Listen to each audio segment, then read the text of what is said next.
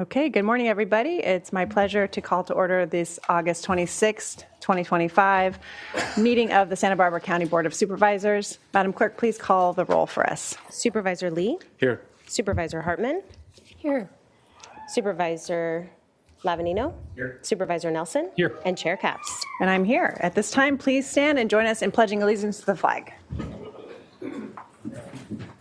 Ready, begin. I pledge allegiance to the flag of the United States of America and to the republic for which it stands, one nation, under God, indivisible, with liberty and justice for all.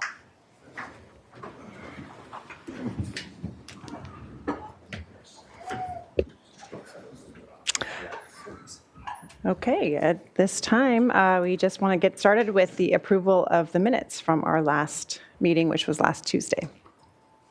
Move approval. Second. All those in favor, please say aye. Aye. Motion carries.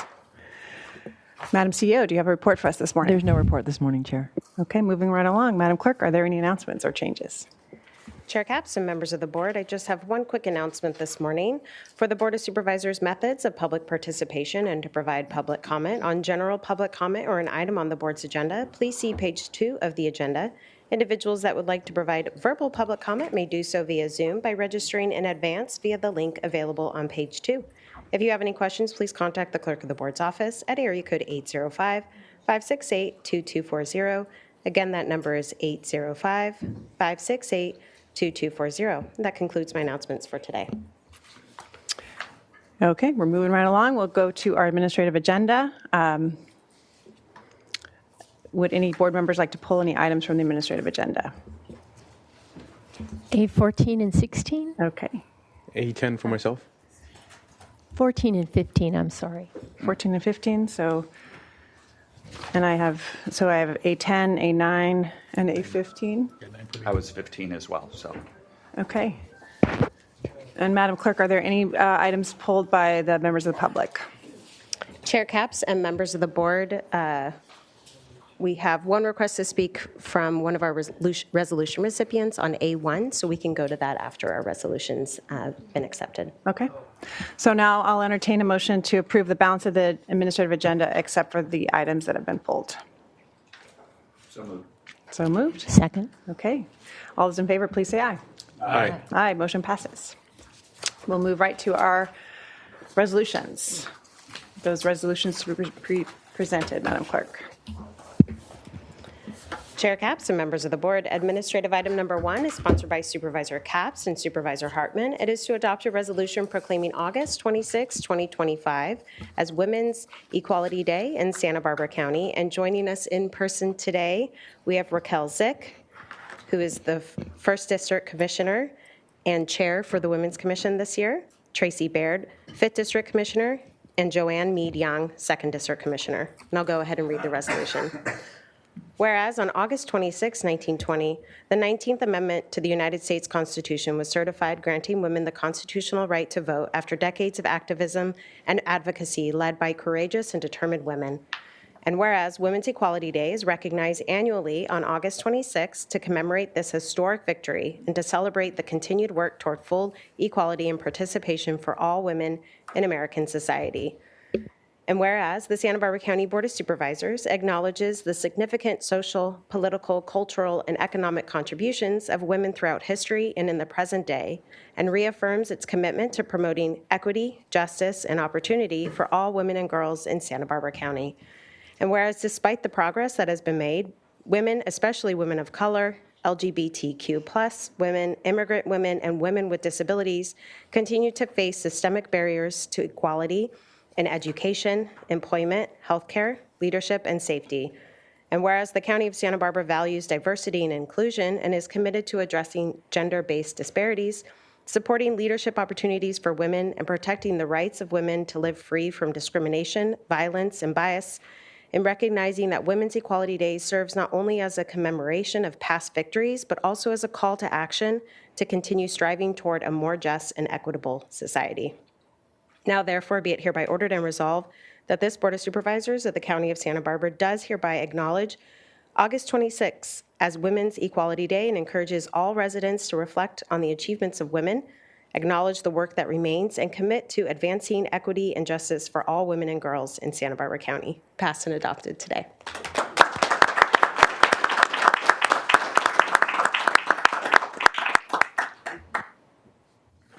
Thank you very much, Chair Capps, members of the board, and community members. On behalf of the Santa Barbara County Commission for Women, I want to sincerely thank you for this resolution honoring women's equality. This recognition is not just symbolic, it's a reaffirmation of our county's commitment to fairness, dignity, and opportunity for all. When we celebrate women's equality, we remember the generations of women who came before us, those who fought tirelessly for the right to vote, to be heard, and to have a seat at the table. Their struggles opened doors that we now have the responsibility to keep open and to widen for future generations. I'm proud to serve alongside my dedicated colleagues at the Commission for Women, and I'm grateful to this Board of Supervisors for your leadership in advancing equity across our county. And together we can ensure the next generation grows up in a community where equality is not just promised, but practiced every day. Thank you for this honor and for your commitment to the women, families, and future of Santa Barbara County. Well done.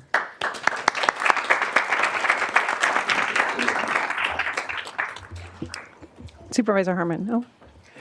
Well, I just want to thank the Commission for Women, and particularly the way that you've, in the recent years, been reaching out to younger women. I just have noticed the outreach. I know how hard it is. Women, particularly younger women, are active in other ways, and just the effort that you've taken to do that, and I applaud you. Thank you. Madam Clerk, next resolution, please. Chair Capps and members of the board, administrative item number 2 is sponsored by Supervisor Nelson. It is to adopt a resolution of commendation honoring Dr. Suzanne Levy for her dedicated service to education in the community of Santa Barbara County. And joining us in person today, we have Dr. Suzanne Levy. And I will go ahead and read the resolution. Whereas Dr. Suzanne Levy has served as the elected trustee for Area 2 of the Allen Hancock Joint Community College District since December 2020, representing Orchid, Cuyama Valley, and Southeast Santa Maria. And whereas Dr. Levy is a retired educator and community leader, having taught computer science at Allen Hancock College from 1990 to 2003, and later serving in leadership and training roles at Bradman University and Dignity Health. And whereas she holds degrees from the University of Illinois, UC Santa Barbara, and Fielding Graduate University, including a doctorate in educational leadership and change. And whereas Dr. Levy has contributed to numerous nonprofit and civic boards, including the Awakening Giants Board of Directors, PCPA Foundation, Santa Maria Valley Discovery Museum, Orchid Children's Arts Foundation, and the Santa Barbara County Commission for Women. And whereas she has long supported youth and education through roles in the PTA, school arts programs, the Math Super Bowl, and Hancock's Mesa Advisory Committee.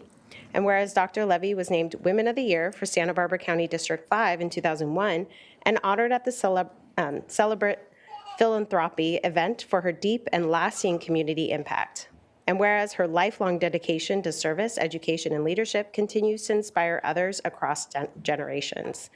And now, therefore, be it hereby ordered and resolved that this Board of Supervisors of Santa Barbara County does hereby recognize and commend Dr. Suzanne Levy for her extraordinary service, leadership, and contributions to the college and the broader community. Passed and adopted today.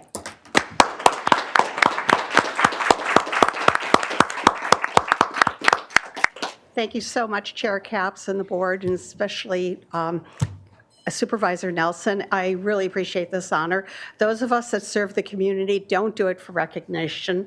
We do it because our hearts are really in the community, and I've really enjoyed all the different aspects I've been able to be involved with. I appreciate that 3 of my fellow women's commissioners are here, Commissioner Beard, Commissioner Zick, and Commissioner Young, and then also the president of the college, Kevin Walters, who support me in all these endeavors, and I will continue to contribute to the community as I can. Thank you very much.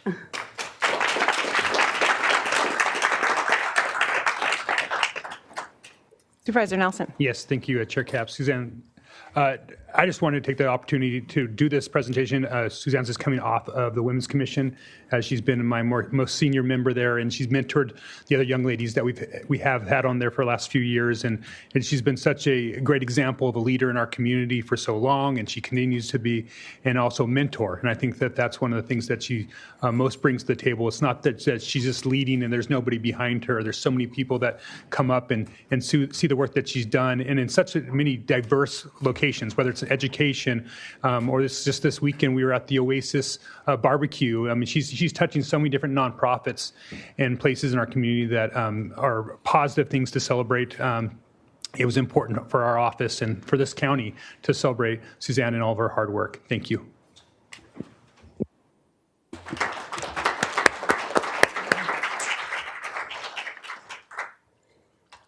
Okay, resolution number 3, please.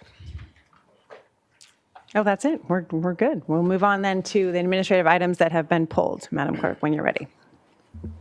And again, by my count, I think we have A9, A10, and A15. Is that correct? And A14. And A14. Chair Capps and members of the board, administrative item, Number 9 is from the Community Services Department. It is to consider recommendations regarding an agreement with the Fund for Santa Barbara to administer a 5th cycle of the County of Santa Barbara Racial Equity Grant Program.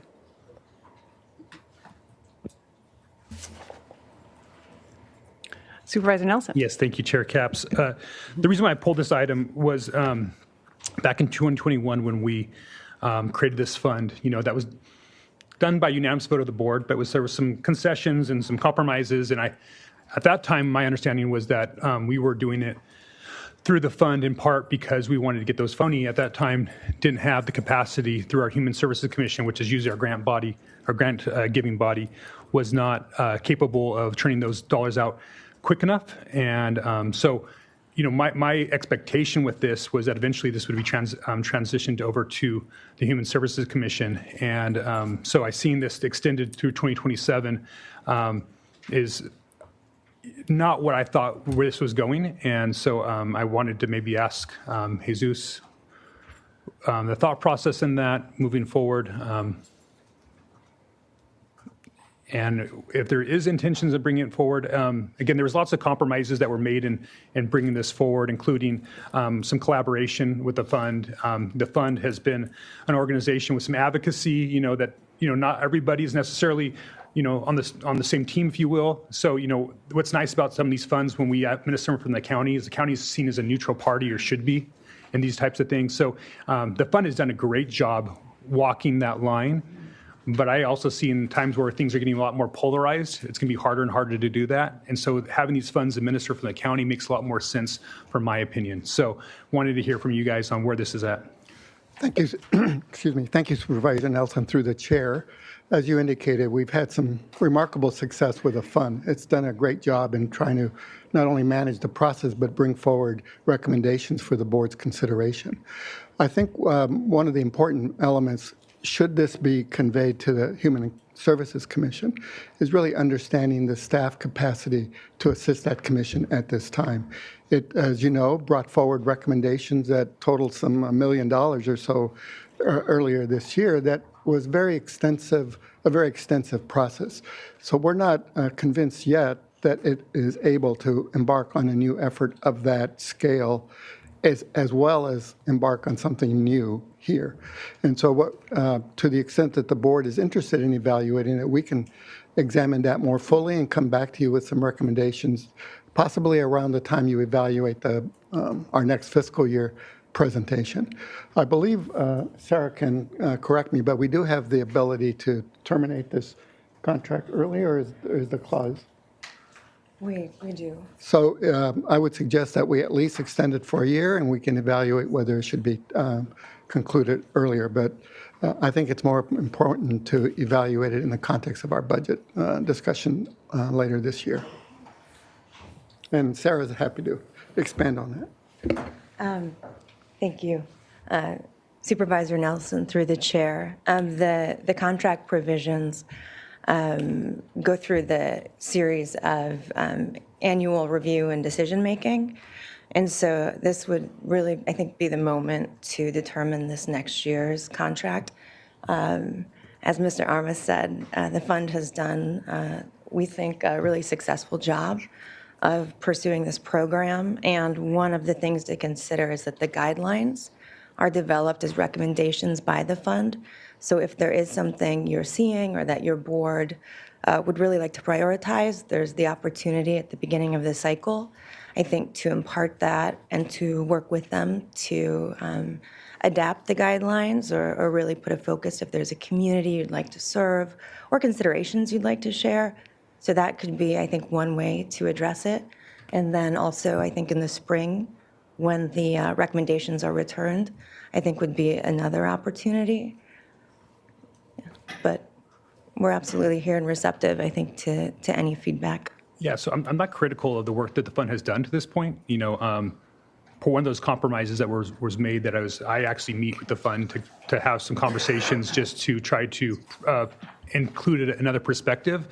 But the rest of the public doesn't get that. And so what I'm trying to say is I think that the most transparent process, the process that's most open, is to have it done through the Human Services Commission, the most widely representative of the entire county, where we all on this board appoint members to the Human Services Commission. So that, to me, that makes the most sense. I thought that's where we were heading back in 2021 when this was initially started. But the reason why that we went with the fund was the urgency, and also that the fund at that time had those relationships and those communities that we were really trying to reach at that time. I would have hoped that by 2025, 4 years later, we'd be further along into advancing that. And so, again, I'm just trying to give you some feedback on the history there and where we're going with that. I don't know if my colleagues support that or not, but I'm just dealing from my perspective. That's my concern with moving forward. Again, it's not a criticism of the fund or their staff or those that have volunteered to evaluate these applications, because I don't want to diminish that work. But at the same time, I think that as we try to make sure the work that we do from the county is seen to be, as us as kind of in the neutral zone of different conversations that are happening, especially with these taxpayer dollars that are being sent out. I really think it's more appropriate that they be coming from the county. So I'm going to abstain on this one if one of my colleagues makes a motion to move forward at this time. But again, I think it's something that the board and staff should consider moving forward if they want to really make this a fully inclusive process, and stay away from some of the polarizing things that we continue to see in our community. And sometimes polarizing is for a good reason. But again, if you want to try to bring in, one county, one future, that means you're bringing in all people, not just those that you agree with. So I think having it done through the Human Services Commission might better represent the entirety of the county. Thank you. Supervisor Harmon, did you want to? Yes. I think that's an idea worth considering. I think it might be better to consider it in the context of our budget discussions for the next year. And since we can terminate the contract at any time, that would be my strong preference. I would say that I think your history is right. We wanted to get that money out quickly. What I would say, having served myself on the Santa Barbara, on the Fund's grant-making committee, is that they have tremendous in-reach to disenfranchised groups throughout our county. And so it's that proactive nature that I value. And you don't have to be a 501c3. They help you if you're just a group. I think the commission requires greater formality, and that isn't always available to groups that are doing really valuable work in the community. So I would like to see the funds distributed to these new groups and give them a shot. And that would be something I'd like for whoever does it in the future. But for now, I'd like to move that we accept staff's recommendation with the proviso that we maybe consider this again under budget discussions. Yeah, and I'd like to support that motion. I just appreciate that this fund is working so well, both the fund, and that you, Supervisor Nelson, have done your homework, as you do, by reaching out to the fund to ask them about their process. And perhaps one suggestion would be that the fund go to the Human Services Commission and present their process. Maybe that adds just one step of transparency as they make their grant-making decisions to this, that would provide the public with one avenue to understand the way that these decisions are made. But I applaud the board for having made this decision to create this racial equity grant back in 2021. I was watching as a constituent, and to know that it's gone on so successfully through the establishment of the fund, having these relationships with the grassroots, I think it's smart to keep it going, so I'm happy to second the motion. All those in favor, please say aye, and we'll do a roll call vote given the abstention.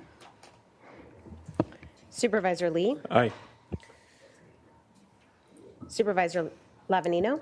So is that with the direction that Supervisor Hartman gave, that we would bring it back? Possibly? Let's bring it back in April. I think that would be good timing with the grant program. In April. Yeah. Then I'm an aye. Okay. Supervisor Hartman? Aye. Supervisor Nelson? Abstain. And Chair Capps? Aye. Motion passes 4 Okay. with 1 abstention. Thank you. Then we will move on to A10, which was pulled by Supervisor Lee. Yes, that's me. But we need to read it. We'll have the clerk read it into the record. Chair Capps and members of the board, administrative item number 10 is from the Community Services Department. It is to consider recommendations regarding the annual update to the inclusionary housing ordinance. Thank you, Chair Cap. So the reason I pulled this item is I have a few questions for Director Armas. So the first one is, do these new numbers make any new affordable housing funds available to the county? Supervisor Lee, through the chair, thank you for the question. The county's institution of the inclusionary housing fee was a critical element to try to accumulate monies to assist in the development of affordable housing, which in turn, of course, has made it possible for individuals to acquire a place to live at an affordable rate, which is an important element. What we have seen, of course, is through the modifications of state law, through the modifications of different requirements, developers are instead looking to build units rather than pay the fee, which we think is actually a good outcome, because even as we accumulate funds, it pales by comparison to what is needed to develop residential units. Now, in this case, as you indicated, the county has accumulated over $1 million in funds over the years, and we did identify in the report a couple of projects that have been funded. So because those have been completed, those have been available for occupancy by individuals that meet the income requirements. So absolutely beneficial to the residents of the county. Got it. And just a follow-up question. So what do these numbers mean for people who are trying in our community to find housing? What does it mean? It means that they may find, assuming they satisfy the income limits, that they may find units to rent that would not otherwise be available to them. So it's a critical element to addressing really the housing crisis in our county. Thank you. And I just want to say thank you for all your hard work, and I'll be more than happy to move staff recommendation. So I move staff. I'll second. Okay. All those in favor? Aye. Aye. Aye. Aye. Motion carries. Okay, then we can move on to the next administrative agenda item, which I have is A14. Chair Capps and members of the board, administrative item number 14 is from the County Executive Office, Public Works Department, and the Board of Directors Water Agency. It is to consider recommendations regarding responses to the 2024 through 2025 Grand Jury Report on Water Management. And was that Supervisor Hartman? Yeah, I pulled this item, and the title of the report is Water Management in Santa Barbara County, Keep Up the Good Work. There was a study done in 2016-17 that looked at the dozen or so water agencies and our water management agency of the county, and came to a different conclusion. So they've seen a lot of improvement. They did make a recommendation that the county actually become more formally recognized as a coordinator of all these agencies, and I don't know how that could be implemented, but I would like to commend the work of the agency, and particularly Matt Young, because he does it informally, creates connections, and particularly with the demands of the Groundwater Sustainability Act, we've really been inventing that as we go, and he has a grasp on that countywide, and it's quite extraordinary. Supervisor Nelson, was that a holdover? Okay.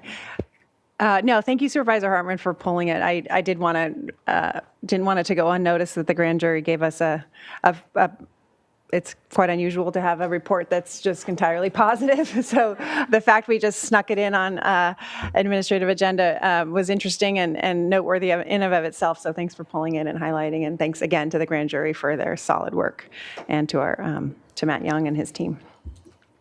Okay, moving right along, we will go to the next item. I believe it's A15.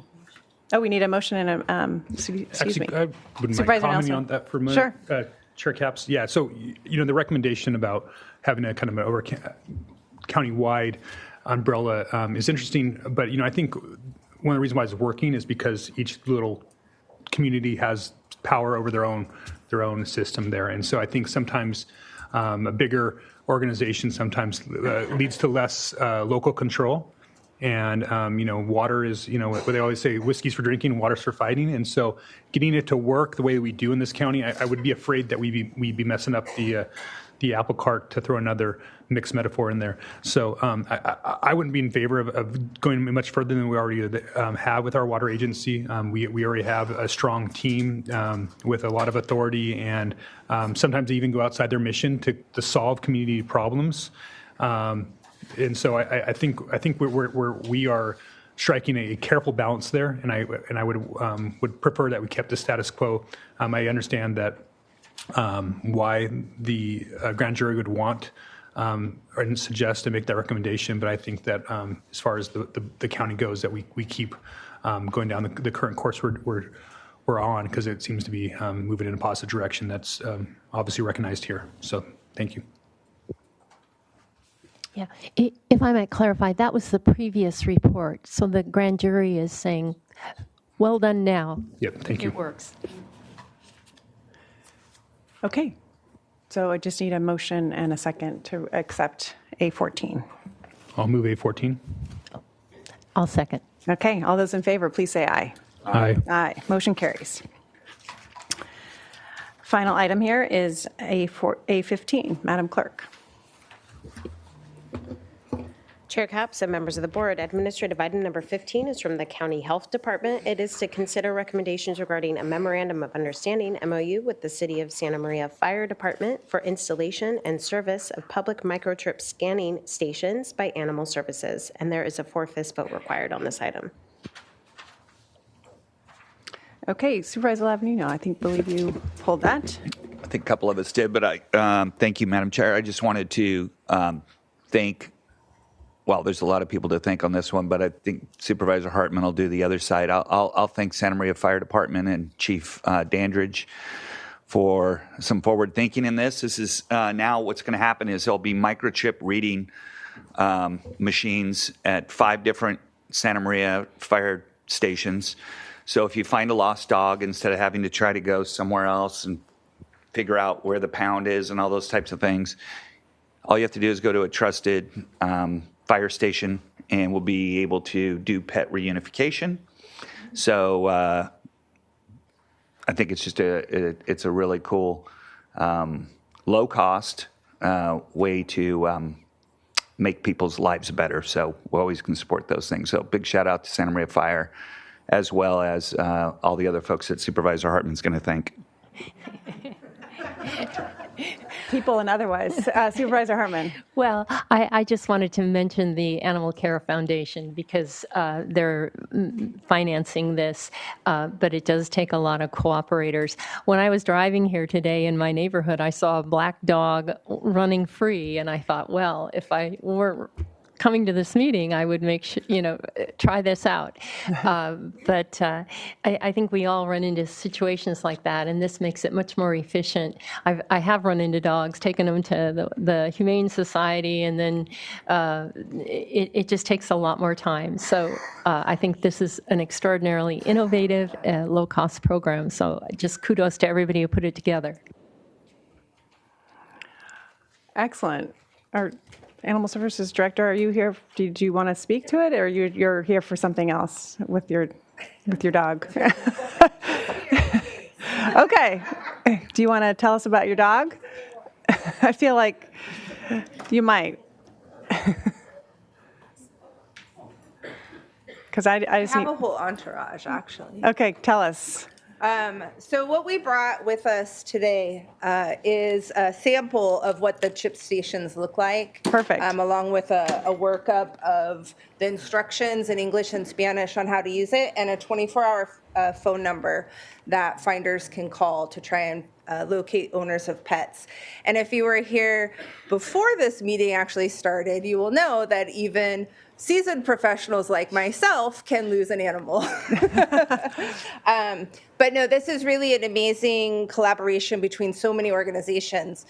Lee Heller, who wrote our grant, the Santa Barbara Foundation, who issued the grant, Santa Barbara County Animal Care Foundation, who's coordinating the installation with several other civic groups in the area, the Santa Maria Fire Department, as was mentioned, and we're just very excited to be able to get this tool in the hands of our community.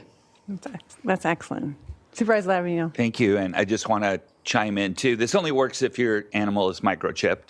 Correct. And I would like to invite all veterans, anybody that's a veteran that has a pet, you can come to the Fair Park on October 25th for the 13th annual stand down, and we will microchip your pet for free. So that's correct. As well as give them food and leashes and bathings and all kinds of other things. Wonderful. That is a great plug. We will also be there, coordinating, handing out supplies and things. And is this dog? This is Ari. Ari is available for adoption. Okay. He's terrified of the world. He's kind of like agoraphobic. He loves my house. He's fantastic in my house with people and dogs, and just hates the world. The world's scary. Yeah, he looks very sweet. Thanks, Thank Director you. Aguilar. Thanks for being here. Thank you.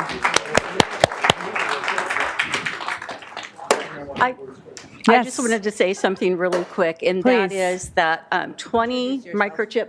I'm sorry, Linda Greco with the Santa Barbara County Animal Care Foundation.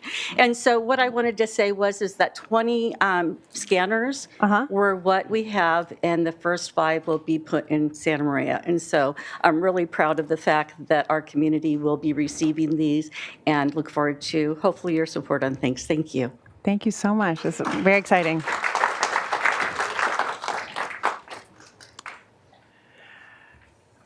Wonderful. Okay. Now is the time for general public comment. Oh, we need a motion and a second for that, please. I'll move that. Supervisor Lavigno. I'll second. We got a second by Supervisor Hartman. All those in favor, please say aye. Aye. Aye. Motion carries.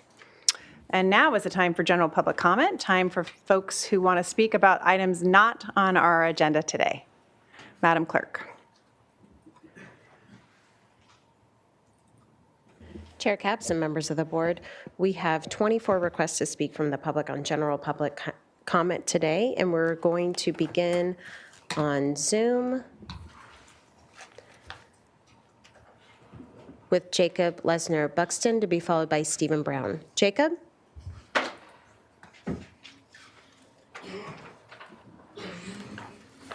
Good morning, Board of Supervisors. My name is Jacob Buxton, and I'm the System Chain Coordinator with Access Central Coast, formerly Independent Living Resource Center. We serve people with disabilities and older adults in Santa Barbara County. I'm here today to ask you to please negotiate in good faith with the IHSS providers in the county. They do a big job helping senior people with disabilities stay in their community, and they need a generous wage increase in order to keep providing good care to senior people with disabilities. Thank you very much. Thank you, Jacob. We will now go to Stephen Brown to be followed by Liliana Manrique. Stephen?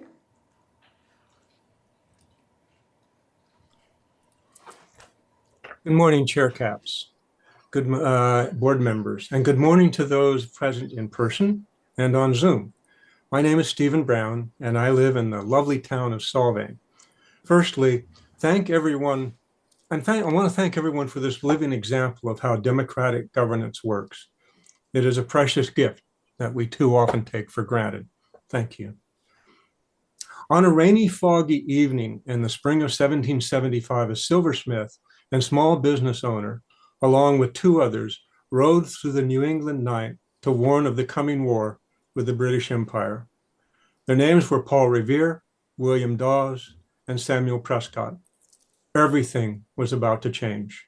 The very next day, the first battles of the Revolutionary War were fought, and born out of that conflict was our revolutionary form of government, a government of, by, and for the people. Since then, there have been moments like that when whether this ongoing experiment in self-governance would fade away or thrive, whether together we would continue to craft laws and institutions to govern ourselves or surrender that right to some few in power. I believe today that experiment is once again under assault, not by a king, an empire, not by a foreign dictator, but by established members of our own Commonwealth. It is under assault by the President of these United States, the Republican Party, its wealthy donors, and Republican-appointed members of the judiciary. Here in Santa Barbara, this assault is being carried out by ICE, period, full stop. To those who doubt, who believe it'll work itself out, I suggest you are either not paying attention, or you're complicit, or, politically speaking, you're an idiot. We are being called to decide, are we passionate and committed to democracy and the rule of law, or to something else? If the former, then we need to choose and decide, not looking back, not seeking a way out, learning where to how to resist, to fight, as individuals, as elected officials, as local and state governments, hoping for the best, but preparing for the worst. I believe we all want to be able to say, whatever the outcome, that we fought the good fight, we left it all on the field. Thank you. We will now go to Liliana Manrique to be followed by LaWanda Lyons-Pruitt. Liliana?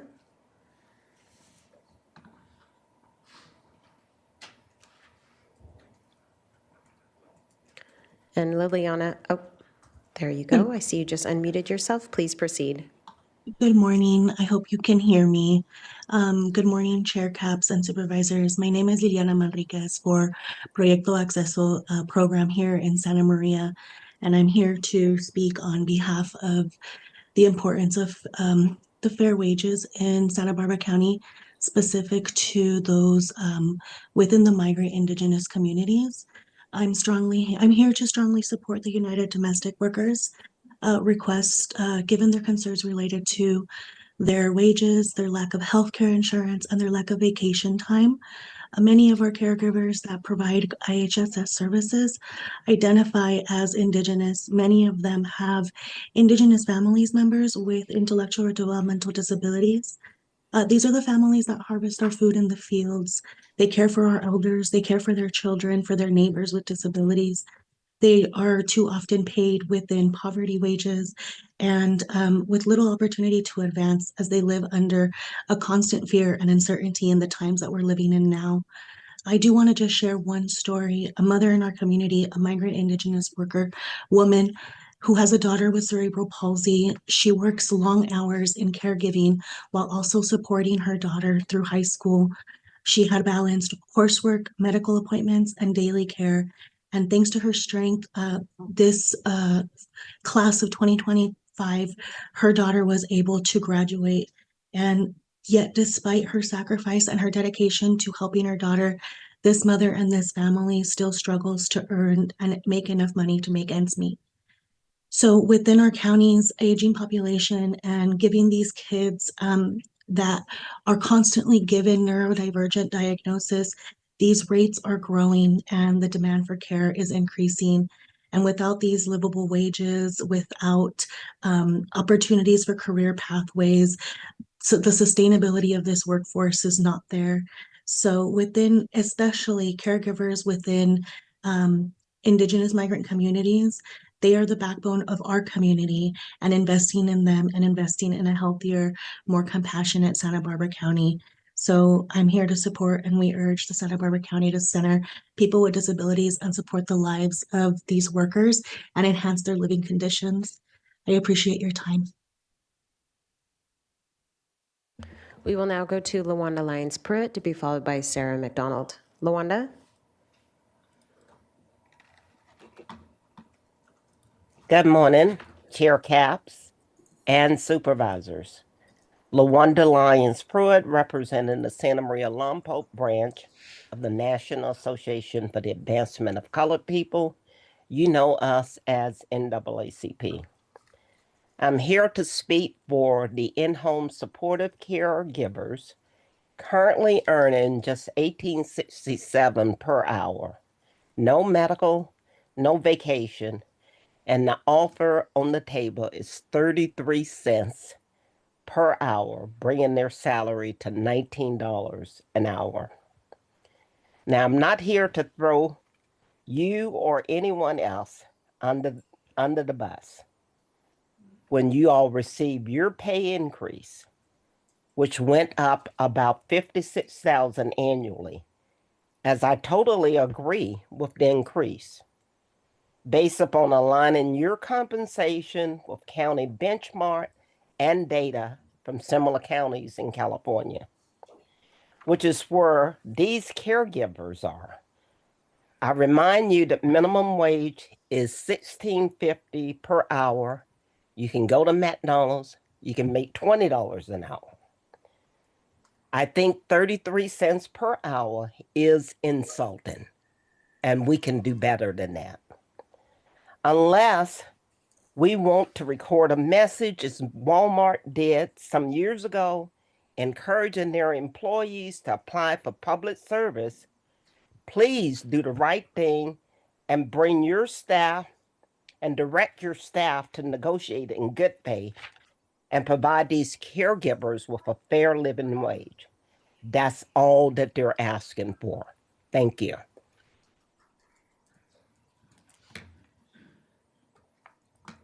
We will now go to Sarah McDonald to be followed by Nancy Avosi. Sarah?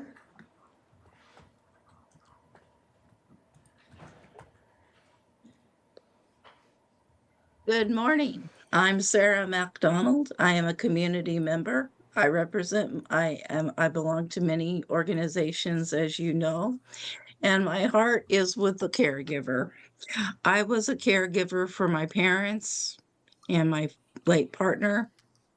And if I had had a little bit of stipendiary help, which this during that day, during those times, I would have been able to start building up quarters for my Social Security. I'm imploring you to do the right thing and to pay a living wage to a caregiver. This will enable them to get the other benefits that they need for not only health, vacation. It will help bring up their morale and maybe get more people into the field. Caregiving is the hardest work you'll ever do and you'll ever love. And it's not just in your home, is to other people within the community. And we have a big, beautiful bill that may require work requirements. This may be the way to get that going so that people can be streamlined into being caregivers and make money and not have to lose their services benefits. Thank you. We will now go to Nancy Avosi to be followed by Ariel Goodson. Nancy? Dear members of the Santa Barbara County Board of Supervisors, my name is Nancy Avos, and I'm here on behalf of the Santa Barbara County Action Network and the Gray Panthers Santa Barbara Network, urging you to invest in our caregivers who take care of our county's older adults. Both the Santa Barbara County Action Network and the Gray Panthers Santa Barbara Network agree that caregivers should be paid a livable wage, much higher than the proposed $19 per hour.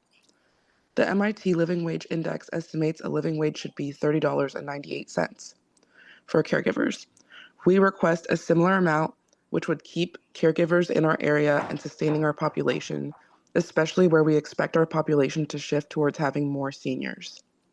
Please note that the Gray Panthers Santa Barbara Network is requesting $30.98 per hour for our caregivers, contrary to the amount written in the original written public comment. Thank you.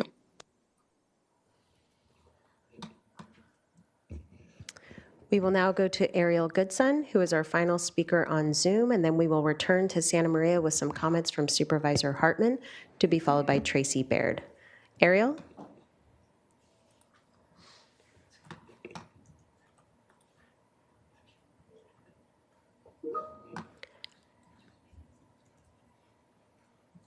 And Ariel, I see you have unmuted yourself, but we cannot hear you. So if you can please speak into your microphone. Hello, can you hear me? Yes, we can. Please proceed. Thank you. Good morning, Board of Supervisors. I would like to express my sincere appreciation for your dedicated service to our community. Your leadership and ongoing efforts are valued. As an engaged member of the community, alongside many others present today, I remain committed to advocating for those in need of support and to encouraging others to embrace the confidence required to effect meaningful and positive change.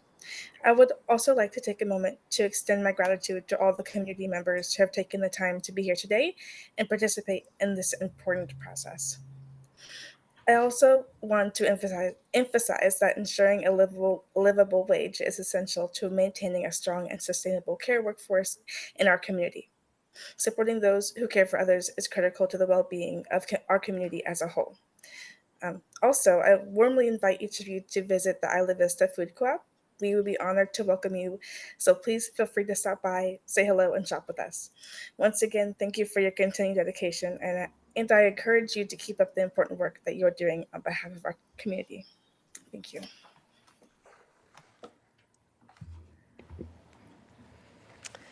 And now we will return to Santa Maria, and we will begin with some comments from Supervisor Hartman, that to be followed by Tracy Baird.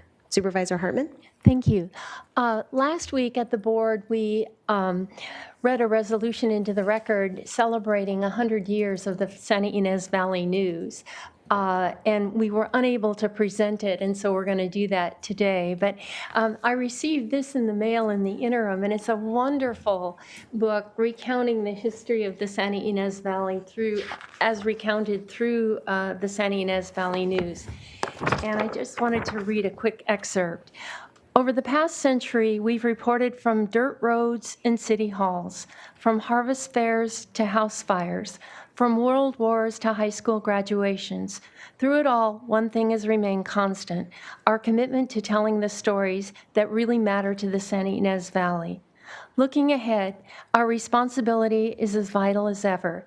In a time of change and challenge for journalism, we remain fiercely dedicated to local news, informed community conversation, and a paper that reflects the heart of the Valley. As you read through this, you see the various owners, editors, reporters, and stories that they've reported on, and it really is an invaluable asset to a community. And so I'm really eager to present this to Tracy Beard today and to Claudia for keeping this going. So thank you so much. Well done. Thank you very much. Let's do it. Just because we have a better background if you don't want me. There you go.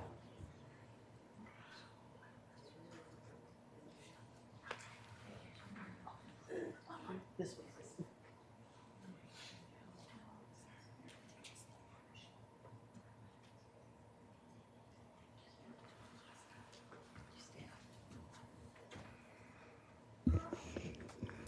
I'm here with Claudia Delgado, 38 years, a senior executive advertising with the Santa Ynez Valley News. On a 100th anniversary, it's not a tribute for the century of journalism, but a recognition of the vital role a publication plays in shaping our region. And it's very important that we have that right to have what she is doing right now in the news. Storytelling, connection, community. For Executive Director Margot Cooley, who has overseen the newspaper since 2014, and the evening remind us the enduring impact.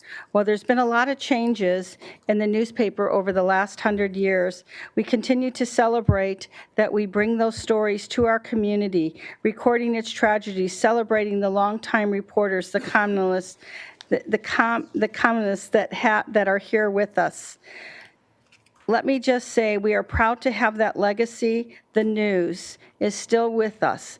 It changes in many ways with social media, on our phone, live feeds, but we still have public news outlets, long-standing public journalism, and the freedom of speech with the Santa Ynez Valley News. And I thank her team, everyone, for what she's done. So thank you very much, and thank you all. Thank you.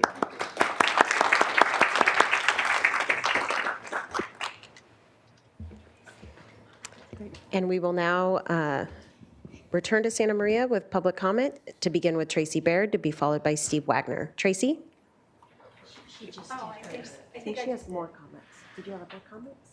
I think I just did. All righty, we will move forward with Steve Wagner, to be followed by Valerie Coe. Showtime. Steve? Good morning. Mindy has 2 chips. Good morning. I would like again to take a moment to thank the Board of Supervisors for the creation and passing of both the mobile home park overlay and the senior mobile home park overlay. Unfortunately, it is a shame that all the time and effort put into the creation of these overlays will eventually make no difference to what the Santa Barbara County Mobile Home Rent Control Ordinance refers to as, and I quote, a growing shortage of housing units resulting in a critically low vacancy rate and rapidly rising exorbitant rents. Exploiting this shortage constitutes serious housing problems affecting a substantial portion of those Santa Barbara County residents who reside in rental housing. You see, the mobile home rent control ordinance is becoming extinct, and even though the mobile home parks will be preserved, they will become unaffordable to those people who now reside in them and will want to reside in them in the future. Because of the lease exemption clause in the ordinance, all of the people with leases, as opposed to month-to-month rental agreements, which the ordinance does serve, will be priced out of ownership of their own homes. And since a vast majority of the mobile home park owners and management companies are refusing to give new buyers month-to-month rental agreements that have the rent control protection of the ordinance, those parks, which she worked so hard to save, will now become unaffordable to those who need them the most.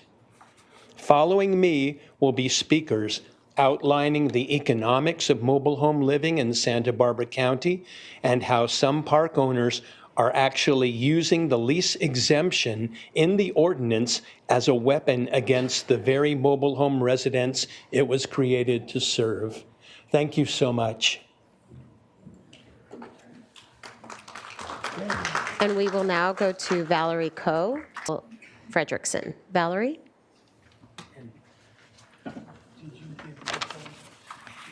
Good morning. Thank you for the courtesy of listening to me. I do appreciate it.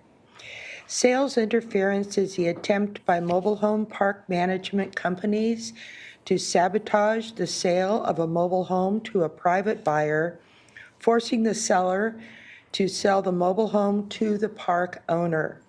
To stop this, legislature passed and the government signed Assembly Bill 456. Unfortunately, sales interference is still possible in Santa Barbara County because of the lease exemption clause in our own Santa Barbara County mobile home rent control ordinance. You hold in front of you the story of how park owners and management companies are doing this. We have included all of the contact information you need to talk to the mobile home owners and verify their story. Would you please use the rest of my time to read the residents' letter concerning this very subject? The residents' contact information is included in the folders you received, but will not be made public for fear of retaliation. Thank you. We will now go to Cheryl Frederickson to be followed by Judy Birch. Cheryl?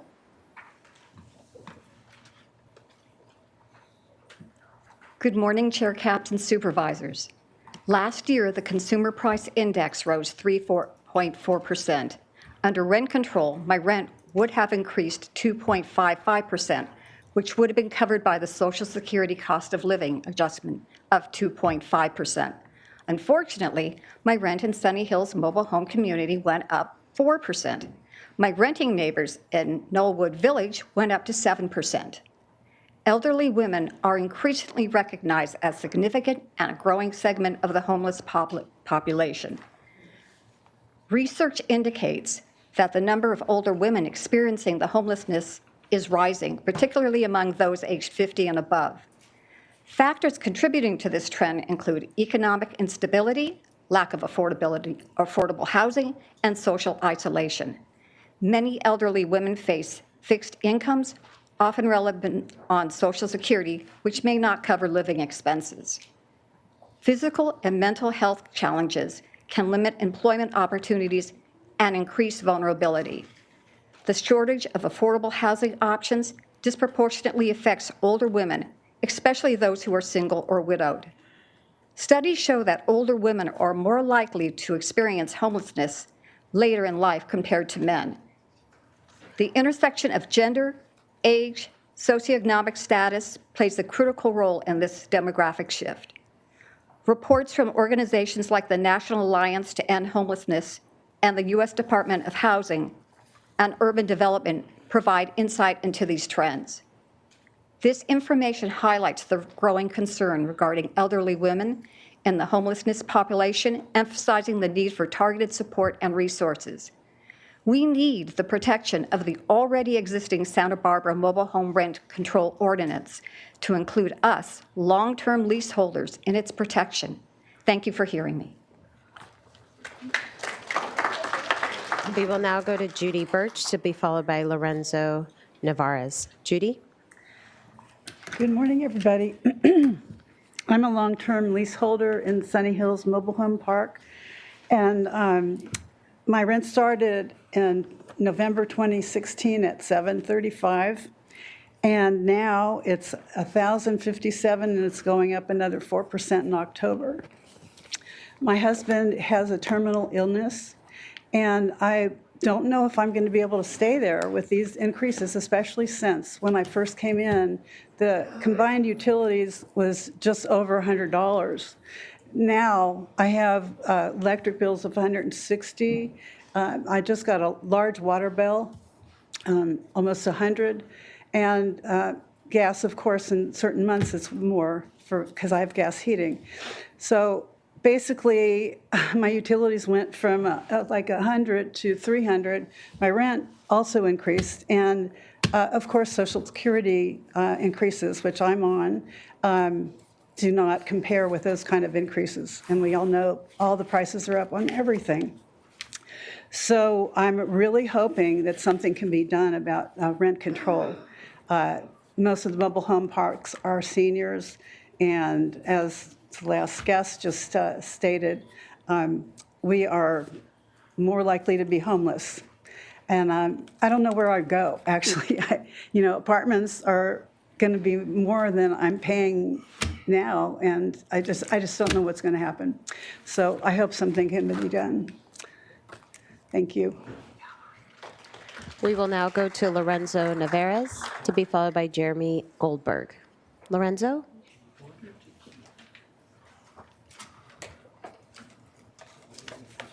Thank you and good morning. My name is Lorenzo. I'm a proud UDW member and an IHSS caregiver from Guadalupe. I'm here today not just as a worker, but as a father and a provider and an advocate for my son Raven. And in many ways, he still thinks and acts like he's 10. He lives with autism, ADHD, bipolar, and schizophrenic psychosis.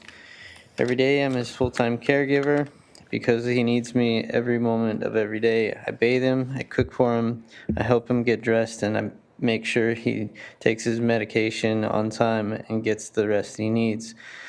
If something goes wrong, if he needs or his medication stops working, if he doesn't get sleep, he could spiral into a psychotic episode. That's not something I take lightly. His life depends on this care. There was one moment that changed everything for me. During one of his episodes, Raven was taken to Marion Hospital without notifying us. They transferred him to another hospital 6 hours away.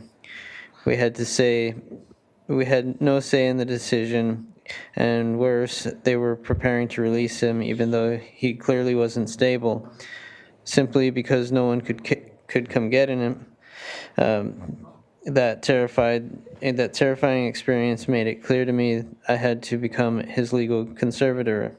He needs someone to fight for him, someone who understood him, loved him, and would never let him fall through the cracks. This is not part-time work. This is not minimum wage work. This is real healthcare work. It takes 24/7 commitment, strength, and compassion, and yet caregivers like me, many of us single parents, are barely scraping by while costs of gas, food, and rent keep rising. We give our all to care for others, and in return we are offered cents, not dollars. We do this work out of love, but love doesn't pay the bills. Love doesn't keep the lights on or put food on the table.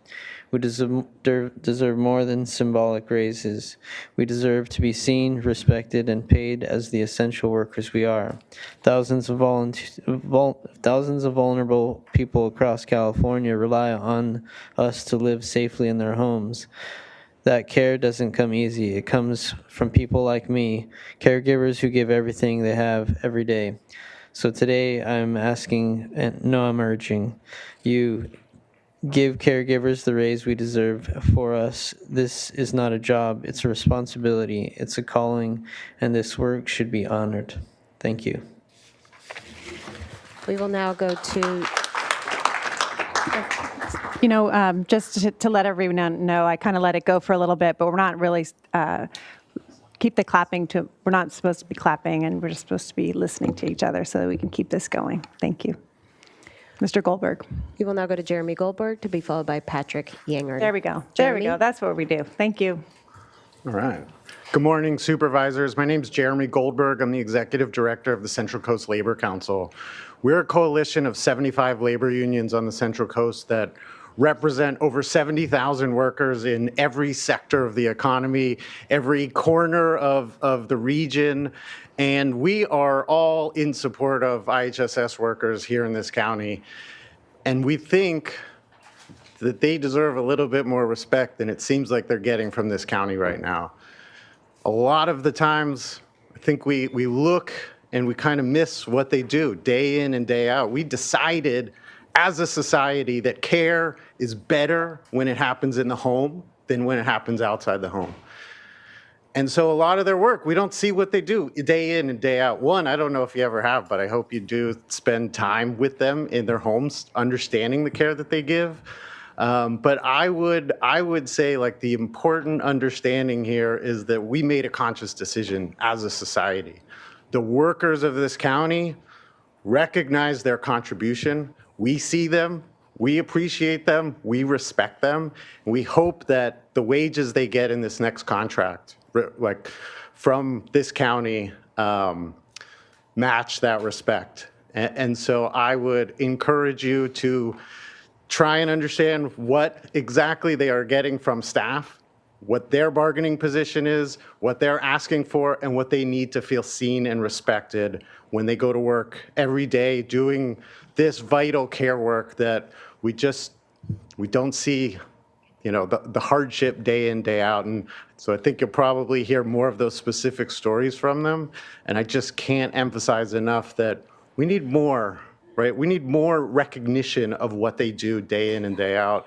And the workers from all across the sector of this county, we spend time with UDW, with their members, trying to learn, trying to understand what they face. And that's why, not just me, there are other workers that are here today to talk in support of them. You've heard from some of them on Zoom. We need more. They need more to be able to get by day and continue to do the work that they do and do it with respect. Thank you.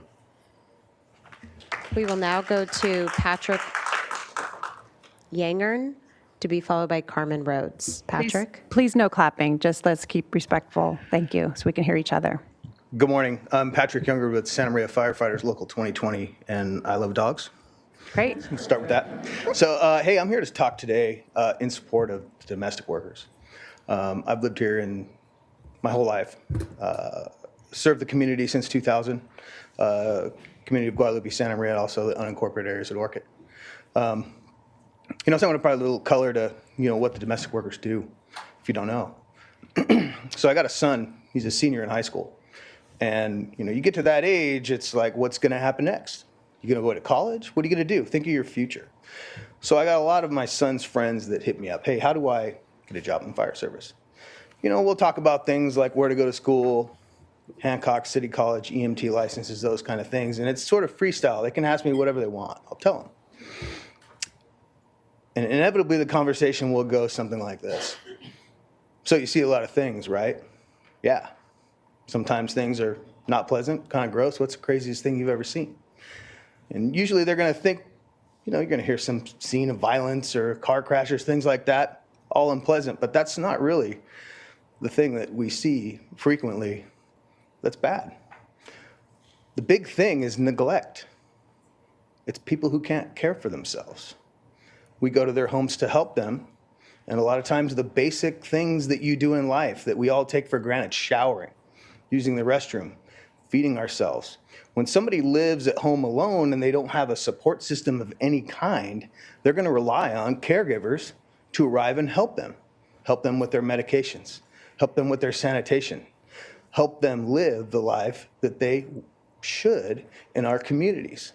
So I'm here to support the domestic workers in their efforts. I would hate to lose some of them or start to lose them to other lines of work in our community because they play a vital role here.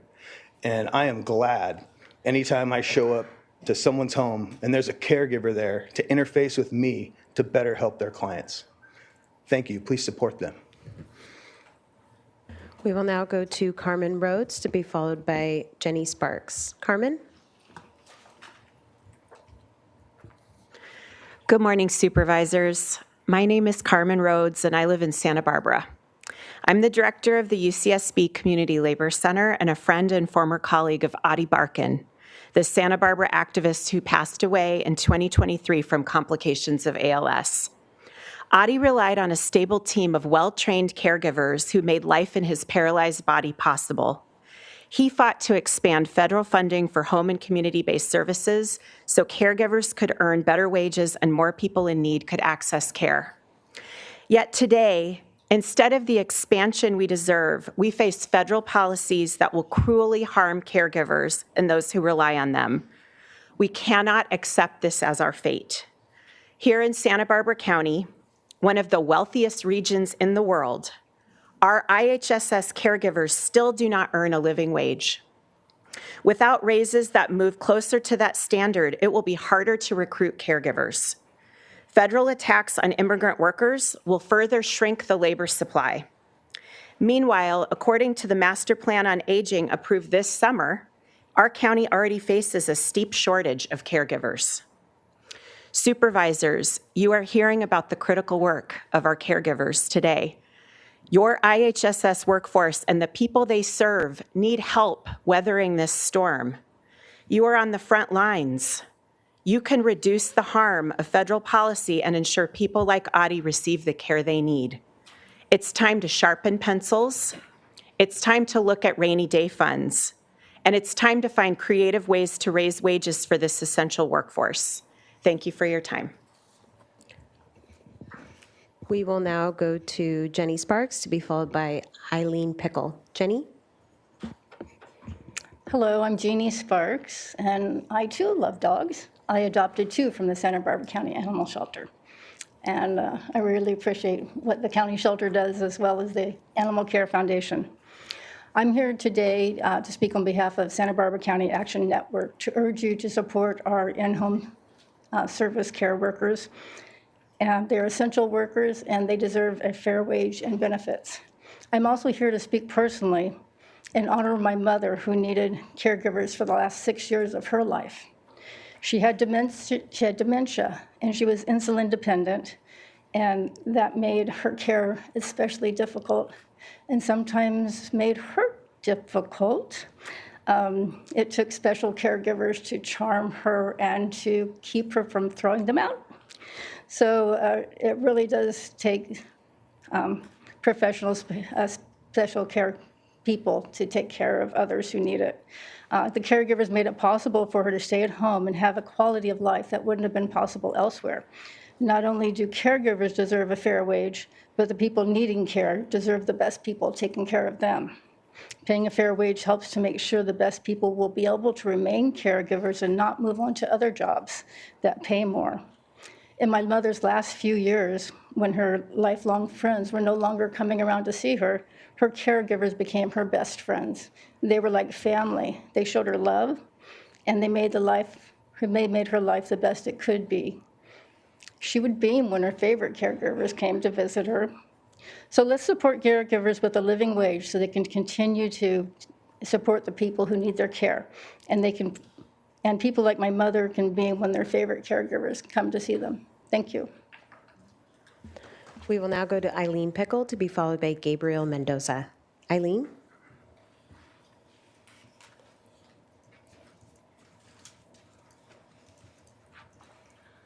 Hello, and I'm glad to have the opportunity to be here to give support to my dear friends of the United Domestic Workers. This brings back a lot of memories and experiences of being an unpaid caregiver for my own mother, who had kidney disease and scoliosis and who was in a lot of pain, thankfully, I could say thank God for my brother, who was always, and who ran a successful business. He was very supportive, but it was mostly just us. And I really have to ask you to please give respect and sufficient pay and fair wages and compensation for the people who deserve to be paid and who deserve a decent living wage. And I know that you have knowledge and awareness. Please show it. Please care about your community, because this is all our communities. Your country, my country, our country, we've got to do what we can. And thank you so much for your time, because I know what it's like to have work and dedication and honor and experience exhaustion for loved ones. Thank you. We will now go to Gabriel Mendoza, to be followed by Ronaldo Rodriguez. Gabriel?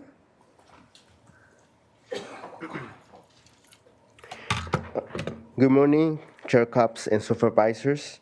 My name is Gabriel Mendoza. I'm a casework manager working directly with Sincal Health members in the city of Santa Maria, with my cup.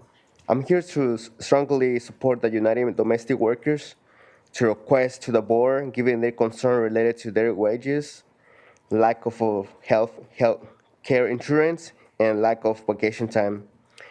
In my work, in my cup, I work with a lot of indigenous families.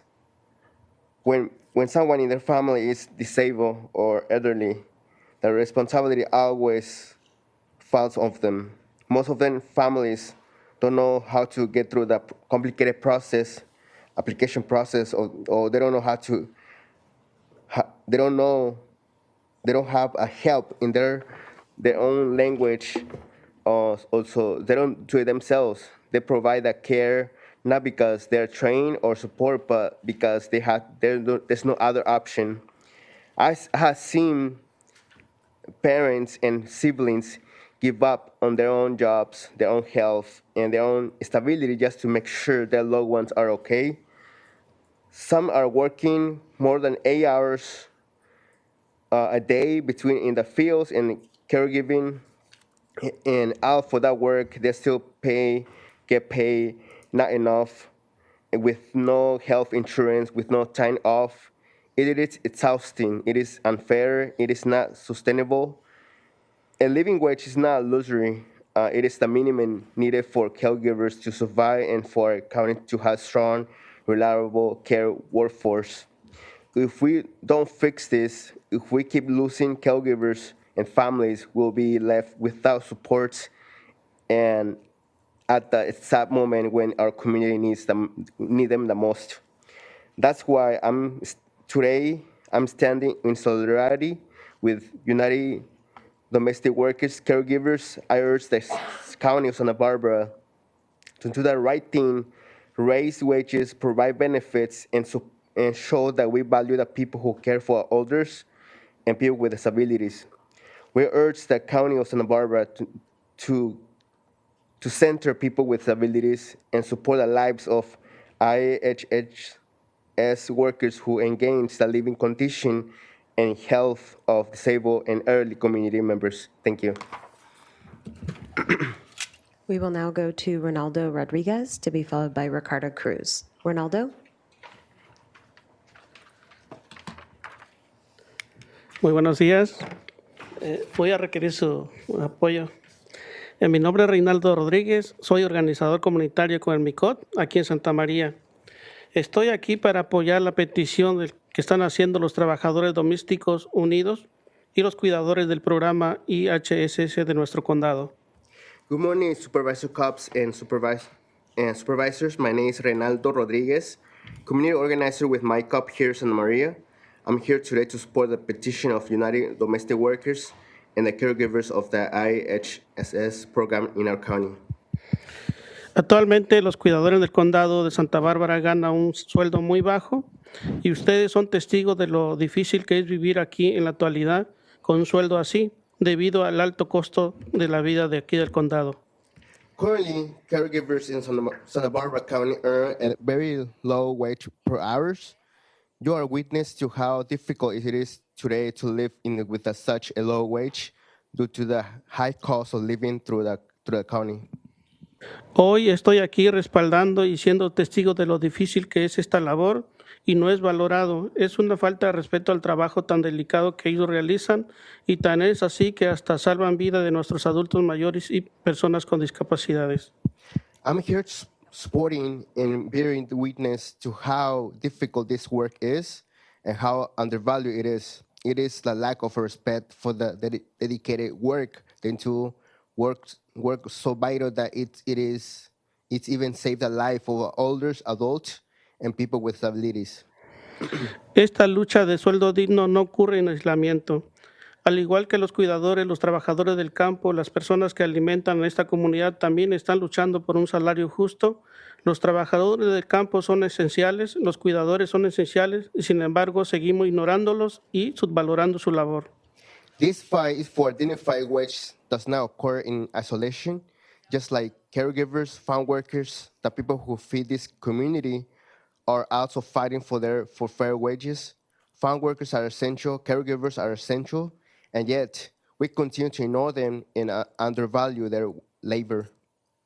Estamos aquí apoyando a esta causa para una vida digna de los residentes de nuestro condado y sus familias. Eso significa un salario digno, atención médica y vacaciones tanto para los cuidadores. También voltean los ojos de ver los trabajadores agrícolas que ellos también merecen nuestra atención. Gracias. We are here supporting this cause for dignified life for the resident of our county and their families. And that means of fair wages, medical care, and vacation for caregivers, and also turning our attention to farm workers because they deserve our attention. Thank you so much for the opportunity for my comments. Thank you. We will now go to Ricardo Cruz to be followed by Fernando Martinez. Ricardo?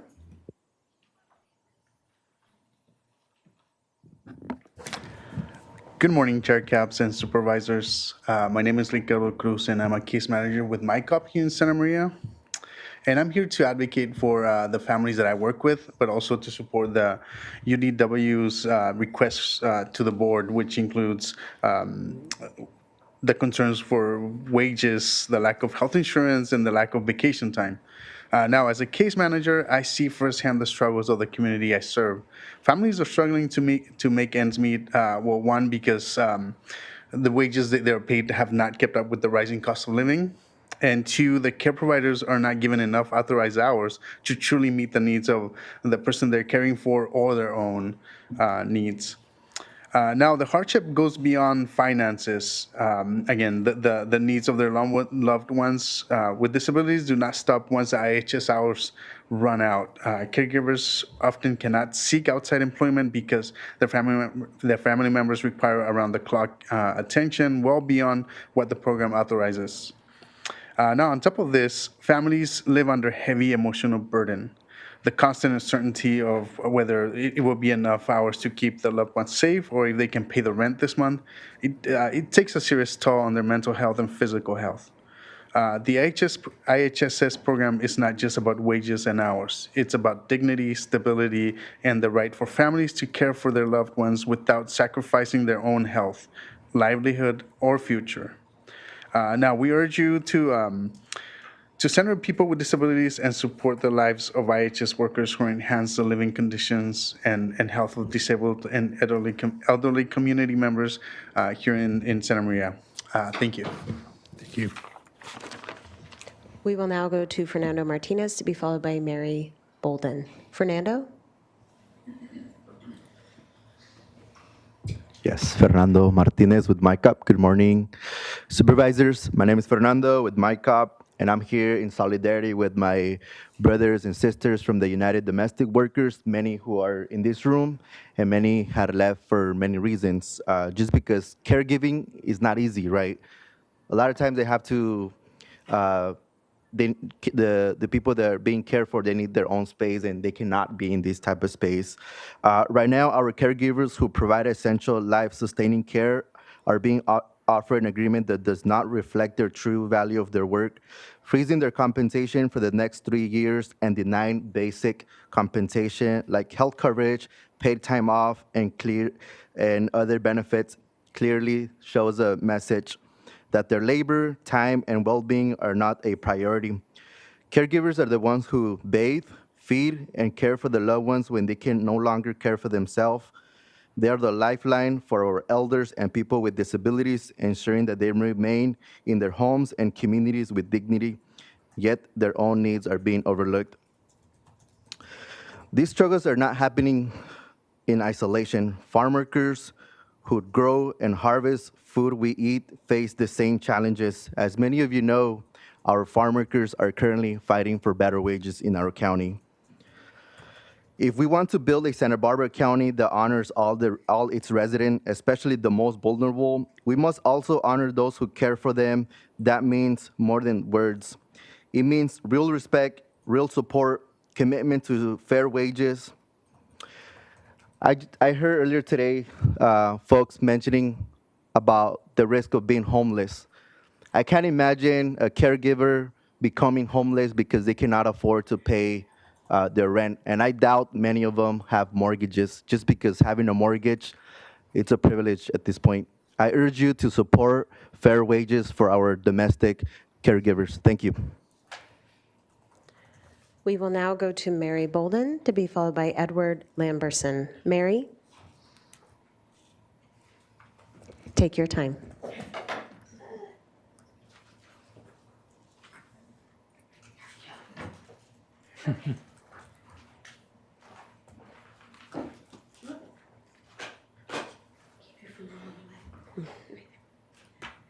Good morning.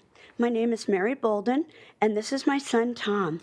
Last week, I spoke with you about the work we do. Today, I want to talk about what we give up to do it. The cost of caregiving isn't just measured in hours per week. It's measured in years of our life. IHSS caregivers are sacrificing our own futures to care for the people we love. Many of us are forced to drain our savings, rely on credit cards, and give up any chance of building financial stability. This isn't a temporary hardship. This is a permanent financial penalty. I know. For every year we serve as full-time caregivers, we lose the chance to earn our own Social Security. We're aging into poverty and despair. The physical and mental toll is just as severe. Caregiving is a relentless, high-stress job. Rates of burnout, depression, and anxiety among caregivers are far higher than in the general population. The strain of lifting, carrying, and constantly being on call takes a real toll on our bodies. We sleep too little, eat poorly, and postpone our own medical health. We're at higher risk for chronic illness and even early death. And yet, IHSS pays a flat rate, $18.67 an hour, whether you're helping with light errands or managing complex disabilities like seizures, incontinence, or self-harming behaviors. I'm not asking for higher pay for harder cases. What I'm saying is this. Right now, the workforce is so thin, so underpaid, that only families with the least demanding needs can find support. Families like mine with the highest needs are left without backup. Many of us gave up careers to do this work. We gave up promotions, retirement plans, and dreams we spent years building. Some of us left jobs we loved, positions where we were respected, where our time and expertise were valued, because our loved ones needed us more. We walked away from stability to provide care that no one else could give, knowing there would be no safety net. We didn't make that choice lightly. We made it out of duty and necessity. But choosing to care should not mean being condemned to poverty. This work is essential, and it comes at enormous personal cost. The fact that the county chooses not to offer us a fair wage, while surrounding counties do, is not just disappointing, it's crushing. We're not asking for a handout. We're asking for a living wage, a wage that protects our health, secures our future, and respects our work. There's no amount of money that can fully repay what we give, but the county can begin to make it right by doing its job and paying us fairly. That would be a good start, recognizing that our lives are just as valuable as the lives we care for. Thank you for your time. We will now go to Edward Lamberson, to be followed by Andy Caldwell, who is our final speaker. Edward?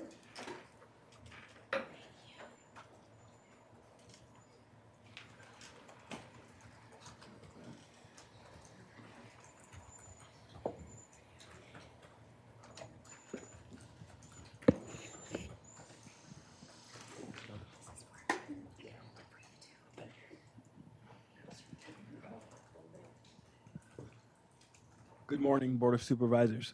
Thank you for allowing me the opportunity to speak today. My name is Edward Lamberson. I'm an IHSS recipient from Guadalupe, and I'm here today to tell this board that it needs to give IHS workers, like the ones who care for me, a wage that will allow them to thrive while doing their essential work. I depend on my caregivers for 24-hour care. My mother had to retire early in order to help my brother provide that care.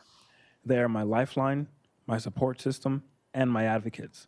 Without them, I couldn't effectively be a 5th District member on the Behavioral Wellness Commission for Santa Barbara County, and I wouldn't have graduated from Allen Hancock College and transferred to Cal Poly to complete my bachelor's degree. Without IHSS, I would be forced into a costly and understaffed care facility. In fact, I tried living in a care facility in Los Angeles, but only lasted there 17 days. The staff was overwhelmed, undertrained, and unable to meet my needs and the needs of the other residents in the facility. One individual I spoke to stated that he called for assistance at 8 a.m., but didn't receive any until close to 11 a.m. I was over-medicated on purpose instead of being treated. So I returned home to be cared for by my mother and my brother again. The pay does not reflect the value of their work. And unless we start paying IHSS workers what they are worth, people like me will find ourselves back in those already overworked and overburdened assisted living facilities. Why? With such low pay, IHS workers cannot afford to do this work. Or else would I go without the option to receive life-affirming care in my own home? By offering a thriving wage for IHSS providers, we can attract and retain skilled caregivers who are committed to delivering the high-quality care that individuals like me deserve. A thriving wage acknowledges their hard work and allows them to provide the best care possible. That thriving wage also makes sure that people who need the care, like me, are given freedom and autonomy to get the care where they choose and to live with dignity and respect in our own homes. Thank you.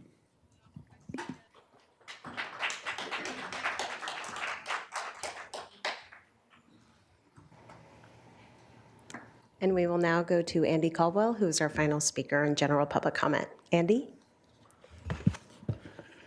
Madam Chair, members of the board, Andy Caldwell representing CoLab. This is directed to the whole board, but with particular focus on Supervisor Capps and Lee.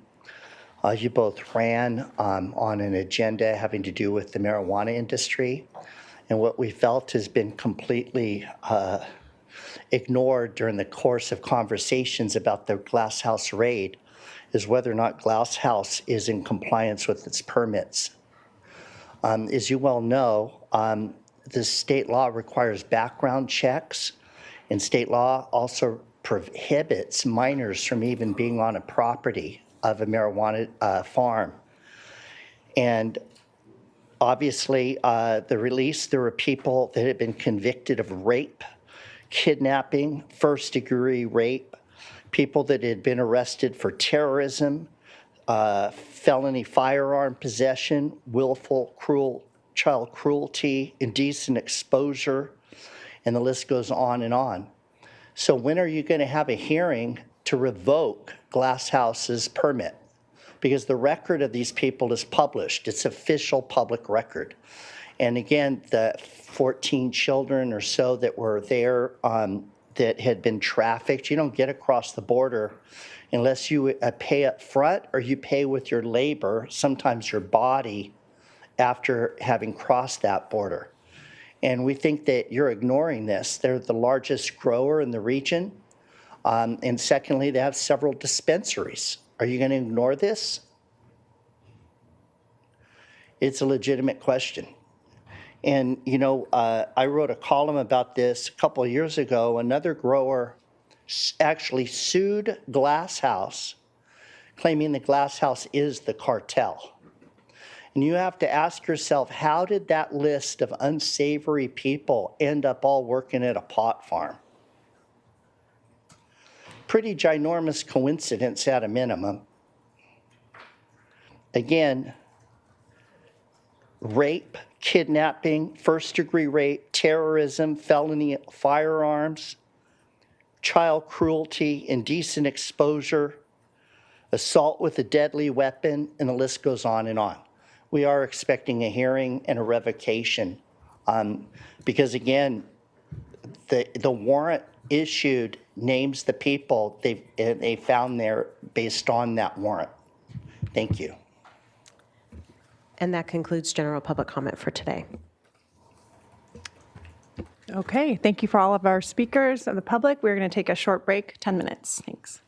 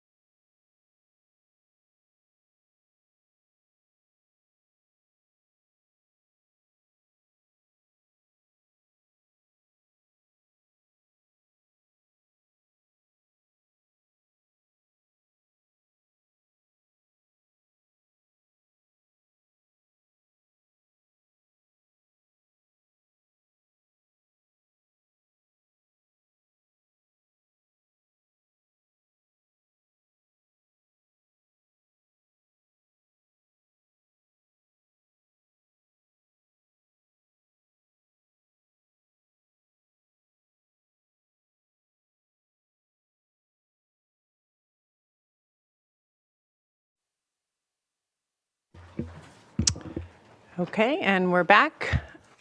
Madam Clerk, if you can please read departmental item number 1 into the record. Chair Capps and members of the board, departmental item number 1 is from the County Executive Office. It is a hearing to consider recommendations regarding county support for state legislation, Senate Bills 627 and 805. Okay, Ms. Oderman and Ms. Tobin, when you're ready. Claire Tobin, County Executive Office. Thank you. Claire Tobin, County Executive Office. And great. Members of the board, at the July 15th board meeting, you directed staff to undertake several actions in response to concerns from the board and from community members about recent enforcement activities by the U.S. Immigration and Customs Enforcement, or ICE, that had occurred in Santa Barbara County. This included sending communications to ICE, considering support of 2 state legislative bills, amending the county legislative platform to add more explicit language about immigration enforcement, and considering a county policy that would clarify how departments interact with ICE. This agenda item follows up on 2 of those requests, the legislative bills and also communications with ICE. The other items will be brought to the board on September 16th. The recommended actions for this item are to support California State Senate Bill 627, also to support Senate Bill 805, and to receive and file an update on these follow-up actions, as well as find them exempt from CEQA. Senate Bill 627 prohibits federal, state, and local law enforcement officers from wearing face masks and personal disguises with certain exceptions. This bill was amended late last week, so it no longer includes provisions requiring advance notice of masked operations to the local agency with jurisdiction. The amendments also add some general findings about the impact of masking on relations with the public, and it also requires law enforcement agencies to develop their own internal policies about when facial coverings would be allowed.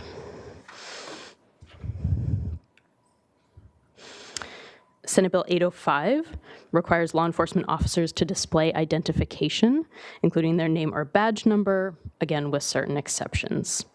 It expands certain crimes related to impersonating an officer and has a few other specific provisions. So both of these bills passed out of Assembly appropriations last week, and they'll be up for a vote on the Assembly floor before the end of next week, September 5th. There may be some amendments that happen between now and then they would also need to return to the Senate for a floor vote because of the amendments that have already occurred in the Assembly. The last day for voting in this session is September 12th. Of note, both of these bills have an urgency clause, which means they require a 2/3 vote in each chamber, and then they would take effect immediately upon the signature of the governor, rather than the typical date of January 1st. Some of the issues raised in support and opposition of these bills are included in the agenda item attachments. The primary opposition has been from law enforcement groups. As we've reviewed committee testimony, we do think there are a lot of exemptions in these bills that would meet their concerns. I'll note that the California State Association of Counties has not taken a position on either of these bills. So based on the discussion that we heard from the board on July 15th, which named a lot of concerns about masking and lack of identification by federal agents, staff is recommending a support position for both of these bills. And lastly, some updates on communications. Staff sent a letter to the acting director of ICE, Todd Lyons, and we also submitted a Freedom of Information Act request through the portal. We did receive an initial reply saying that the anticipated response is in 30 business days. That would be the end of this week. We have not received anything yet. The official status is that it is searching for records. Chair Capps also sent a letter to the ICE Los Angeles office asking a representative to appear at the board, and I understand her office has not received anything in response. So the remaining items that the board requested, looking at platform language and potentially any change to county policies, will be heard on September 16th. So just to go back to the recommended actions, to adopt these 2 bills and receive and file the report. That's the end of my presentation. Thank you, Ms. Tobin. Any questions or comments from the board? Supervisor Lavanino. I have a question. So how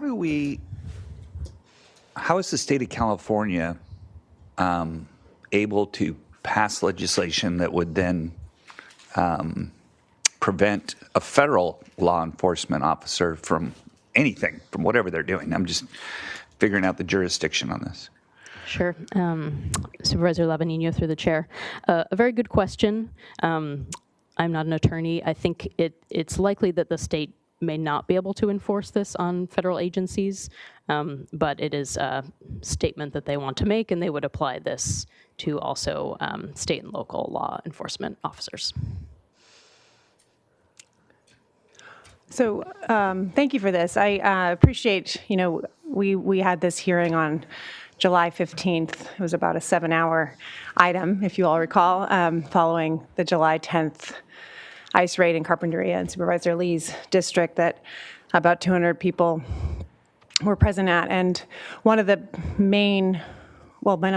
many messages that came out of it was the terror that was felt from so many people, so many constituents, from the fact that these ICE agents were masked, were hidden, that added to the fear, that added to the terror. So I actually have a question for Supervisor Lee, who was there, to just describe, because I wasn't there. What did that feel like to have somebody, a law enforcement personnel, be in that position of power and to be masked? So when you see a law enforcement, most of the time you can see their face, right? They were CHP officers. Later on, we saw some deputies, Santa Barbara County deputies, that was not covered up their faces. So to see these federal agents cover up faces was very intimidating. It was very upsetting and scary for a lot of people who were in attendance. So for the community to see their faces is very important, to see who are there present. So I support staff recommendation. This is important that we do that.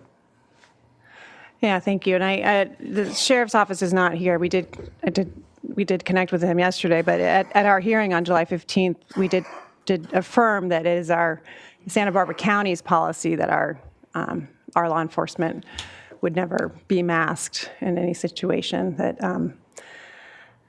unless, of course, there was toxic fumes or something that was posed a danger to their health. But I think it's important to state that it's our policy that our agents are not masked. So anyway, thank you for giving the update on the legislative. I have some questions about the other pieces, but I want to see if my colleagues have any other questions. Supervisor Hartman. You described a change in the legislation on masking, and it went by kind of quickly. Mm-hmm. So could you elaborate or just map that out for me in a little more detail? Sure, certainly. So yeah, these bills were came about quite late in the session, right, to be responsive, and so they have been undergoing some further amendments. SB 627 had these amendments at the end of last week. So one of the provisions that was in the bill was that it would require any law enforcement agency that was going to use masked operations to notify other local agencies. That provision has been removed. They did add some, I would say they're just general findings, not unlike what Supervisor Lee was just talking about. What is the impact on the community of interacting with law enforcement that is masked? Basically finding that the state thinks that this is negative for public safety. So that's more statements as opposed to policy. And then it also added some language about all law enforcement agencies would need to have specific policies where they would allow masking under certain circumstances. So that might be for SWAT operations or medical issues, but basically they would just be forced to outline what those policies were. So does that mean that the state is requiring police departments and the sheriff's department to develop these policies for their own? And does the bill say anything about give guidelines, or again, I'm still wrestling with Supervisor Lavanino's question about what then would be expected of federal agents? Sure. It is, there are a few bullet points, I guess I would say, of things that they're supposed to include in the policy. It's not incredibly detailed. There isn't like a model policy. It does say that the policy stands until challenged by some other agency or by a member of the public. So it's kind of assumed that it's sufficient until there's some kind of legal action that occurs. Yes, it would, according to the bill, apply to federal agencies, but I think given the legal and jurisdictional situation, I'm not sure that they would actually have to. And the lack of guidance. I mean, that's the part that's sort of I'm struggling with. I can pull up the language if you give me just a moment. There are other questions in the meantime? Yeah, in the meantime, I have gotten word that Under Sheriff Bonner is available on Zoom, so maybe I will let him state what I stated for him was our own policy. So Under Sheriff Bonner, thanks for being here. I'm going to let you speak. Thanks, Supervisor Capps. So as you stated, with local law enforcement agencies, we wear recognizable uniforms with badges, with our nameplate or name tapes, and our patches on our shoulders to identify who we are, not only as an organization, but also as individual deputies and police officers. As you stated, generally speaking, there are very narrow circumstances under which our personnel are allowed to wear the balaclavas. And it was brought up actually by CEO's office, SWAT operations where they're wearing fire retardant balaclavas is one of those. And another one would be is if we have a detective who is actively in an undercover status, where again, we don't want their image getting out there and endangering their safety. Those are kind of the two circumstances in which local law enforcement would in fact wear a balaclava, as we have seen. But otherwise, we do not wear them, and we wear clearly identified uniforms, not only showing which organization we're with, but also who we are as an individual deputy or officer.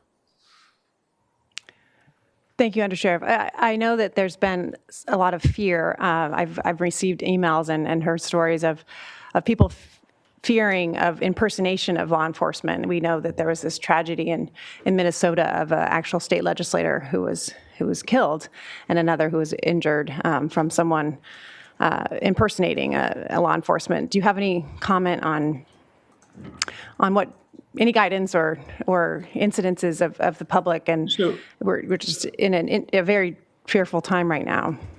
Yeah, absolutely. I mean, anybody who has that type of concern, right, where they see individuals who appear to be in quasi-military, quasi-law enforcement garb, but without identification, absolutely contact your local law enforcement agency. If we don't know what's going on, we will come investigate it.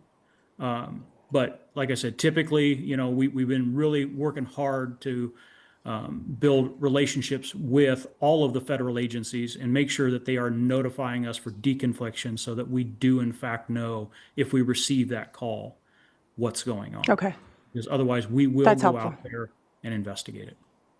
So as far as you are understanding, if as current policy is, if an ICE agent is masked, they do have some other form of identification?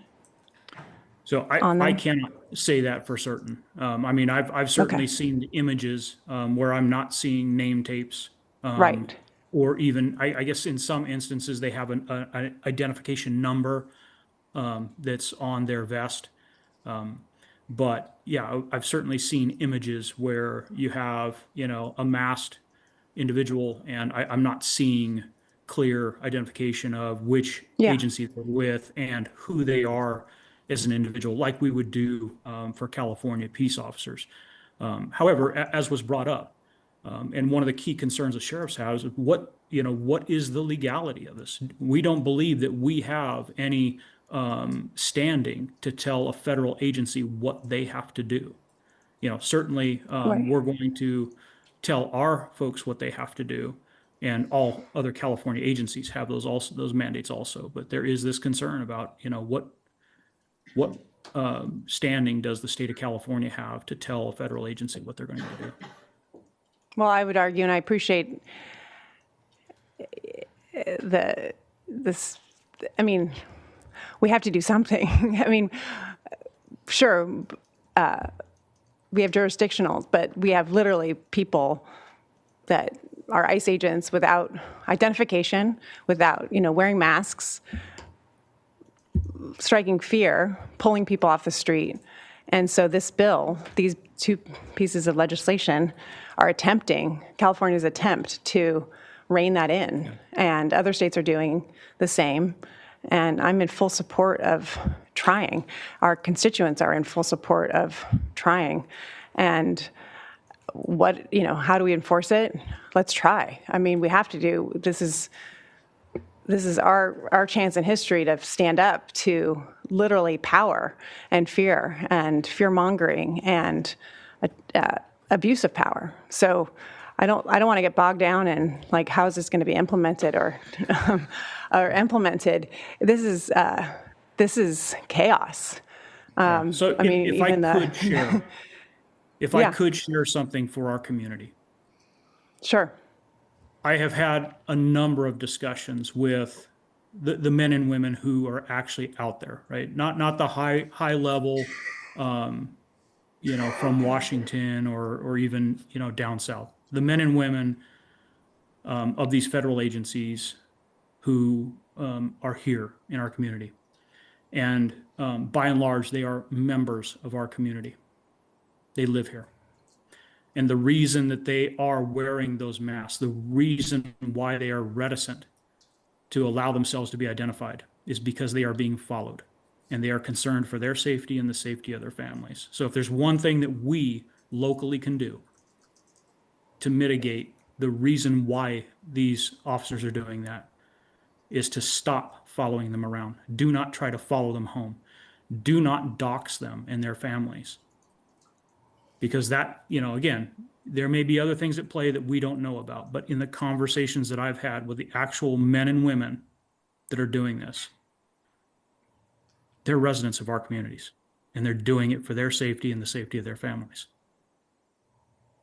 Well, I certainly support, and the district attorney was very powerful in his comments at that hearing of we all just need to keep the peace. Yeah. On both sides. So thank you, Under Sheriff Bonner. Other questions? I know we have a couple members of the public that would like to speak. Madam Clerk? Chair Capps and members of the board, yes, we have 3 requests to speak from the public on this item. We're going to begin on Zoom with Larry Barrett, to be followed by Julissa Pena. Larry?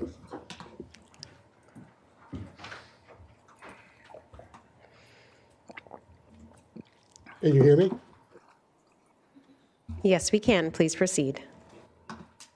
Chair Capps, Supervisors, I'm Larry Barrett, a leader of Indivisible Santa Barbara and a member of the 805 Immigrant Coalition.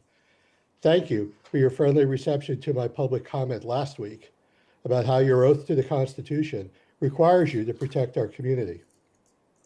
Indivisible and the 805 Immigrant Coalition support the adoption of the position before you today.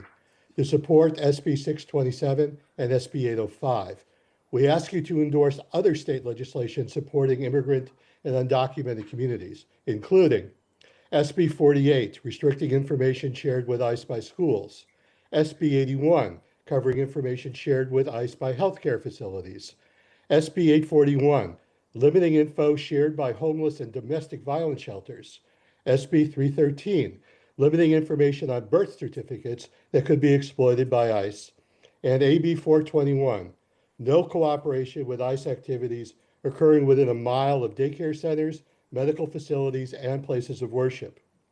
Even with the impending September 12th deadline, your support is important to encourage the legislature to pass these bills at a later date if need be. Today's agenda item also covers this board's FOIA request and asks for ICE officials to appear here in public forum. These queries to ICE were made following your frank admission on July 15, Chair Capps, that you need basic facts, that you don't receive information about who is detained and who is deported, or about the tactics employed by ICE. So let me state the obvious.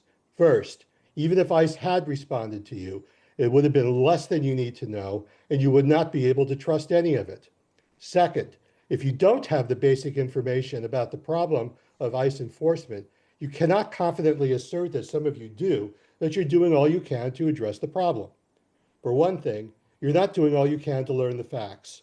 You can learn from our sheriff, who, as we've heard, routinely receives deconflicting notices from ICE telling him where ICE will be and when. He could disclose this information to you when he receives it, or at least after the fact.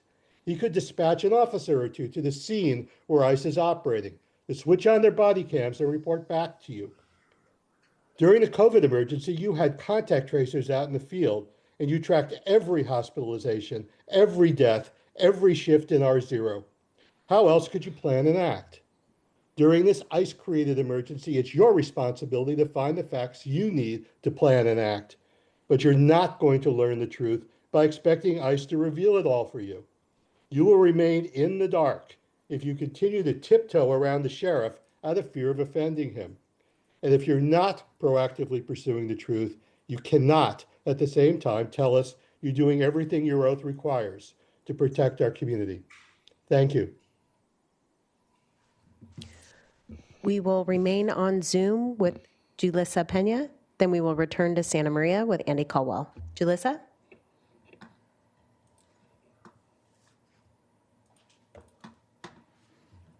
Good morning, County Board of Supervisors. My name is Julissa Pena, Executive Director of the Immigrant Legal Defense Center, and I respectfully urge the board to send letters of support for Senate Bills 627 and 805. SB 627 responds to a growing and alarming trend of federal immigration agents wearing masks and concealing their identities during raids and public operations. These tactics instill fear, create confusion, and undermine accountability.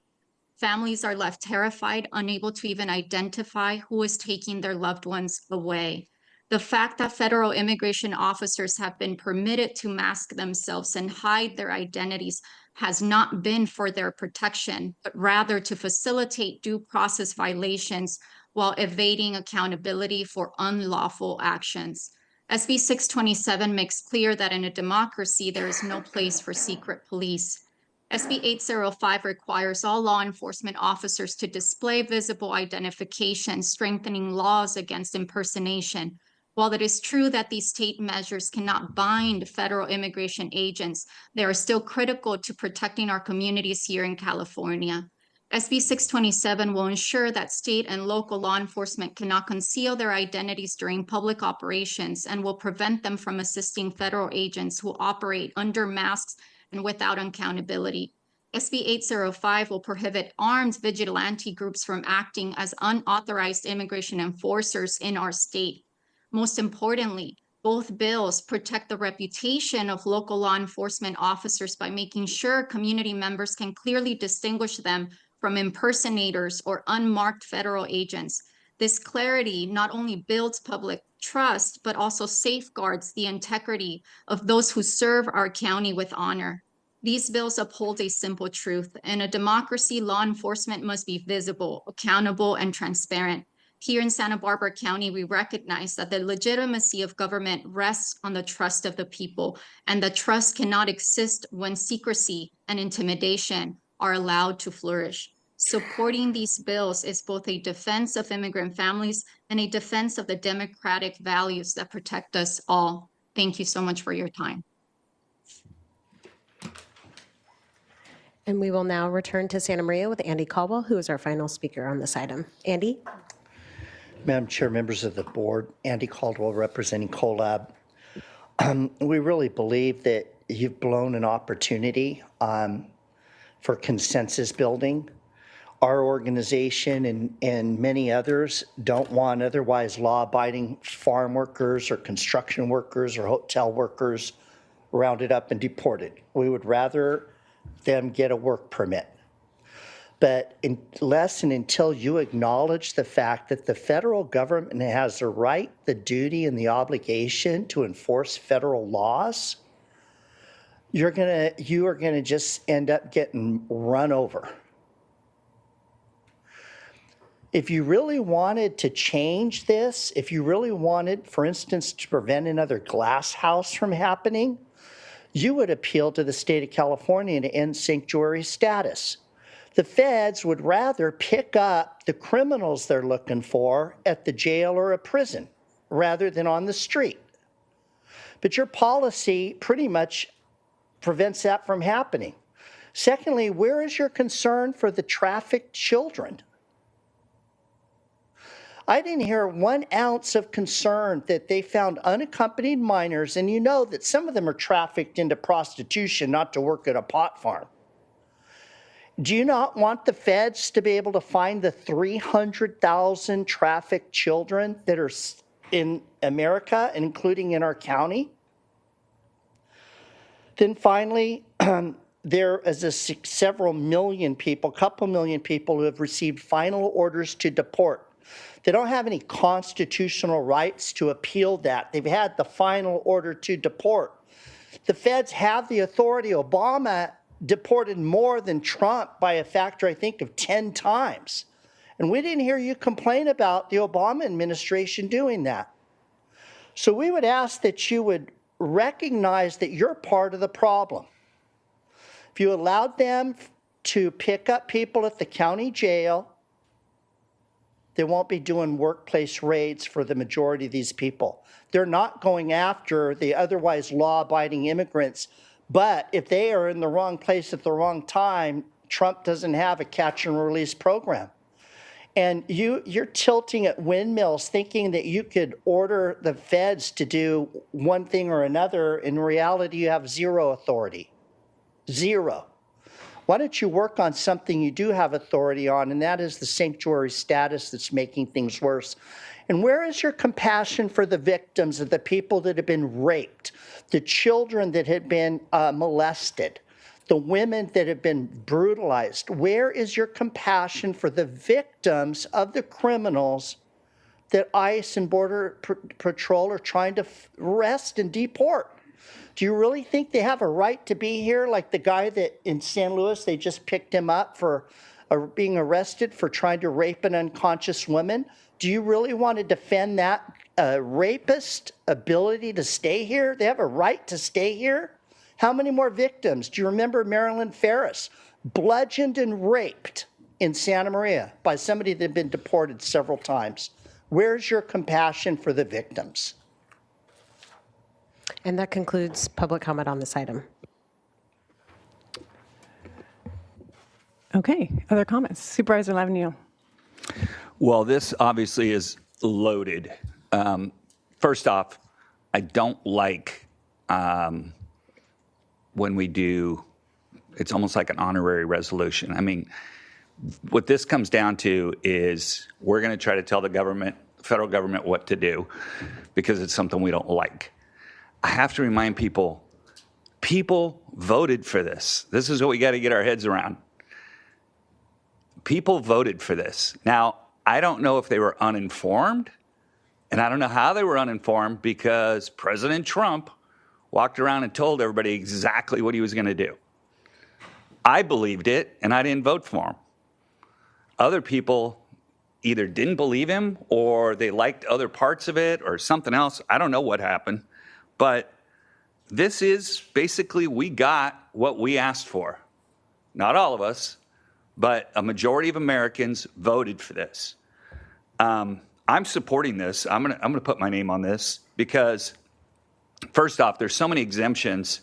That's the other thing. There were way too many exemptions in this thing. So I think California's just trying to pass something that just says, hey, look what we did. But I can't vote against it because I also feel like it is trying to send a message. And so I want that message to be heard as well. I actually have in my family a member of law enforcement that had to go stand down in Los Angeles when these riots were going on. He did not wear a mask. And he said, I wouldn't wear a mask unless I was working in undercover or working, in a drug cartel situation where something like that was going on. But this whole idea that ICE, that if we picked them up at the jail we wouldn't have to do these raids.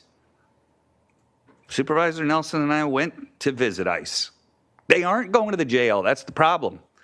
Some of the ones are getting out of Lompoc prison, but we have a list of 1,800 felony warrants out there. If ICE was serious about just getting rid of the criminals, work off that list. That's an easy list to just go, okay, how many of these people are not citizens? Those are the people to go get.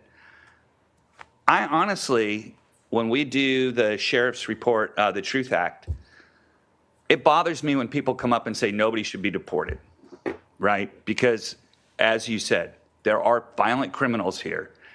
A small fraction of people that are here. Most of them are here working on the businesses that actually support your organization, farming, the hotel industry, good, upstanding people that are just here to work hard. No one's asking, I don't think anybody here, well, unfortunately, there are some that just don't want anybody here. But when you talk about that we missed an opportunity to do consensus building, I think the opportunity was missed by the Trump administration. If they would have started with just saying, look, we're going to go after violent criminals, I don't know who would be opposed to that. Very, very few people. But snatching people off the street with people that don't even look like cops, that I'm not sure are cops, that are masked, that are then threatening people that are trying to figure out who they are or what's happening, that's not the American way. That's not what we've been raised with. That's not what I expect in our communities.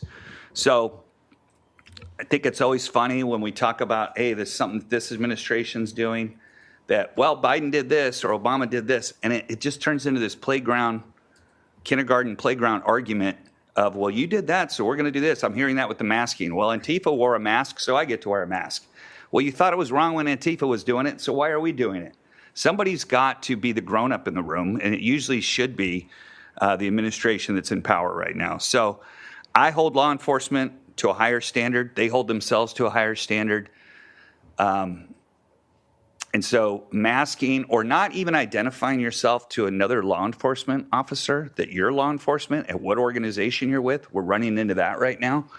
So I don't think this is going to change anything, because I really, even though it's sending a message and it makes people maybe feel better, they're still going to show up with a mask on.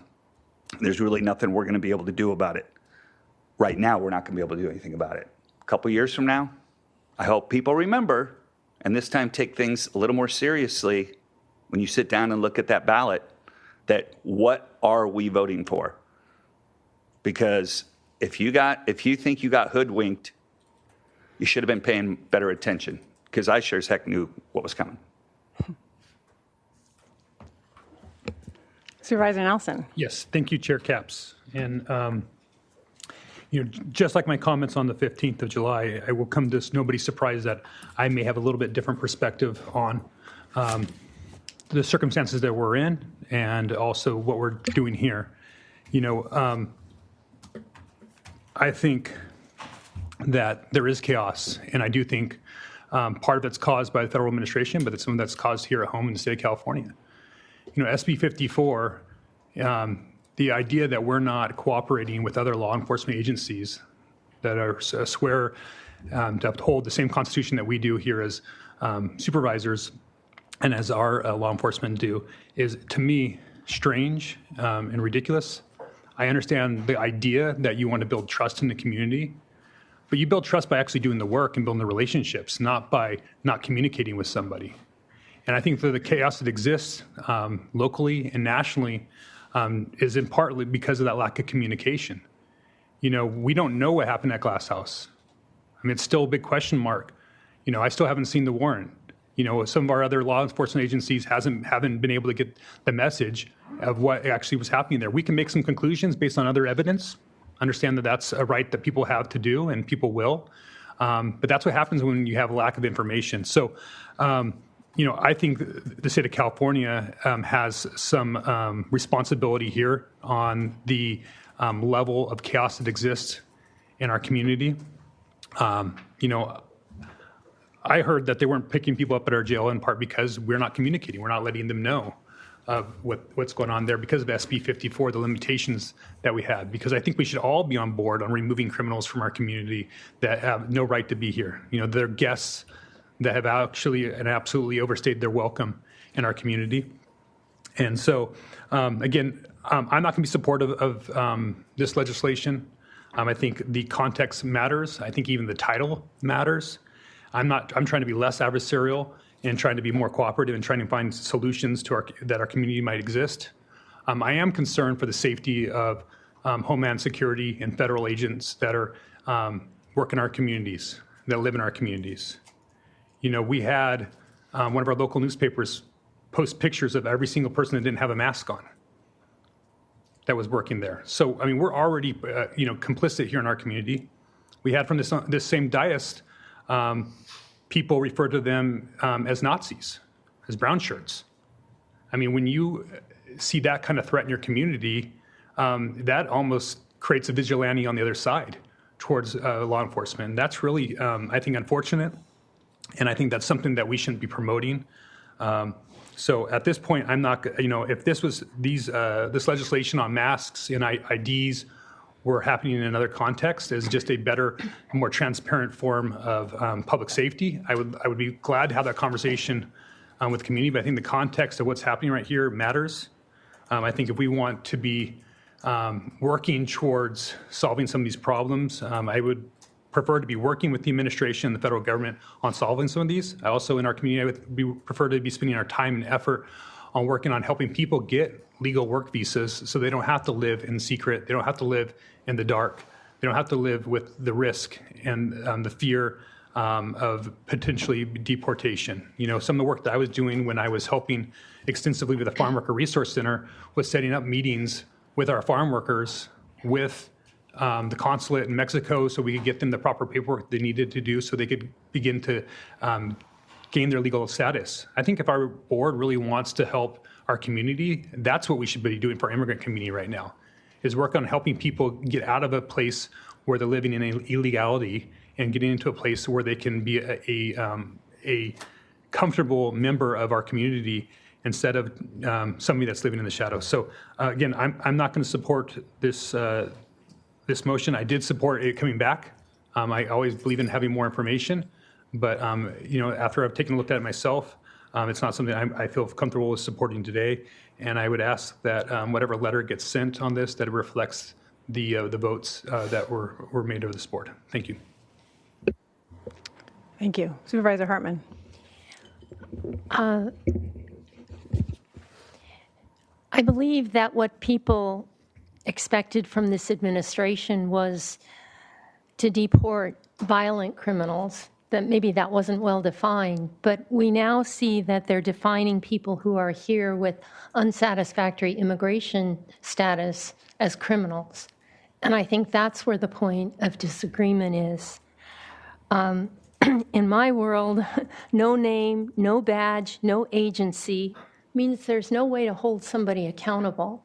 And that just opens the door to potential abuse. It creates a culture of impunity. And it's really a tactic to instill fear and intimidation. I mean, it's just scary. And being an ethnic minority, being a woman, you shouldn't have to live that way. This isn't so much for me about Glass House. This is a community arrest and people I know who've actually encountered this and been thrown to the ground or told to get on the ground, and they're citizens. They shouldn't be treated that way. When you create that kind of thing, it's a way that protesters disappear. There can be unlawful detention. There can be violence inflicted on people. And it defies every legal norm of a democracy. And it signals a slide towards authoritarianism, and we've seen this in other countries. And it encourages, it's not that ICE are brown shirts, but it encourages vigilantes. It encourages people to pretend that they're one of these, and you can't tell the difference. And that is really frightening. That's what creates fear. And when we have a president who has lauded Proud Boys, and even in the valley where I live, when there's protests, we've got outside groups saying they're going to come in and help, writing to the mayor of Solvang and Buellton. They're willing to come, they're coming in to help maintain order because our law enforcement can't do it. I mean, this is where order breaks down. And so I agree. There's not a lot that we can expect that'll actually be effective about this, but I think it's an important statement to make, so I support it. Thank you, Supervisor Hartman. Anything more? Yeah, I appreciate the community putting forward this request to identifying this mask issue. It's just one of many, but I do think it speaks to the terror. It speaks to where we are. And while on the one hand, Supervisor Lavigno, I totally agree with you that we knew what we were getting on the one hand. On the other hand, I blink sometimes and I can't believe where we are, right? That we're at a day and age in August of this administration where we do have this situation where people are getting plucked off the street. And it's because of this quota of 3,000 a day where they're going to Home Depots now as opposed to getting criminals, as opposed to actually, I think, something that we all agree on, that criminals should be deported. I mean, that's the consensus. That's the consensus building. That's where we, of course, support the sheriff and support the work. But as the speaker said, Julissa Pena, I mean, democracy depends on law enforcement being transparent, being self-identified. The fact that we're even having this conversation, that we know who's a law enforcement agent and who isn't, is a 2025 year that I didn't know that we would be even having this conversation, that you want to be able to know. I mean, it speaks to my privilege. Would I as a woman, the way that I look, get in a car with a masked man? No way in hell. I would be calling 911. I'd be calling the sheriff. I wouldn't, I mean, the fact that that's happening to other women, to other people, because of the color of their skin, because of where they work, because of their status, because of their job, because of what language they speak, because of their economics, it's wrong. I mean, there's no way I would. And it's just, we have to do what we can. Yeah, this legislation, I think it speaks to what California stands for. It speaks to our values. I believe it's going to pass. I want to be proud that Santa Barbara County sends a strong message that we stand behind it with our legislators. And who knows? This lawsuit that I hope we also support when it comes back to us, it seems to be working. The workplace raids that the City of LA and the ACLU have sued the Trump administration, that injunction seems to be holding. Those have stopped, at least for the moment. So the tools that we have are very limited, but at this day and age when we are up against a regime that's moving towards authoritarianism, we have to be as creative and forceful as possible. And I'm looking for solutions. And so this legislation, I'm all in support of. So with that, I will move staff recommendation, unless it's already been, I don't think it has. I'll second. All right, Supervisor Lavigno with the second. We'll do a roll call vote.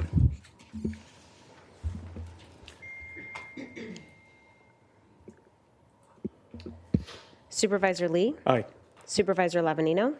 Aye. Supervisor Hartman? Aye. Supervisor Nelson? No.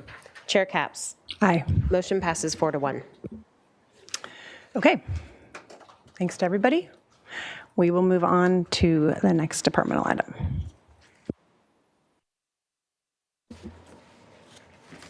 Chair Capps and members of the board, departmental item number 2 is from the Planning and Development Department. It is a hearing to consider recommendations regarding the FAMCON Pipe and Supply General Plan Amendment, Rezone and Development Plan, case numbers 23 GPA1, 23 RZN1, and 23 DVP16, and this is in the 4th District.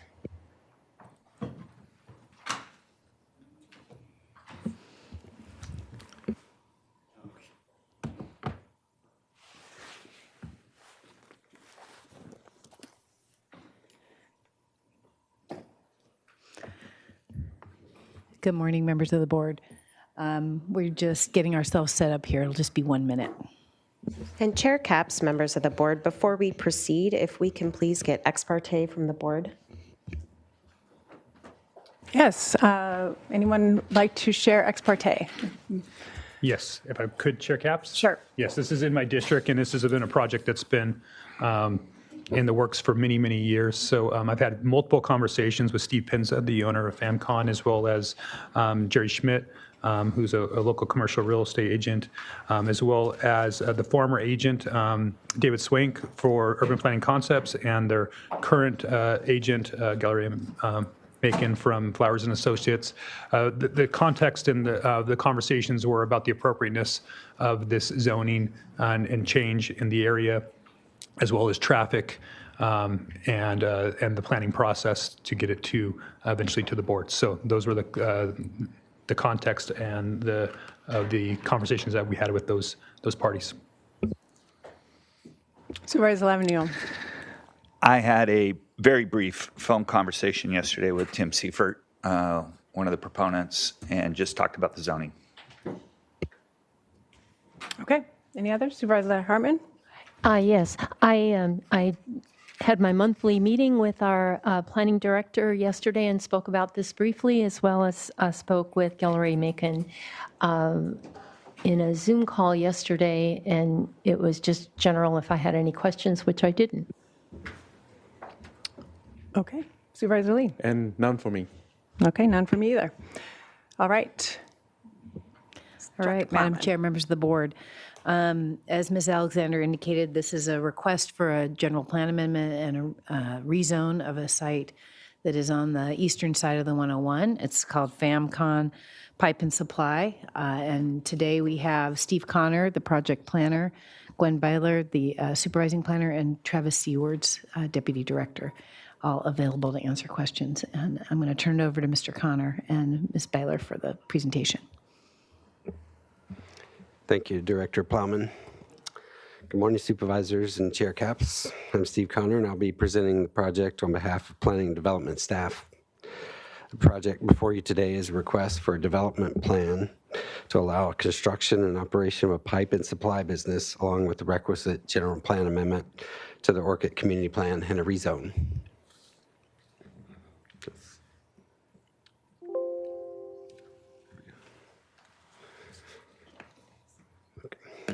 As shown on the map to the left, the proposed pipe and supply development will be located on 2 vacant parcels at 1350 Founders Avenue, just south of the Santa Maria Way interchange on the eastern side of Highway 101. As shown on the aerial photo to the right, the site can be accessed from Founders Avenue off Morningside Drive, which is a frontage road between the site and Highway 101. The neighboring parcels immediately east and north of the site are also vacant. The site parcels form a U-shape around an inset of parcels that contain an existing pet grooming business. The Elks Rodeo Event Center is located south and east of the site, and the Mark Richardson Career Technical Education Center and Agricultural Farm is located northeast of the site. Here are some photos that depict the vacant parcels. The photo on the left is looking north from the location of the proposed building. The photo on the right is looking toward the existing pet grooming business from the southern portion of the site. And here are 2 more photos looking from the southwest and northeast toward the existing pet grooming business and the existing technical school, respectively. The project includes a rezone, general plan amendment, and development plan. A rezone is needed because the proposed project includes an outdoor storage and sales use that is not allowed in the Highway Commercial Zone District. Therefore, the applicant is requesting to rezone the 2 project parcels from Highway Commercial to General Commercial. A general plan amendment is needed to change the land use designation to be consistent with the zone district. The general plan amendment is also needed to adjust the urban-rural boundary to include the site within the urban boundary.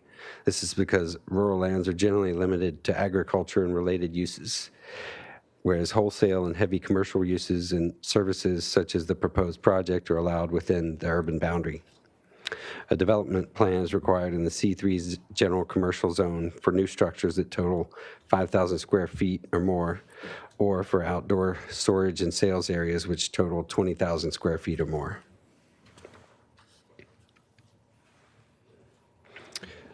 The land use designation and urban boundary changes will be reflected by amendments to the Comp 1 map in the land use element, as shown in the next slides. In addition, the general plan amendment will modify 2 Orchid community plan policies that are specific to Key Site 33, which encompasses the site and surrounding parcels. The first policy is related to the urban-rural boundary, and the amendment clarifies that the boundary adjustments will apply to parcels that are served by existing public water and sewer utilities. The second policy will be amended to update information related to parcel numbers. As shown here, the urban boundary adjustment will redesignate the site and surrounding highway commercial properties as urban lands. This designation allows the subject parcels to be used for the pipe and supply business, and this is a complementary use to the existing technical school because there are likely synergistic opportunities for students to gain practical experience with a large supplier of agricultural, irrigation materials, and technology. This area already contains urban services such as water and sewer infrastructure, which were installed prior to the opening of the technical school in 2021. As previously stated, the proposed outdoor storage is not allowed in the highway commercial zone. Therefore, a rezone of the site to general commercial is required, as shown here. This is a change from one commercial zoning type to another. The proposed development plan will create a level site pad with retaining walls to accommodate the structure, parking, site circulation, outdoor storage area, and underground stormwater detention basin. There will be 8 employees, and the hours of operation will be from 6:30 a.m. to 5 p.m. Approximately 26,000 square feet of landscaping will create a buffer to screen the structure, outdoor storage materials, and park vehicles from public viewpoints along Morningside Drive and Highway 101. The site plan depicts the proposed development, which includes the warehouse building, shown in blue here,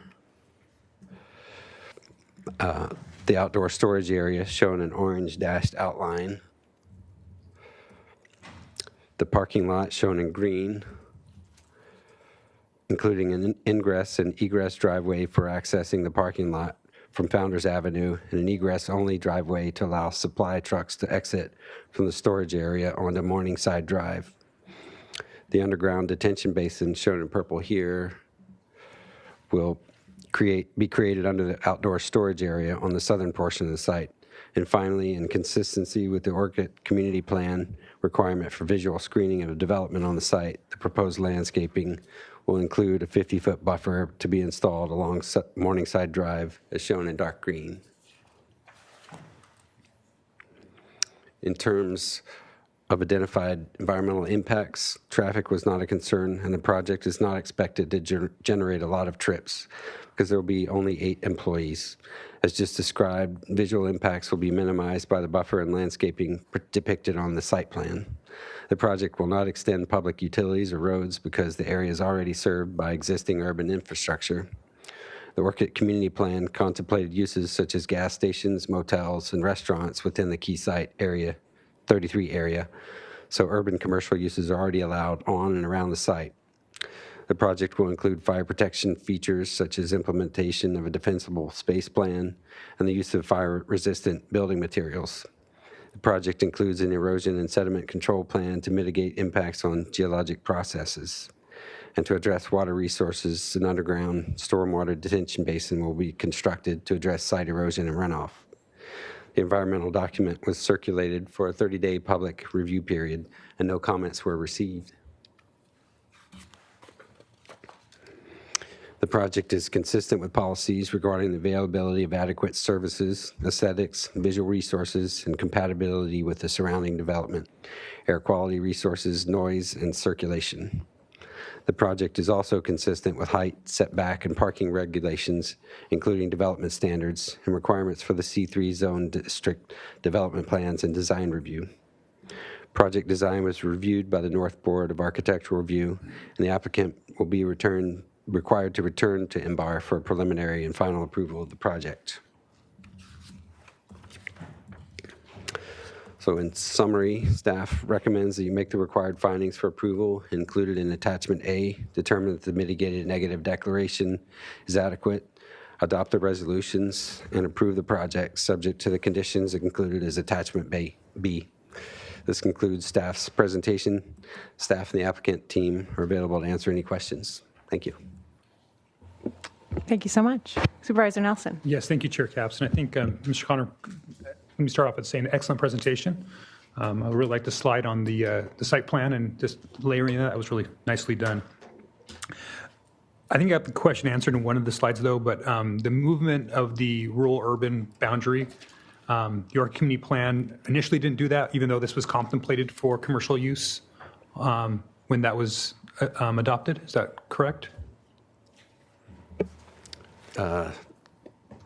Supervisor Nelson, yes, that's correct. Okay, but then there was a condition in there that once sewer and water was made available, then that urban, it was contemplated that the board would then move the rural-urban boundary at whatever that time that happens. Is that how that all That's came correct. about? Okay. We had looked at the urban services were available, and it really didn't create a substantial change in land use there. The Orchid Community Plan did specify that the urban boundary should not be adjusted unless there was a major update to the community plan. So we did change some of the language there. Okay, great. I'm glad that you did. It obviously was contemplated in the environmental document and in the community when the plan was created. I just think, and I'm glad that you guys moved it for all the parcels now, because I think that's really important, because I think sometimes people hear moving the urban-rural boundary line and they kind of get, their hair goes up a little bit. And I want to make sure that people understand this was something contemplated over 20 years ago to be done, and that there was conditions set that have now been made possible. This potentially could have been done when the high school was moved out there, but I guess because that went through probably the State Board of Architecture and didn't go through our planning process, that we didn't do it at that point.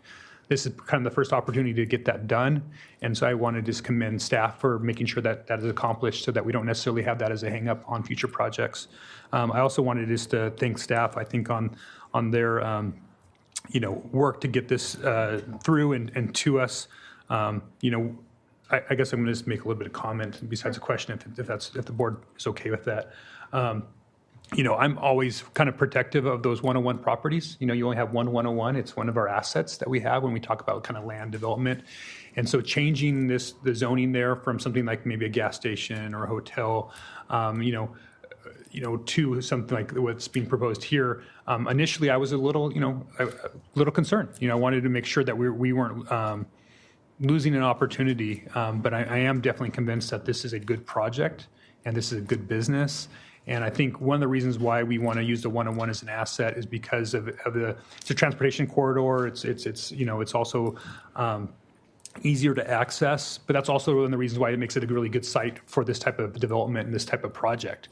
Not just because we're getting that 101 traffic for maybe tourists, but also we're getting it now for businesses. And so this is going to be a regional facility. But these purchases are going to be potentially made here in the unincorporated area of the Santa Maria Valley, which is going to mean tax dollars to us, and and moving things forward. So I'm really excited. I'm happy to hear the applicant's presentation and my and other comments from my colleagues when that time comes. But I'm generally excited about where we're going with this project, and I hope that we move it forward. Supervisor Hartman. I guess I'm one of those people who moving the urban-rural boundary does generate more questions. Could you, I couldn't find it in the staff report, so I wonder if you could elaborate a little more. Do you have a map and show, we're going from one commercial zone to another, easy. That we're doing that anyway because the highway commercial is kind of an outdated zone. So that's no problem, but I would like you to elaborate more, show a map if you have it, and speak to what the implications are of moving that boundary. And it seems to me that this business is particularly well suited to that area. It's landscape materials, it's irrigation stuff. It fits and very convenient for the surrounding agriculture. But my question is, does it then encourage other kinds of commercial development in this area? So that's kind of because now we're going to the other side of the 101, which is like a river, is kind of a natural barrier to urban development. So Supervisor Hartman, thanks. I think, we had to look at the commercial highway zone, really take a good look at it. And like you said, it is a bit antiquated. It allows quite a bit of commercial uses, hotels and gas stations and restaurants. And so I think it was an easy step for us to consider that commercial development was planned and thought of for this area. And then I think with the school going in and the services that were brought over to that side of the freeway, we felt like this project met the burden of extending that line because it had again been planned for commercial activity to begin with. Hopefully that answered the question. So is it the pink on the map that is the extension? That is correct, and the blue So line it shows includes the this boundary. yellow parcel and then goes further east. Does it go beyond this project? Or this project's parcel, or is it just this project's parcel? It's Supervisor Hartman, it's just the CH zoned properties across the freeway, not any of the non-CH zoned. And all of them currently then have urban services, is that correct? Water and sewer? Supervisor Hartman, that's correct. And that is, as was discussed earlier, that was really the intent of this change, was to tie it to the existing services. No new services. These services are already there. And so just take me the next step. How would we protect the agricultural land surrounding this newly designated commercial? Supervisor Hartman, the county's ag policies and really the intent of our codes and community plans and policies in this area will continue to protect agriculture. So that's not going to be impacted by extending the urban-rural boundary here. So what does the urban-rural boundary mean? I worked on an urban growth boundary in Buellton and something else in Goleta, but I don't really, so would like you to elaborate. So Supervisor Hartman, through the chair, the urban-rural boundary is the distinguishing line between urbanized uses and rural uses. And in some places, we even have an inner rural area, which we do in San Ynez.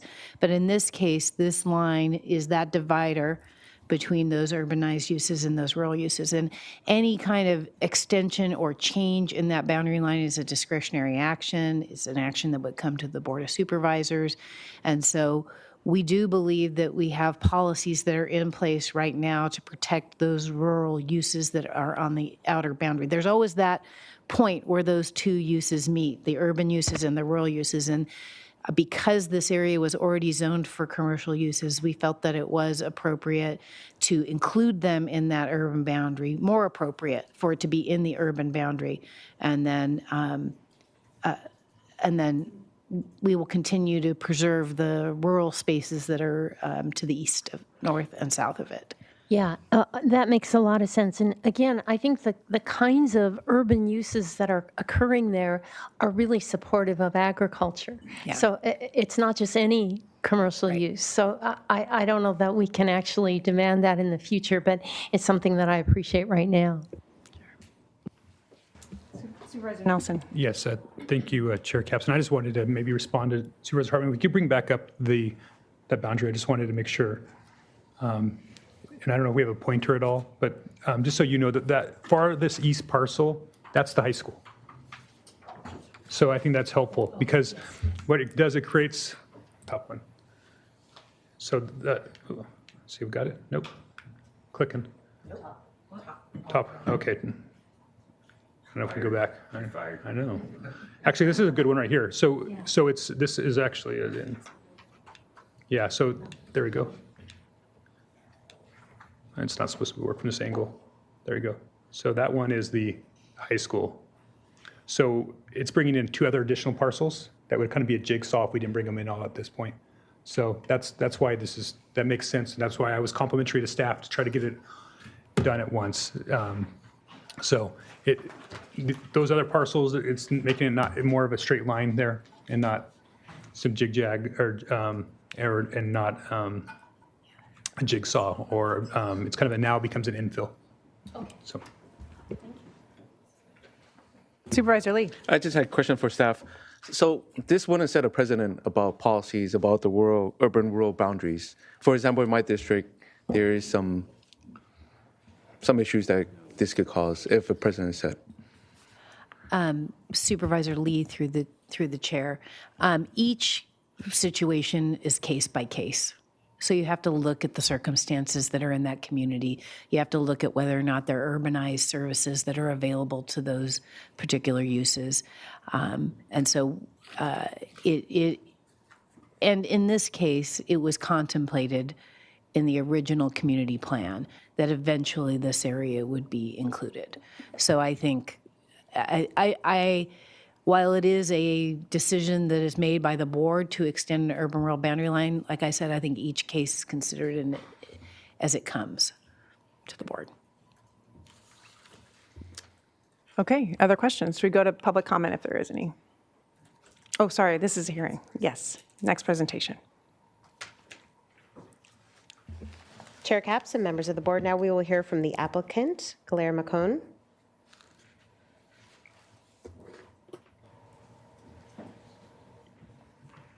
And you will have 10 minutes for your presentation. Okay, thank you. Is there a clicker or?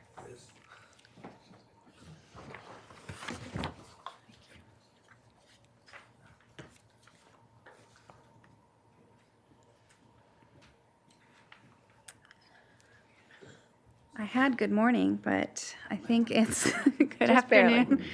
Chair Capps, Honorable Board of Supervisors, my name is Gallery Macon, and it is with great pleasure I get to present the FAMCON project to you today. We couldn't have made it without the incredible planning and development staff. There was a lot of different ways we could have gone with this, and we really appreciate the guidance and support everyone sitting right here. Let's see. I also want to recognize our team of local professionals. I'm joined here today with Steve Penza, the CEO and president of FAMCON Pipe and Supply, and he'll be presenting with me, and we'll both be available for any questions. We had a lot of discussion. I don't want to repeat all the same things, but I do have all the same information again for you. So the three components of the project, this is the development plan, shows the, it's about 4 acres. Their existing facility in Santa Maria is about 1 acre. So this is a really nice, they've outgrown that facility. So this is going to allow them to just have more outdoor storage and have some breathing room. A lot of good landscaping buffer, site access, plenty of parking, limited employee counts, and again, they're served by Golden State Water and Laguna County Sanitation. Here's the zoning. So that second component is the rezone. You know, we're not changing the color. The color coding will stay the same. It'll just go from CH to C3.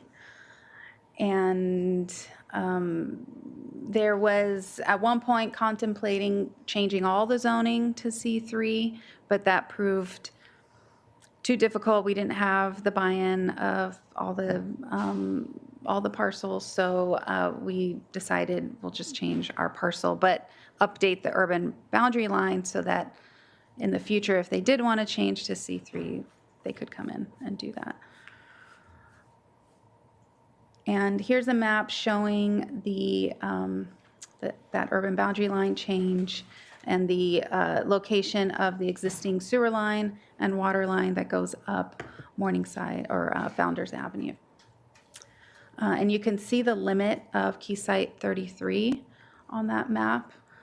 It was about 200 acres, and it included the Elks Lodge and Event Center, which you can see on this map. So there's the Event Center and rodeo grounds, the Polished Pet that's sort of in the middle of this horseshoe site, and then the Career Tech Center to the east of it. And And I'll have, Steve's going to talk about the communication with the Career Tech Center and how that, that synergy works. I think it's really a great partnership. So here's a just an overview. The limited traffic it sort of screened out of even requiring a traffic study. It was that small of a traffic use. They're only open 6:30 to 5 Monday through Friday, so there's not conflict with the rodeo grounds that happen mostly on the nights and weekends. And you know, this is a wonderful opportunity for this longstanding family-run essential business in a perfect location. And in addition to my thoughts, these were the thoughts of your planning commissioners from the hearing. It was all very, very supportive. In particular, I liked Commissioner Cooney's comment that it was about time I threw them a softball on this application. And with that, I will pass it on to Steve.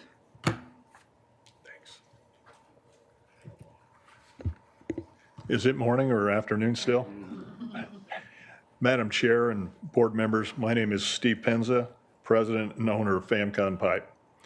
Before I begin, I'd like to take a moment to thank everyone in the Planning and Public Works Departments for their hard work and their prompt attention to our project. I know their jobs aren't easy, but they have been very professional and patient with everyone on our side of this. I'd like to take a few minutes to highlight some of the points that are on the slides before you. Our company began in 1904, supplying irrigation material and manufacturing concrete pipe for the farmers in Ventura County. In the 1940s, it was sold to the Creason family. In 1985, my wife and I, who were just engaged, pooled our money from our savings and purchased FAMCON for $32,000. Our first year in business, our decision didn't look that good. We had 4 employees and did a whopping $372,000 in sales. We sold waterworks material, irrigation, and industrial products to contractors and municipalities. In 1994, we added a dry utility company to accentuate our business.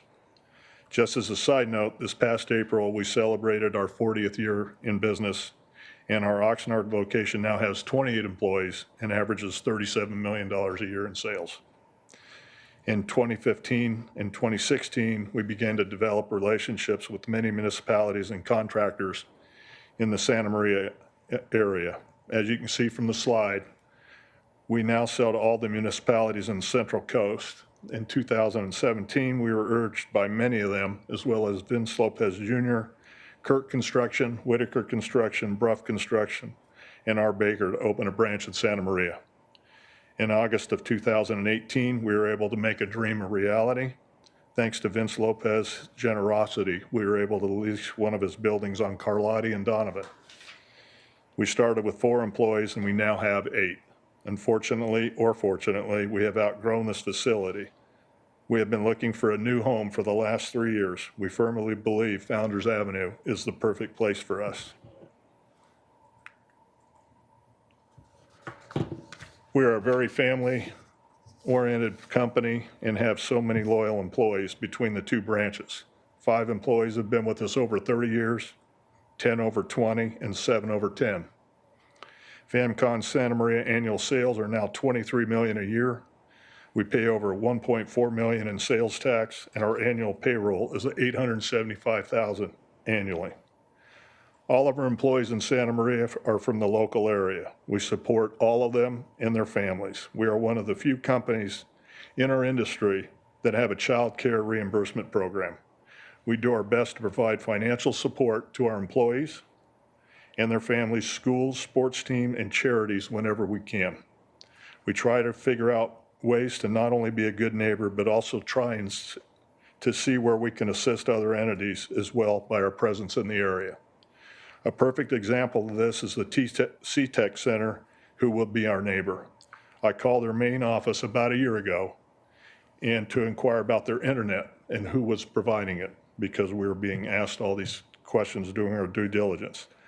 During their discussion with their principal, I brought up the possibility of providing some of their students the opportunity to attend some presentations and technical classes that we put on for our municipality customers. There also might be field trip opportunities sponsored by a few of our manufacturers, as well as potential internships. Also, our logistics manager got a hold of their bus schedule and he reviewed it, and there's definitely ways to work around their transportation needs. It won't be an issue. While we may be the largest locally owned independent waterworks supply house in the Central Coast and Ventura County Tri-Region, our culture has never changed since the early days. Our motto is always to think and act like you are just a little old FAMCON pipe. Board members, if there ever was a true definition of an American success story, it would be FAMCON pipe. We are hopeful that you will help us have a permanent home here. Thank you for your time.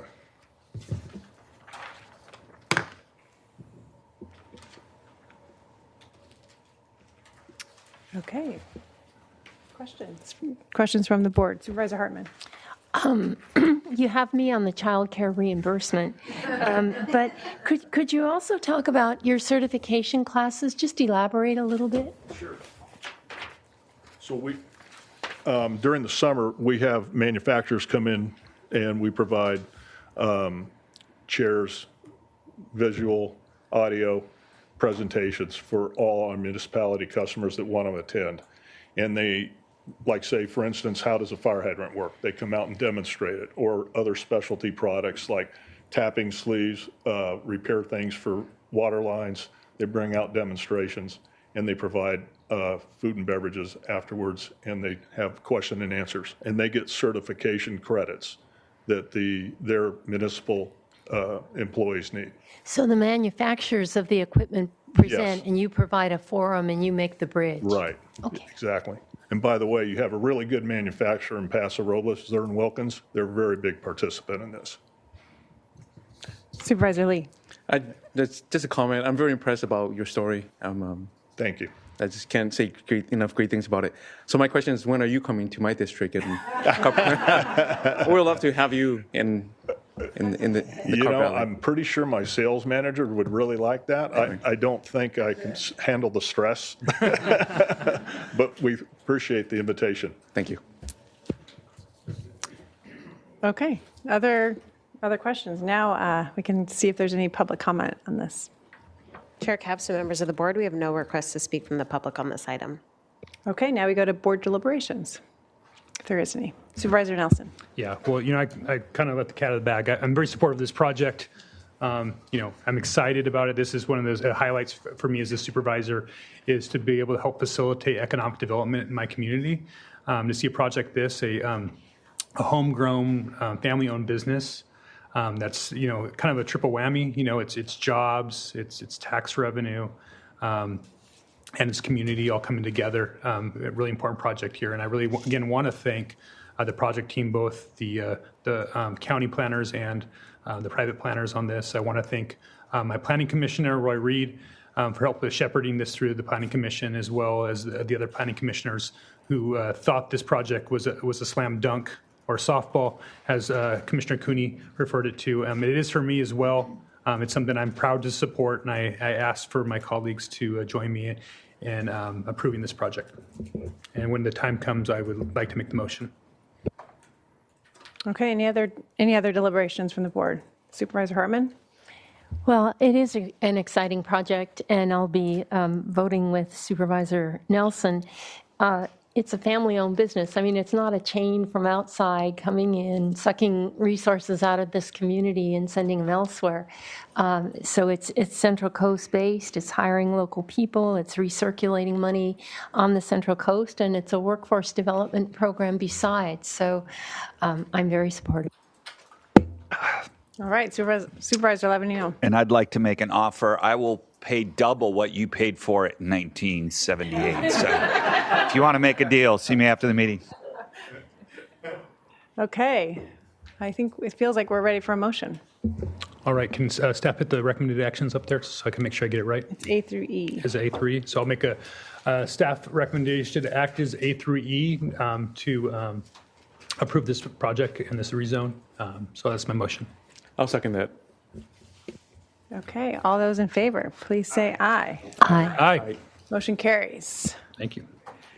Okay, all right, just a little agenda management. We're a little bit behind here, so I think the next item is slated for about an hour, so I think we should probably go into closed session first, if that's okay with you all. And then take the last two after lunch and closed session. So County Council, please let us know what we're in for. Thank you, Madam Chair, members of the board. In closed session today, the board will consider an item of existing litigation, Sable Offshore Corp. Versus the county, which is in the U.S. District for Central District, California. One item of existing litigation with the Board of Supervisors sitting as the board and as well as the Board of Directors for the County Flood Control and Water Conservation District. That case is Whiting versus the county, and it's a Santa Barbara Superior Court case. There's anticipated litigation deciding whether to initiate civil litigation in two cases, and public employee performance evaluation for the county executive officer. And the time estimate is 2 hours. Okay.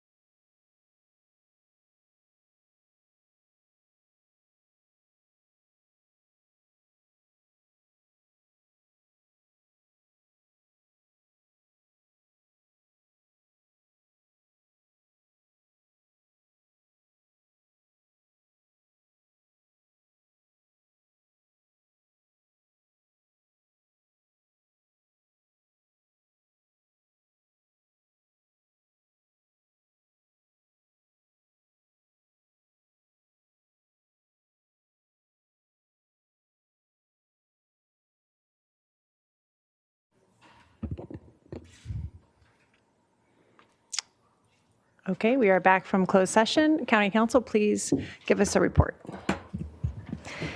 Thank you, Madam Chair, members of the board. The board met in closed session on existing litigation, Sable versus the county, as well as Whiting versus the county. One case of anticipated litigation and a public employee performance evaluation for the county executive officer, and took no reportable action. On one item of anticipated litigation, the board considered the item and authorized county council to file an amicus brief, the details of which will be disclosed once the action is formally commenced to any person upon inquiry. The supervisors voted 4-1 in favor of filing the amicus brief, with Supervisor Nelson voting no. Okay, thank you. We will move to departmental item number 3, please. Madam Clerk. Chair Capps and members of the board, departmental item number 3 is from the Planning and Development Department. It is a hearing to consider recommendations regarding an open space element update of project scoping and options. Okay, Director Plowman. Good afternoon, Madam Chair, members of the board. As Ms. Alexander indicated, today is the item to discuss the scope of the open space element that we are intending to begin work on. It is mandated through AB 1425 that was approved by the legislature in 2022. And we wanted to make sure that the board gave us input early on in the process so we could move forward in alignment with the board's wishes. Today we have Julie Harris, the project planner, David Lackey, supervising planner, and Alex Tuttle, deputy director. And I'm going to turn it over to Ms. Harris for the presentation. Thank you.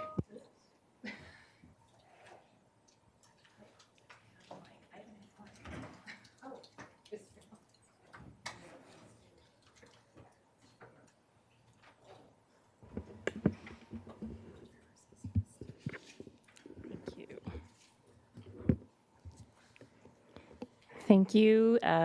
Good afternoon, Chair Capps and members of the board. I'm Julie Harris, and I'm a senior planner with the Long Range Planning Division, giving the presentation today. The current Long Range Planning Division work program includes an update of the open space element pursuant to Senate Bill or SB 1425. The Planning and Development Department is seeking board direction today regarding the scope of work for this update, and staff has prepared 3 options for your consideration. A little bit of context for this project is Senate Bill 1425. It requires an update of an open space element that at a minimum addresses 3 requirements. And these are, first, access to open space for all residents in a manner that considers social, economic, and racial equity, a climate resilience and other co-benefits of open space, and third, rewilding opportunities. In addition, Senate Bill 1425 provides several examples regarding what rewilding opportunities might be, including an integrated network of open spaces to support beneficial uses. The first of the 3 options for the board's consideration, what we're calling simply the low option, is a foundational update that brings the open space element into compliance with SB 1425. And it addresses those 3 key requirements that I mentioned on the previous slide. The low option would coordinate and align the open space element update with recent and ongoing county policy planning efforts, including the new environmental justice element, which begins adoption hearings tomorrow before the County Planning Commission, as well as the ongoing Recreation Master Plan, Climate Adaptation Plan, and Safety Element Update. Relevant to the low option effort, the current open space element was adopted in 1979, and it has not been substantially updated since then. Therefore, the low option would include a general rewrite and modernization of the document, including updated descriptions of open space categories as required by the California Government Code. These include a couple of open space categories that are not currently in our element, and those are for tribal resources and open space in support of military installations. In addition, we would include an open space inventory and maps of existing open spaces, other new or updated maps as relevant and feasible, and an appealing new redesign and format. The low option is the scope of work that you considered and incorporated into the Long Range Planning Division's work program for this fiscal year. The moderate option would build upon the low option. It would identify opportunities to enhance rewilding of existing open spaces on public lands and lands managed for conservation. It would do so by identifying connections between existing fragmented open spaces on public lands and other conserved lands that are run by nonprofit organizations or similar entities, and by identifying priorities for future study and planning efforts. This option could also explore rewilding opportunities focused on wildlife connectivity, such as a second phase of the recent Highway 101 Gaviota Pass wildlife connectivity study that studied locations of barriers and opportunities for removing those barriers for wildlife passage. The high option includes all of the components of the low and moderate options, and it also incorporates an update of the conservation element pursuant to Assembly Bill 1889, which is another recent state law. The high option would include additional studies and mapping for rewilding opportunities and wildlife connectivity, allowing the county to fully comply with Assembly Bill 1889 prior to state mandated deadlines, which begin in 2028. AB 1889, which was enacted about a year ago, mandates an update of the conservation element and includes several requirements that appear to align with the rewilding component of SB 1425. These include analyzing wildlife connectivity areas, considering the impacts of development barriers to wildlife and habitat connectivity, and avoiding, minimizing, or mitigating impacts and barriers to wildlife movement. It is because of these aligning objectives regarding rewilding of SB 1425 and wildlife connectivity in AB 1889 that staff is presenting an update of both the open space and conservation elements as an option that your board may wish to consider. Finally, under this option, the county may consider combining both elements into one document, which has actually been done by quite a number of other counties around the state. Regarding staffing needs and consultant costs for each option, the low option would address 1425 compliance and modernize the county's open space element, and the staffing aligns with the approved long-range planning work program, and there are no consultant costs. The moderate option would expand the update, as we mentioned, to include an examination of potential wildlife corridors and open space connectivity on public and other conserved lands, and study options to identify barriers for removal along Highway 101. This option would slightly increase staffing requirements by about 1/3 of an FTE, and it would add some consulting costs. Regarding the high option, it presents an opportunity to update the conservation element before mandated deadlines and align the overlapping content of the open space and conservation elements. However, the high option would require a significant reallocation of staffing resources and significant funding for consultant services due to the much larger scope of that option. The low and moderate options would both likely be brought to decision makers by about the end of 2026. The high option would probably take at least an additional 12 to 18 months beyond that before reaching decision makers. At this time, Planning and Development recommends pursuing either the low or moderate options and considering work on the conservation element in future fiscal years. And that brings us to the end of the presentation. Staff recommends that you receive and file the Planning and Development report, provide direction regarding the scope of the update, and determine that the board's actions today are not a project and not subject to environmental review. Thank you for your time. Madam Chair? Yes, Director Plowman. I just wanted to add a few things before the board, or before we hear public comment, but we sort of envision option 2. I mean, if we're looking at all three of them, if the board were to go with option 2, we sort of look at that as phase 1 of a process to update both the open space element and the conservation element. The second phase would be updating the conservation element, and at that time, we would consider combining them. But, so it doesn't preclude us either going with the low option or the moderate option, does not preclude us from combining those two elements together. I do think ultimately that makes sense because there is a lot of overlap, but as Ms. Harris indicated, at this time, we are recommending to the board that we either stick with the original concept, which was the lower option that meets the state mandate currently, or this intermediate phase 1 option. We can bring some money to bear onto it, which would not cost additional funds for the, we wouldn't have to find those from general fund. But the third option is quite a bit more lengthy and expensive. Thank you for clarifying that. Supervisor Hartman.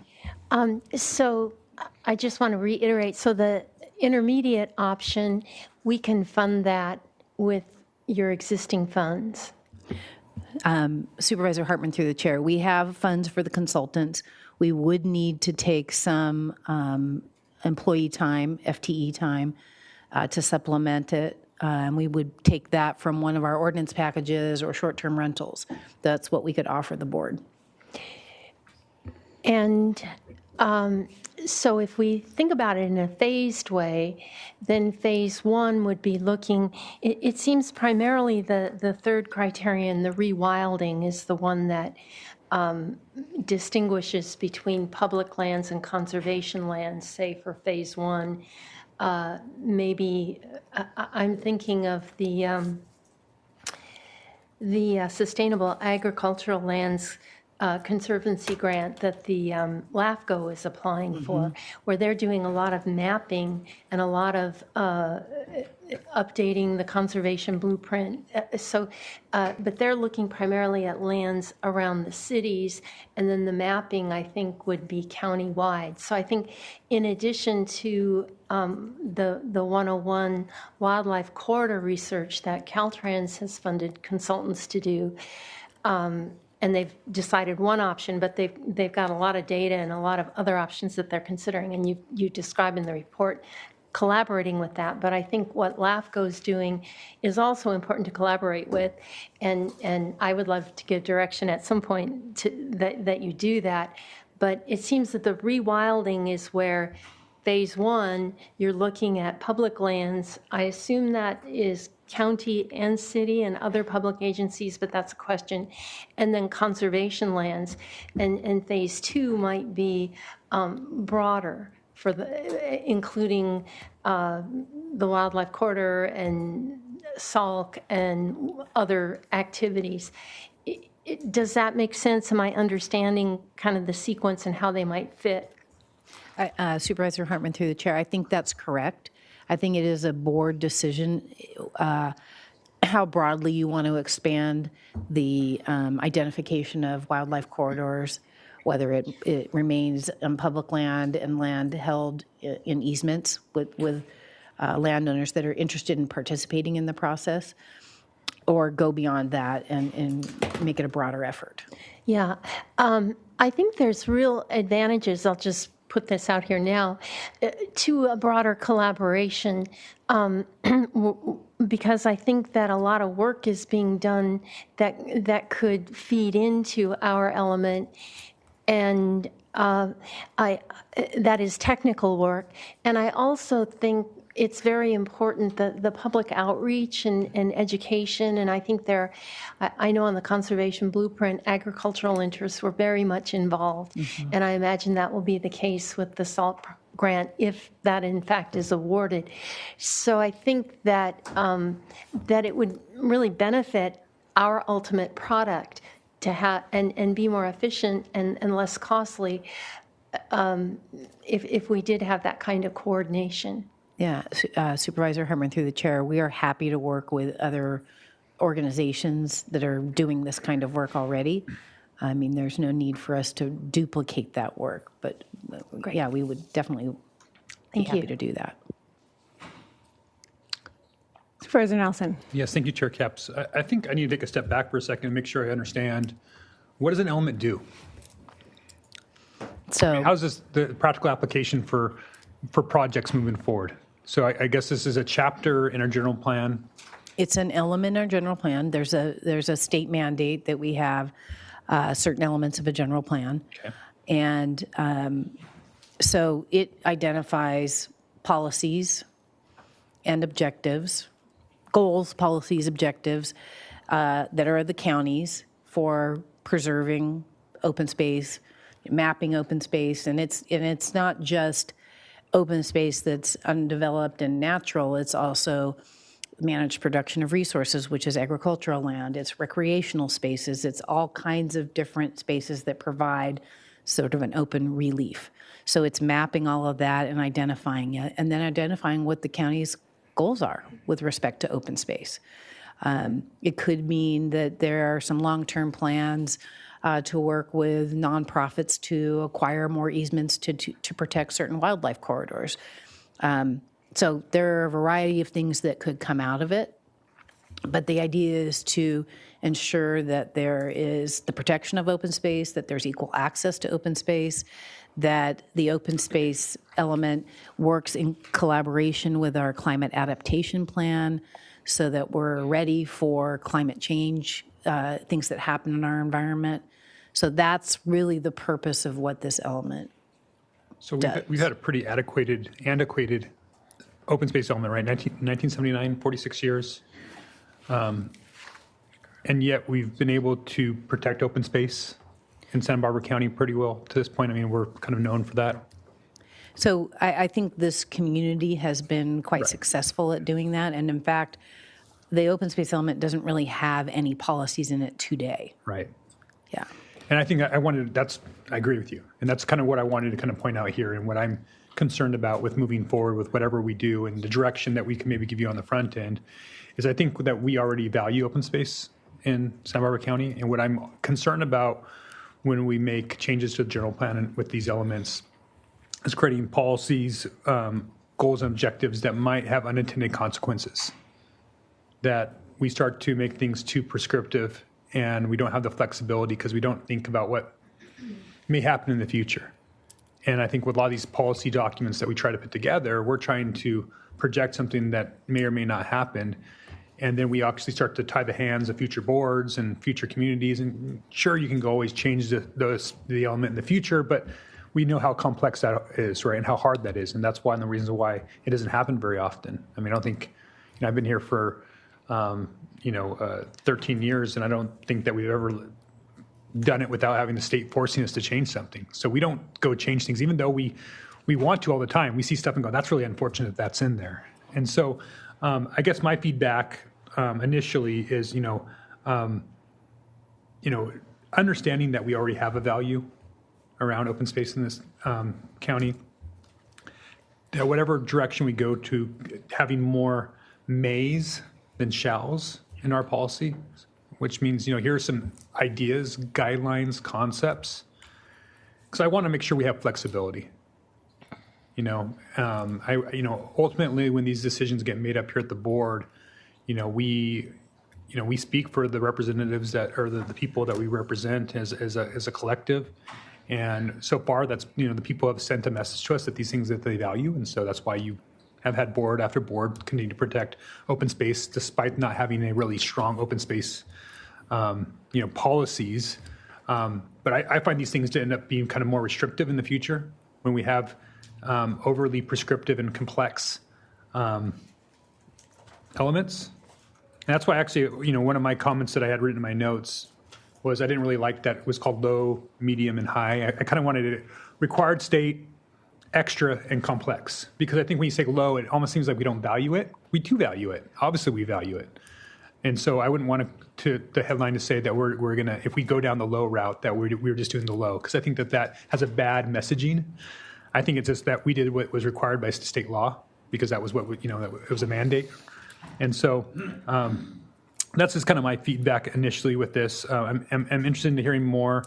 I want our planning documents to have flexibility and, and room for us to contemplate future changes that might be something that might be innovative. That, I could see our our open space element coming into conflict with our desire to have the utility scale solar, right? And so, we have these different policies out there that all of a sudden they're in conflict, and then, we're spending hundreds of thousands of dollars, looking at each other, how do we resolve that? And, I think a lot of those things do get resolved when they go through the process and eventually get up to decision makers like our planning commission or eventually to our board. So again, my feedback on this is to whatever it comes out of this, I would rather it to be simpler, because I think simpler leads to, more flexibility and, something that we can in the future be able to adjust according to changing circumstances and changing values, because sometimes, housing becomes a priority, right? And, we've had all these issues about housing, where I think that's been one of the reasons why we've had the lack of housing in our county for a long time, is because we maybe have overvalued open space in some ways. And so, you start to put these things in conflict with each other, and that can become problematic. And so, those are my concerns as we start to move towards this, and I would really hope that we minimize the amount of expenses that we spend on this. We're only bringing this forward really because the state's making us do this. And so, it's our choice if we want to go ahead and go down the route to spend a lot more money and make it a lot more complex. And I would rather not do that at this time. Supervisor Lee. So, Supervisor Nelson, I do agree with what you said, but I disagree with what you said about flexibility, where I see as a hard line needs to be drawn, especially with open space, especially in my district. So what I would want to see is that we invest more into making sure that open space remains such that we preserve and maintain that quality of life that is so important to all of us. So I do support doing as much as we can to update our element, open space. It is a high priority for us and in my district. Supervisor Hartman, do you have another question? I do. I got intrigued. I was thinking of the difference being mainly rewilding, but as you think about goals and goals perhaps related to climate change and adaptation, would this be a place where open space, we would identify where it has multiple benefits, such as groundwater recharge?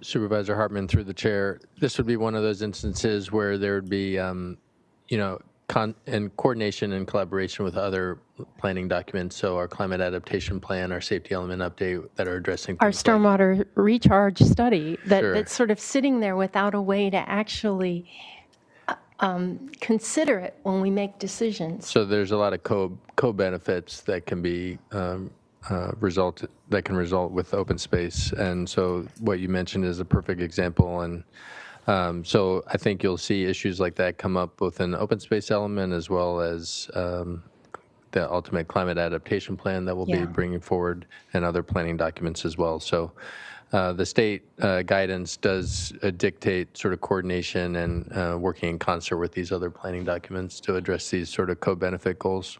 And I think as we consider priorities where we get multiple benefits is a good thing to understand.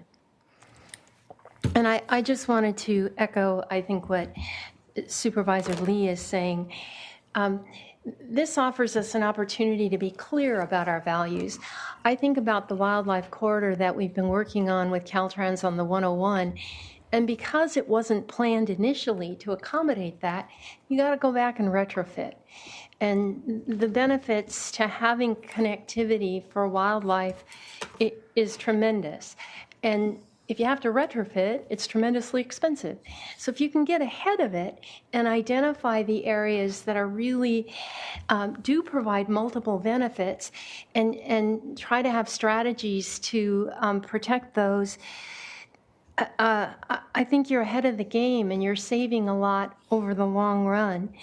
Our county, we're extraordinary in that we're right where the southern California Bight on the ocean meets Northern California waters and mix. We've got the transverse mountain range. So we're a very unusual area geologically and in terms of biodiversity. And I think we have a special duty, and I think many of the people, our residents, consider us sort of trustees to carry out that mission of protecting other species and habitats and subhabitats. So I think this is the mechanism to identify and educate, and that's the first step. And then we can think about what are the top priorities and how do we integrate as best we can into this process. So I'm very glad that you brought forward the medium option that we can see connected to the long term, the phase 1 and phase 2. And I'm eager to hear public comment, but right now that's kind of where I'm leaning.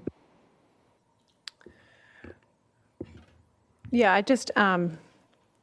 we can go to public comment because my questions have been addressed already. So let's go to public comment.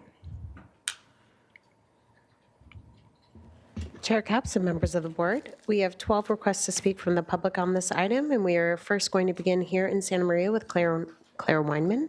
Then we will go to Zoom with Eric Cardenas. Claire?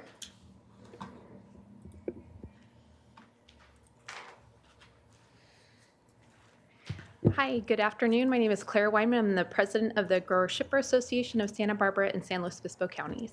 We appreciate the opportunity to comment on the proposed scope of the open space element update. We support a modified option 1 that will fulfill the state legislative mandate.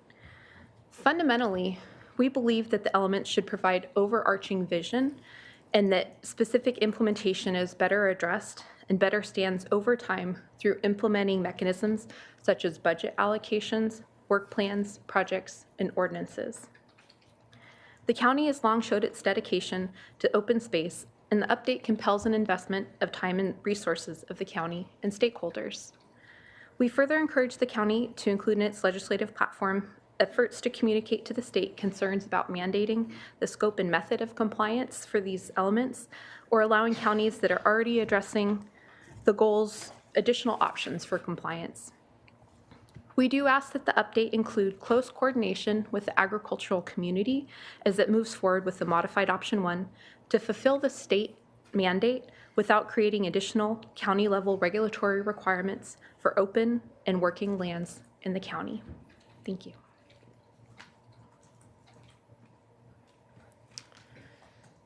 We will now go to Zoom with Eric Cardenas to be followed by Sharon Main. Eric?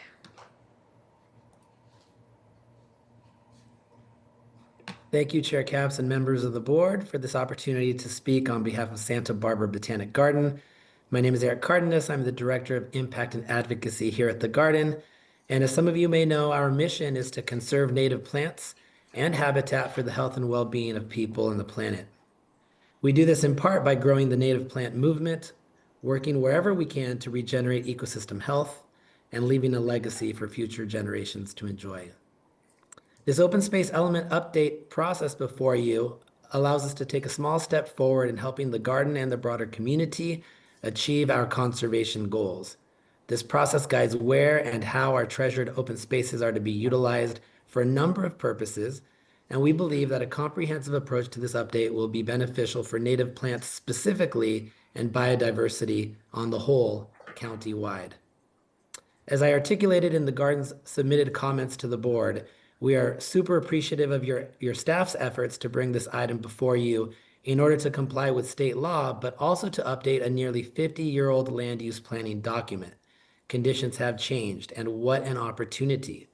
What an opportunity to ensure that this update process works in concert with other upcoming updates to your comprehensive plan, namely the conservation element, which is due for an update within the next couple of years, as you heard. Not only are there significant overlaps between the open space element and the conservation element that merit considering a combined effort, updating both elements at the same time would allow you for a more economically viable and efficient process. So the garden encourages you to adopt option 3, the so-called high option, the most comprehensive, holistic option being presented to you today. It is, we believe, the option that takes the best systems approach and avoids piecemealing and separation. In terms of biodiversity, our key interest, numerous scientific studies have found that environments with less than 30% native plant cover see a reduction in overall biodiversity. Less insects, butterflies, and bees, and thus less birds and larger organisms. This impacts the food chain and the health of the entire ecosystem, and with the loss of pollinators, even our own agricultural and food systems. This update to the open space element provides a key opportunity to include enforceable policy language that is protective of open space, ecosystems, and habitats broadly. But in relation to native plants, we see it as an opportunity to include specific enforceable policy language that requires a minimum of 30% native plant coverage for rewilding, restoration, redevelopment, and similar efforts in and around our county's open spaces. 30% natives is a number you'll begin seeing more and more as from the garden as we continue to increase our involvement in policy discussions like this one. Again, a comprehensive approach is the best way to address core open space, ecosystem, and biodiversity needs countywide, and the Santa Barbara Botanic Garden recommends the adoption of option 3. Thank you for your time. We will now go to Sharon Main to be followed by Laurel Perez. Sharon?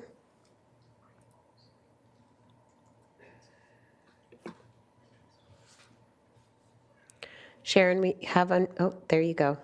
Okay, great. Thank you. Good afternoon. My name is Sharon Main. I'm a member of the Biodiversity Working Group, which is about a 50-member coalition. And I'm also on the team member of the Wildfire Resilience Collaborative. We support staff recommendation option 3, the high option, because it provides a comprehensive multiple element approach to this general plan update process, which supports biodiversity, resource protection, recreation, and overall quality of life. And I really do appreciate Ms. Plowman's view as a potential for a phase 1 and phase 2 to accomplish this. It's important to not take an open space element, or any element for that matter, as really a standalone component. The open space element and the conservation element are very much related, but also distinct. The conservation element really addresses more protection of resources like air, water, wildlife, ag, and cultural resources, while the open space element really addresses how the land is used and managed for public health and safety and resource management, climate mitigation, and recreation. Both elements have new requirements, as was mentioned early in the presentation, one looking at rewilding and one looking at wildlife connectivity, which most certainly go hand in hand. And why that's exactly why these two elements really need to happen in tandem to be meaningful with clear actions and enforceable policies. Option 3 has a framework for a phased approach for this really comprehensive multiple element process. You know, by using the available resources in the current fiscal year to begin with the open space element update process as outlined in option 2, while also laying the groundwork for a more comprehensive multiple element update for the conservation element and open space element laid out together in option 3. This allows you to spread the costs over 2 to 3 years and ensure that there's a robust process for both of these general plan updates. So to provide clear direction to staff today to proceed, I would recommend we proceed with a phased comprehensive approach. That would be to direct staff to begin with phase 2 for the open space element now, and then use this groundwork for integrating the open space element and conservation element in 2028 or sooner. And certainly to make this a priority for planning and development's work plan over the next 2 fiscal years so that there is funding available for this more comprehensive approach. Certainly directing staff to seek outside grant funding to augment P&D's resources if needed. I think forming an advisory committee would really get to making sure we have all of the right people at the table, the conservation groups, biodiversity groups, the agricultural community. So that would be a great way to move this forward for particularly a longer planning process. And then finally, as Ms. Hartman mentioned earlier, I would recommend that PD staff engage with other concurrent planning efforts and really seek and leverage those opportunities. And the best example was also mentioned, the LAFCO is awaiting a $500,000 SALC planning grant, which has many overlapping goals and could also support the open space element and conservation element updates. If that grant is awarded, it provides resources for mapping and analysis, robust community engagement, and policy coordination with cities and the county. So it'd be a great way for P&D staff to have a lens and really glean what they need for these general plan updates. So thank you again for your time and consideration. We will now go to Laurel Perez to be followed by Paul Merritt. Laurel? Good afternoon, Chair Capps, Supervisors. I'm Laurel Perez, the Land Trust Board of Trustees President, voicing my support for the most comprehensive approach to updating the county's open space element, which would involve aligning the other related planning documents, some of which are presently underway, including the Recreation Master Plan, the Climate Adaptation Plan, and the Environmental Justice Plan, with the open space element. We believe this would result in an open space element that unifies the open space needs of multiple planning efforts, creating specific policies and programs that integrate the goals of these various planning efforts. It simply just makes good planning sense. And as a land use planning consultant in my day job, having consistent and clear policy language between policy planning documents is extremely important, providing clarity in the process and simplifying planning efforts. Speaking directly to Supervisor Nelson's comment, having that consistency is critical to land use planning.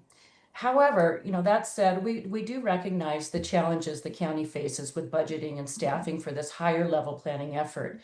But I also want to say that we're here to offer our support to staff, our resources, our experience working to conserve public open space, natural resources, and agricultural land in the county for the past 40 years. We think that our experiences and our resources could aid the county in achieving the high option effort identified in your staff memo.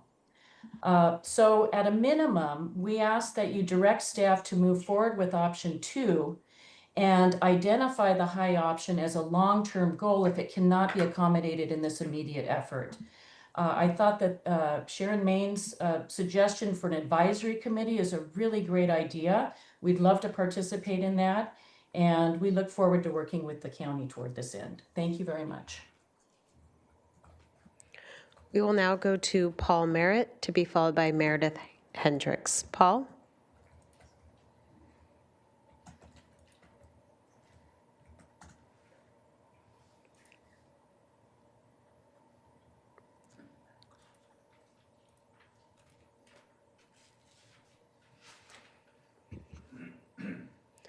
And Paul, we have unmuted you on our end. If you can please unmute on your end to provide your comments.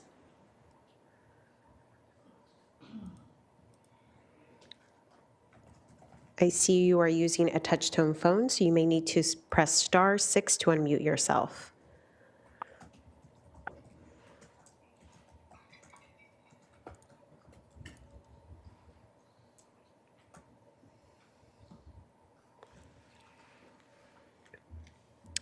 Again, we have unmuted you on our end. If you can please press *6. We cannot hear you yet.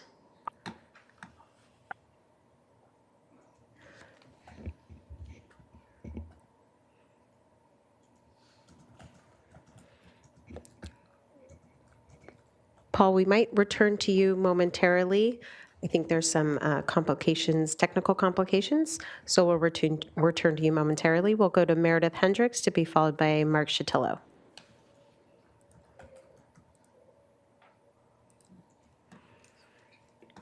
Good afternoon, Chair Capps and members of the board. My name is Meredith Hendricks. I'm the Executive Director at the Land Trust for Santa Barbara County. You just heard from our fantastic board chair, Laurel Perez. So in addition to her comments, what I would add is a little bit of color to say that the Land Trust has been able to achieve incredible open space preservation in the last 40 years of our existence, all of which has been within the current open space elements timeframe. And we've protected more than 58,000 acres of land for reasons of high quality natural resources, including habitat, but also agricultural lands and open spaces for the purpose of cultural protection, recreation, and access. And we're really looking forward to this opportunity to set a high-level vision for the county.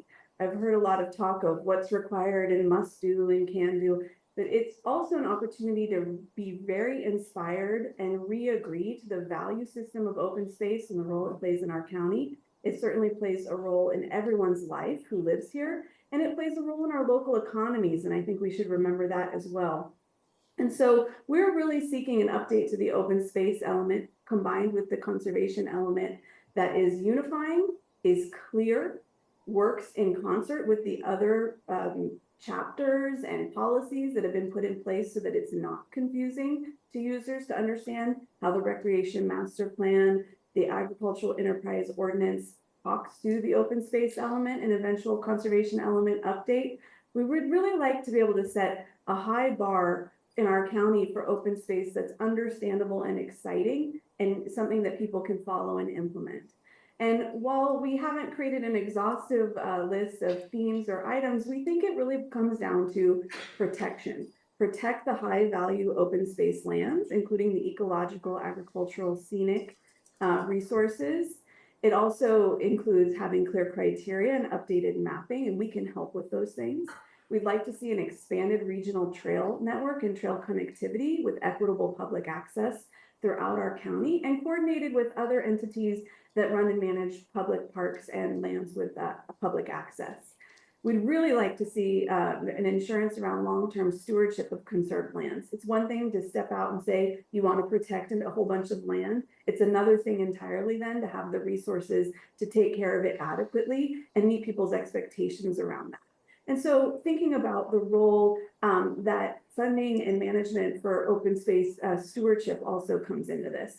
And then being able to grow our public park system belongs in the open space element because we do have a desire to see our open spaces expanded. And as communities grow, as we increase housing, as we drive economic vitality of our communities, we need to add parks to that mix as well. So the Land Trust is here. We're eager to partner with the county and work throughout the process of the update of the open space element. We do hope it will be a robust effort. Option 2, fine. Option 3 would be preferred. I agree with Supervisor Nelson, it shouldn't be called high. But really thinking about setting a vision for what will serve all of our communities the best. And the Land Trust is very eager to be a helpful partner to the county on this. Thank you. We will now go to Mark Shatillo to be followed by Noah Boland. Mark? Good afternoon, members of the board. I'm Mark Shatillo. I'm speaking today on behalf of the Committees for Land, Air, Water, and Species. The board should remember that the general plan sits atop the county's land use planning hierarchy. It is the constitution for all development.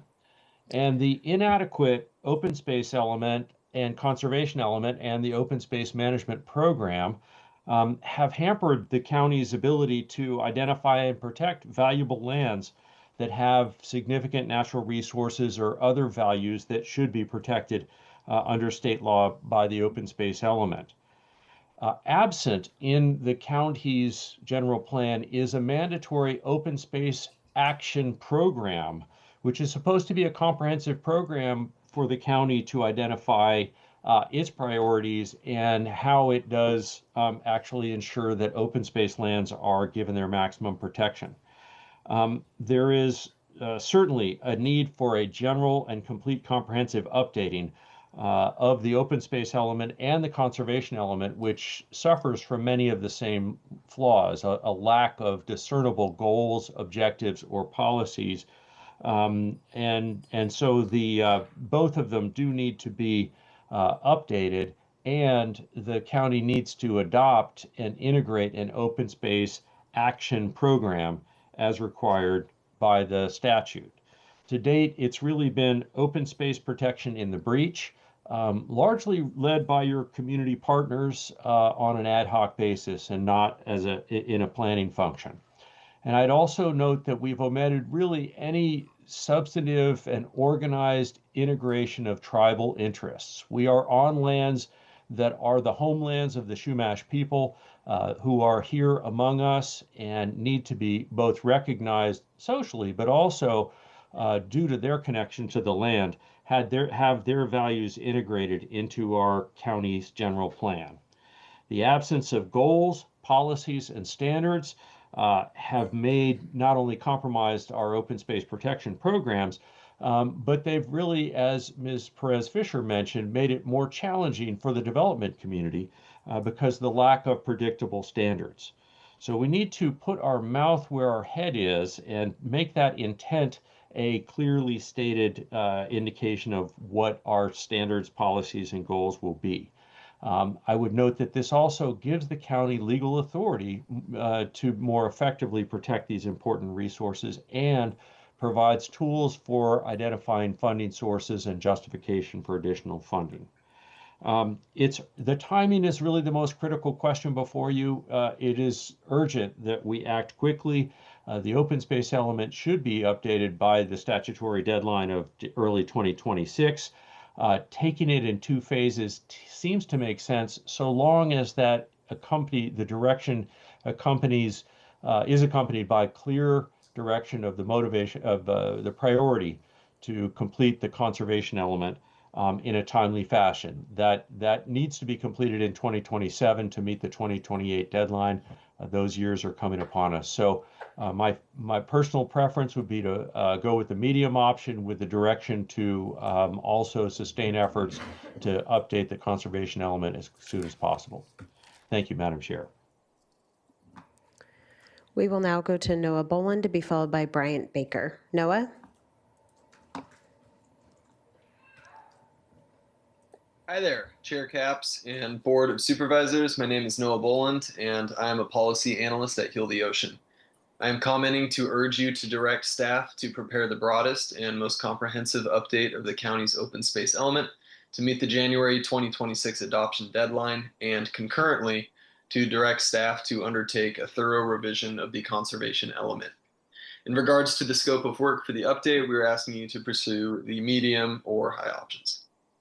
We understand the budget constraints that the county is working with, but we feel that the medium or high options will ultimately provide future cost efficiencies, in addition to supporting more robust environmental analyses and opportunities for rewilding, climate resilience, and equitable access to open space. At Heal the Ocean, we are exploring opportunities within the county for restoration projects that could provide benefits for rewilding, climate resilience, equitable access, and coastal resilience. The tasks listed in the higher options, such as working with land managers, prioritizing lands for rewilding and open space designations, and making recommendations for future study and planning efforts, would all be really helpful to Heal the Ocean as we explore opportunities to restore natural ecosystems. Updating the open space element so that there is identification, prioritization, and planning for the rewilding of county spaces is a crucial step in combating Santa Barbara County's accelerating climate change impacts, species decline, water scarcity, and public demand for accessible natural lands.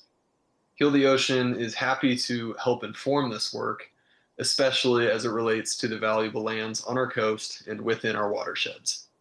Revision of the conservation element is also necessary, but we understand the constraints of the January deadline. We encourage you to direct staff to prioritize revision of the conservation element to comply with AB 1889. This will not only modernize the element and ensure the county is not missing crucial opportunities, but will also provide necessary consistency with the updated open space element. Thank you. We will now go to Bryant Baker to be followed by Candace Medigan. Bryant?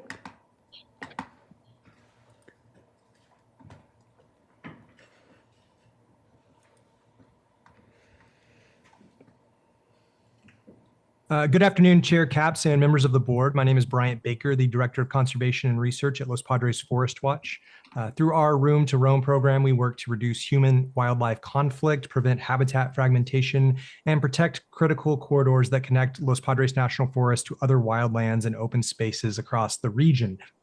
We greatly appreciate staff's consideration of AB 1889 as the county works to adopt an approach to updating the open space element. We strongly recommend that the county adopt option 3, the high option.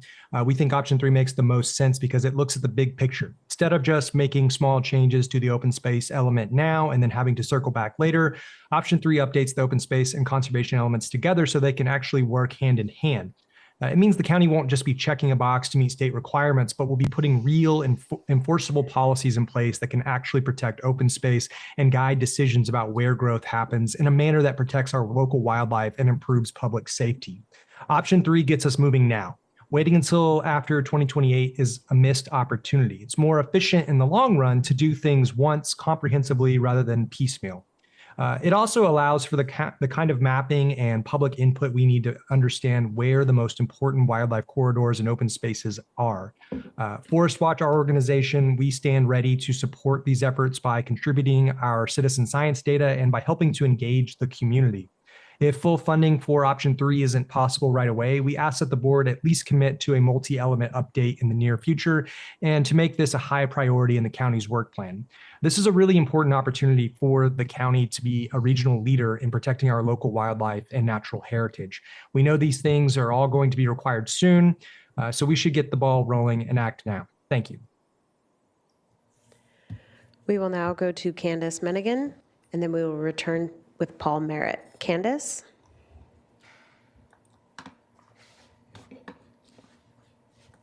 Good afternoon, Chair, Caps, and Supervisors. My name is Candace Menigan. I'm the Executive Director of Coastal Ranches Conservancy, an environmental nonprofit dedicated to protecting and conserving and education along the Gaviota Coast.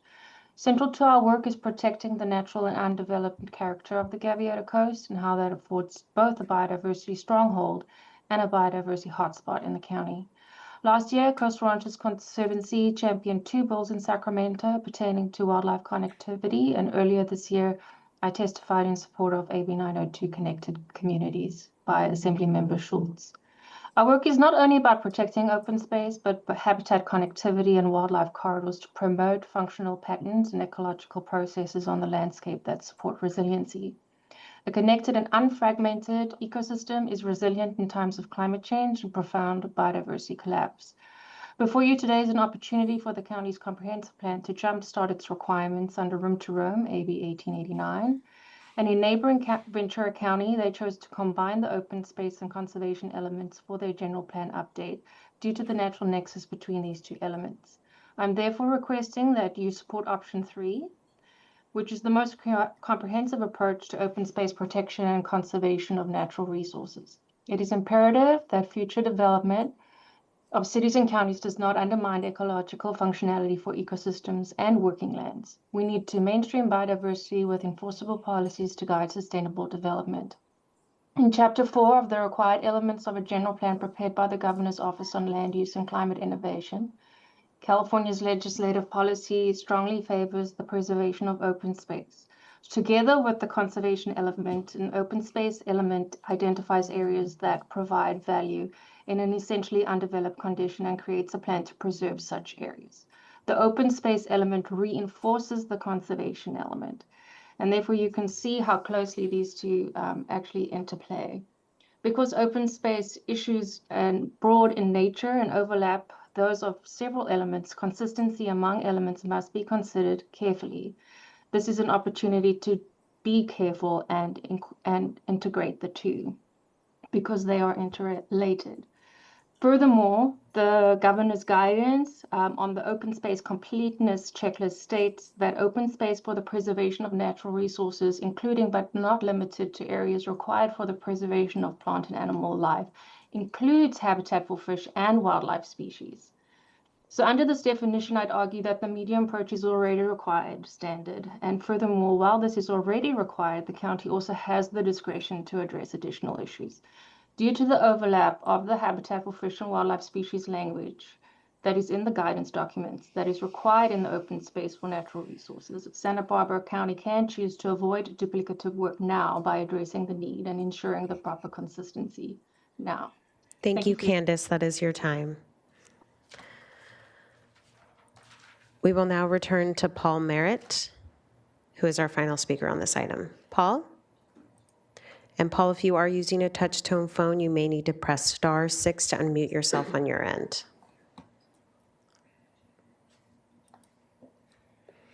Fortunately, we can't hear you. I see that you are unmuted, but I can't hear you.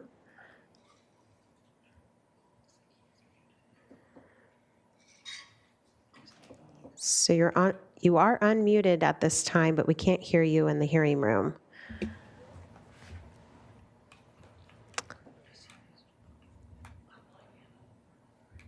Perhaps if you're using some headsets, that might be disabling your volume.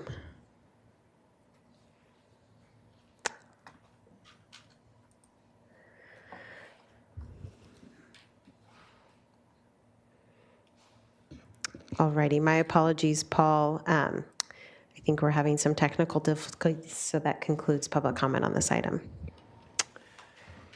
Thank you to the members of the public. Okay.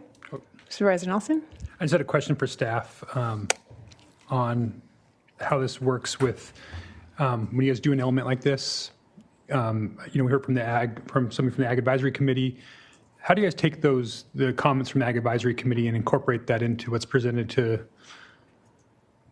on a policy like this? And would our direction on that be helpful to you? So I'll start, and Mr. Tuttle can add on if he wants to. So oftentimes what we will do is we will present information like, for instance, the environmental justice element. We took it to the Ag Advisory Committee, listened to some of their comments and critiques. We then took those comments, went back, made some changes based on the information they had given us, and then we went back to the AAC and explained what the changes were that we made. And then we indicated we would move on to the Planning Commission. If they had additional comments, they could provide comments to the Planning Commission directly. So that is typically what we do with our work with a committee like the AAC. Okay. And we did a lot of work with them on the Ag Enterprise Ordinance as well. Right. Yeah. Okay. I guess my request would be on this, that you guys also report back to the Planning Commission with the critique that you get from them. I mean, I know you guys made some changes on the environmental justice one, but I think it's, since it is important, especially open space, that's a big part of it, that I think it'd be important to relay to the Planning Commission and make sure you connect those dots, because I think that sometimes that's missing. And to ask a bunch of farmers to not only come to AAC meeting, but now have to go show up to a Planning Commission hearing to make sure that their feedback is given is a little disingenuous. And I think that's something that really should be coming from staff. And so I guess I'm going to give you guys some direction here, hopefully that the rest of the board supports, is making sure what you guys are getting from the Ag Advisory Committee can get pushed through this entire process. Supervisor Nelson, through the chair. So I think we could certainly, in staff reports in the future, include the feedback that we got from the Ag Advisory Committee so that they see the direct comments. Yeah, I think that would Planning be Commission. helpful for planning commissioners and eventually board members when we see it too. I think that's really important. We have this committee, we say that agriculture is our most important industry in our county. It's our number one industry by dollar. And, and we have these professionals there that really we need to be leaning on. And so having their input is really important. And I really want to make sure that gets added into our planning process. Thank you.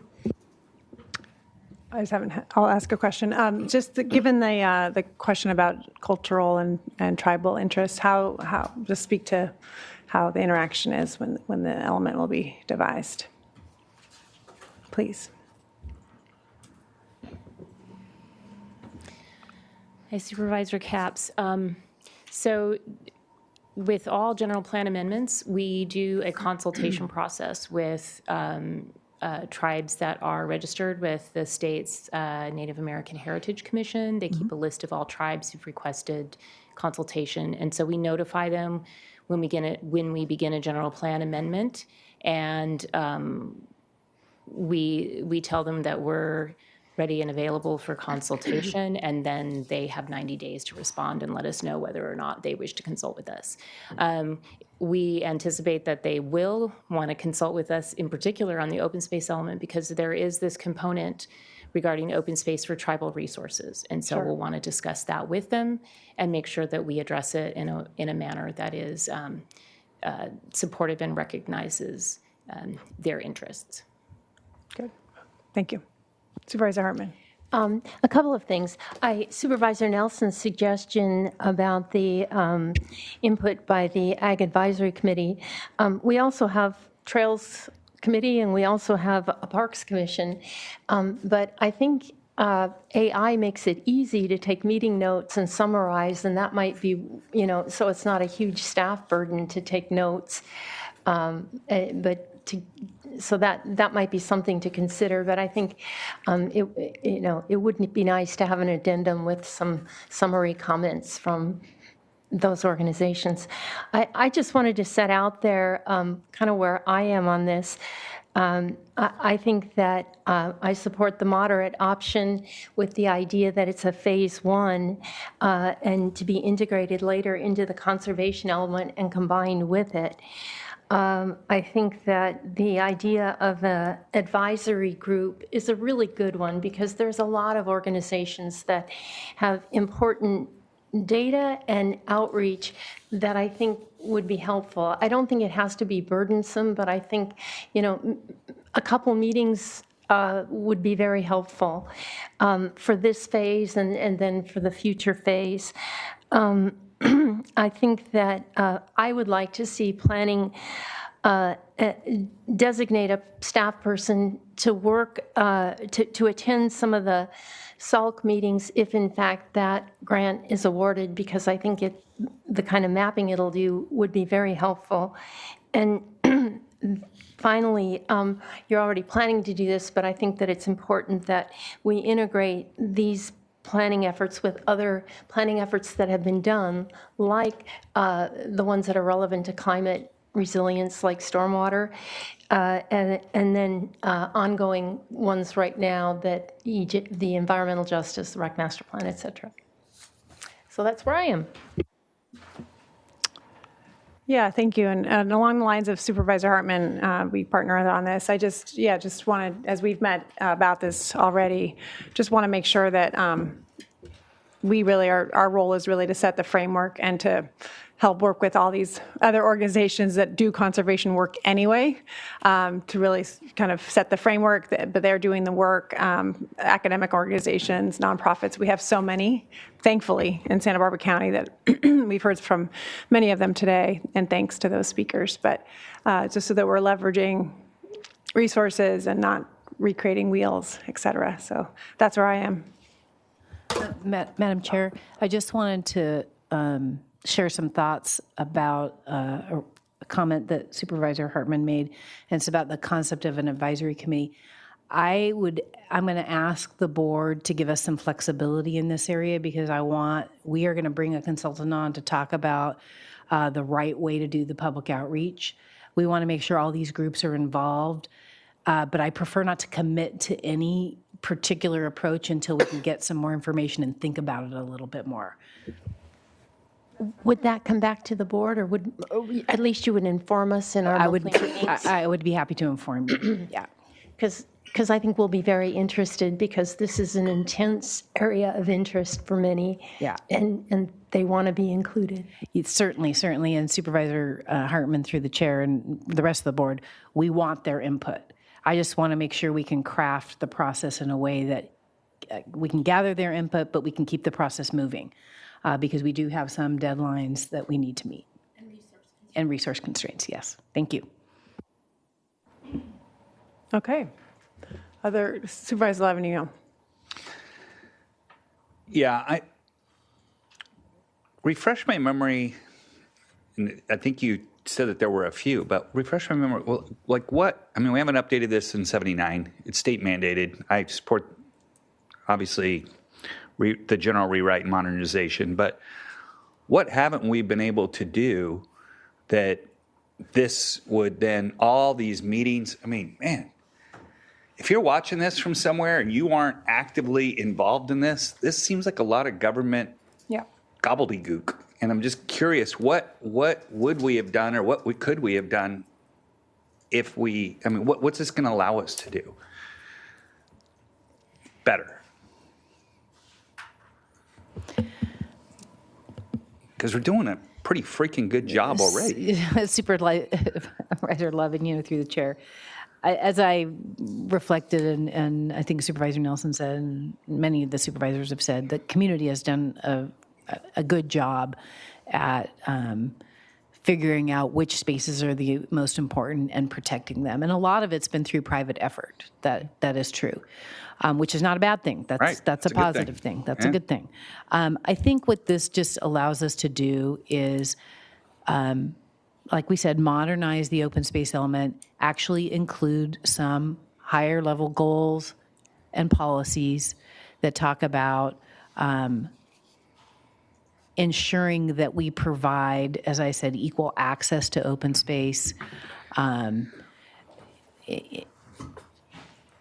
integrating things like the recreation master plan, also using open space to address the climate adaptation, so things that we've already talked about. So it is going to allow us to set sort of this bigger picture objective of the county. And that's certainly, I mean, that's what our general plan is supposed to do, is to set these guiding goals and policies for how we move forward. And we are woefully out of date. Yeah. Well, I'm good. Looking at slide 8, where it just talks about the consultant total, I like the one that says 0 cost. I mean, even moderate's not that expensive, but and it's already in the work program. Okay, I'm good with low. And I agree, saying it's low makes us feel like we're not doing anything. It should be awesome, super awesome, and extra super awesome or something. I appreciate those comments from the board. As I was watching the PowerPoint and she said, Julie said low, I thought, why did we name it that? So comment noted. Okay. Supervisor Hartman. Well, I would just like to add on the answer to Supervisor Lavanino's question. We do have a lot of development pressure in the future coming. We have a lot of fragmented habitats. If you could combine, it's easier to, fragmented has a lot less value.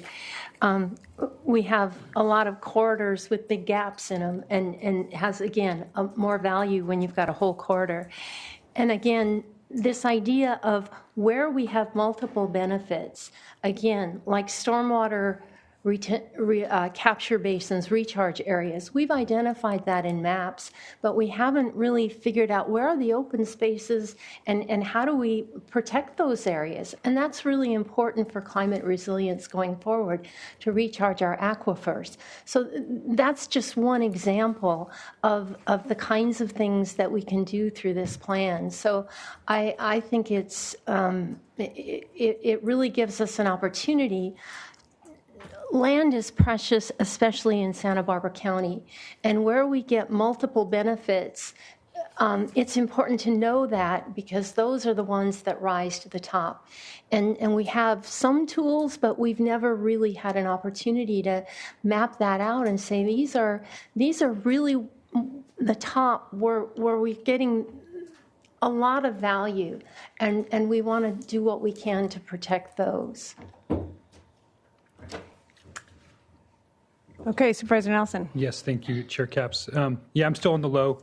I just want to, I think, what they say is if you do what you've always done, you're going to get what you're always going to get. And I think that, it's very telling today that we had, 3 speakers for ICE, but we have 13 for this one, because in our county,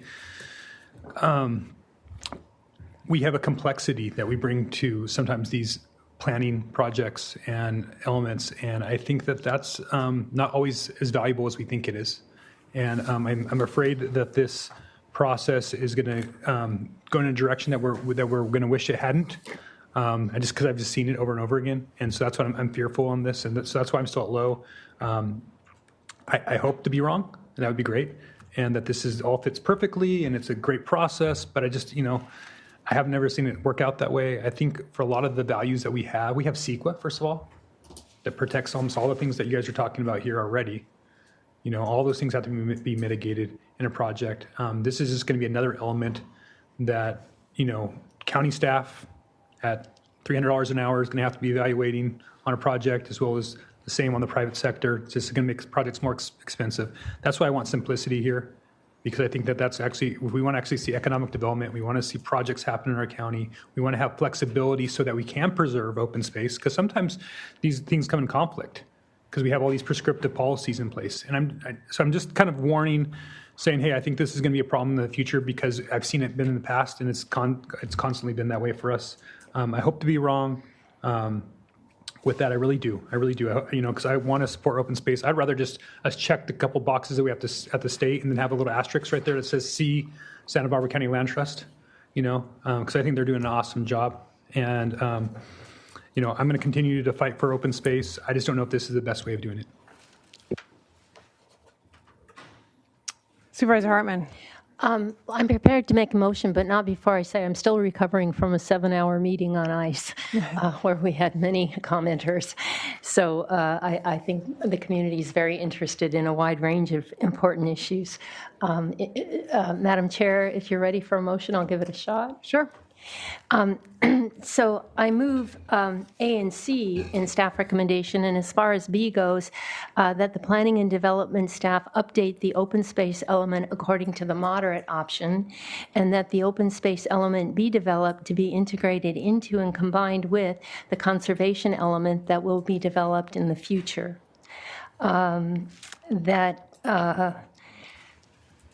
We integrate the open space element with other existing plans and ongoing planning efforts to address the goals of access, climate resilience, and rewilding.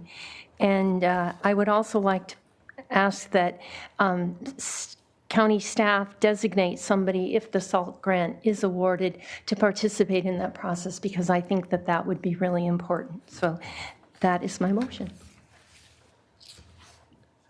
I'll second that. So we have a motion on a second. Do we want to do a roll call vote on that? For discussion. So does discussion. that include agriculture being incorporated into the discussion? I think there's no question that tribes, agriculture, all of these, and I think P&D asked that they have some discretion about working with their consultant for an not saying an advisory group.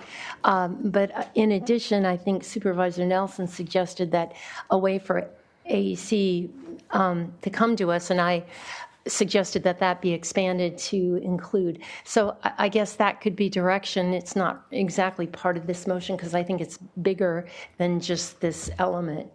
Got it. Thank you for clarifying that. Does the motion make sense to Director Plowman and the team? Yes, thank you. Okay, great. Okay, let's do a roll call vote, please. Supervisor Lee? Aye. Supervisor Levanino? No. Supervisor Hartman? Aye. Supervisor Nelson? No. Chair Capps? Aye. Motion passes 3-2. Okay. Thanks so much. We will move on to our last departmental item, number 4. Chair Capps and members of the board, departmental item number 4 is from the County Health Department. It is a hearing to consider recommendations regarding a resolution for environmental health services, EHS, relating to retail food facility fees. Yeah, first, Supervisor Lee has a comment. Good. I just want to say that I got a letter from the FPPC that I can participate in this discussion. Oh, great. Thanks so much. Okay.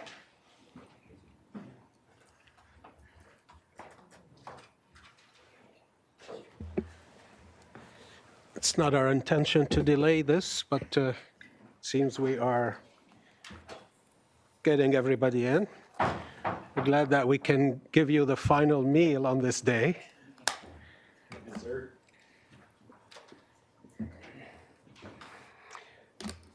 Good afternoon, Madam Chair and Supervisors. I'm happy to present the last item for today. With me are our Deputy Director for Operations, Lars Seifert, as well as our Chief Financial Officer, Gus Mejia, as well as Jason Johnson, our Environmental Health Service Director.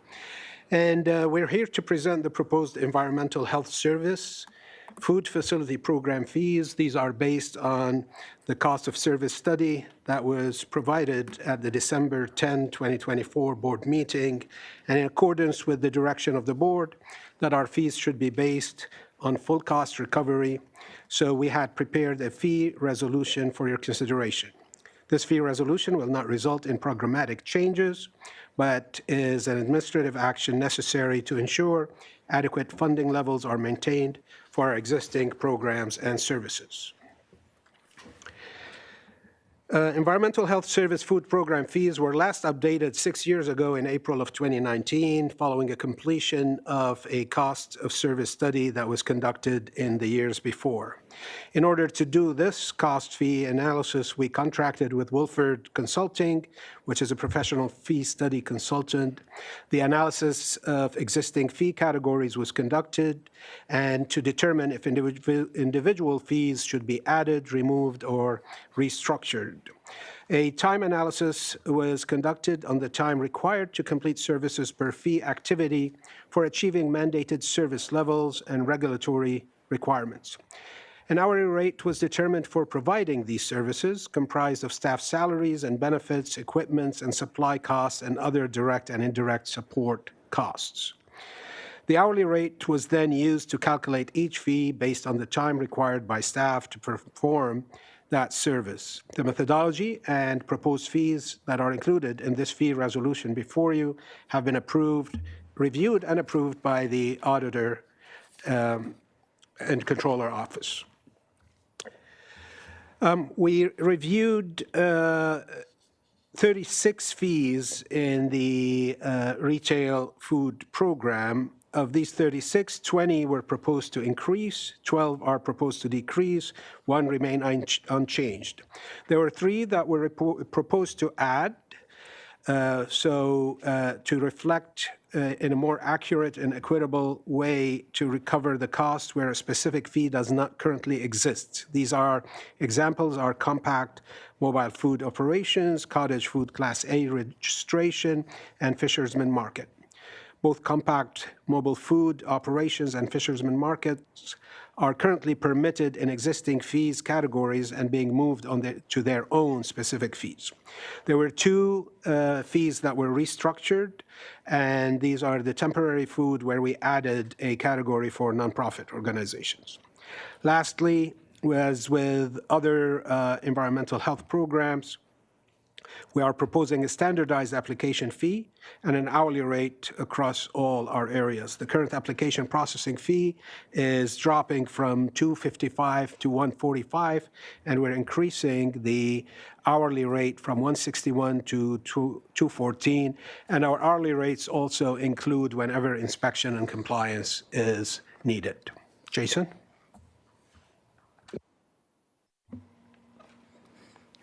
As a fee-for-service regulatory agency, the proposed fees provide full cost recovery to our EHS oversight in the individual activities. These fees presented are a sample of fees showing current fee, proposed fee, change in cost to achieve full cost recovery. For example, a food annual health permit of 1,501 to 3,000 square feet is your typical restaurant. A mobile food facility, food prepared in the vehicle, is a food truck you would see on the street or a parking lot. Cottage food is home-cooked foods from a state-approved food list that do not require temperature control for safety, with Class B being able to sell indirectly and has a higher gross annual sales limit versus a Class A. And school dining facilities are your school cafeterias, and satellite dining facilities are limited food prep operations on the same property and in conjunction with a permanent food facility, but in a different structure or area on the property. A list of EHS fees and proposed changes being considered today can be found in Appendix B. Additionally, EHS is proposing to evaluate fees on an annual basis with the ability to come back to the board once a year to adjust fees based on % change of the reference consumer price index, similar to planning and development, public works, and other EHS fees.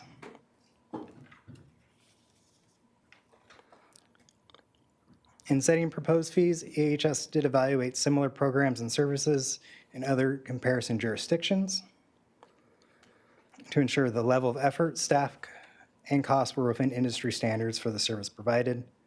The following 3 slides will present comparisons of common fees with comparison jurisdictions.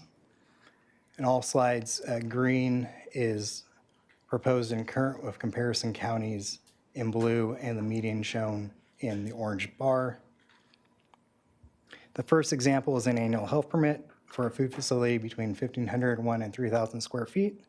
This composes 29% of our permitted food facilities, with the 501 to 1,500 square foot category, which is another 34%. These make up our largest permit categories.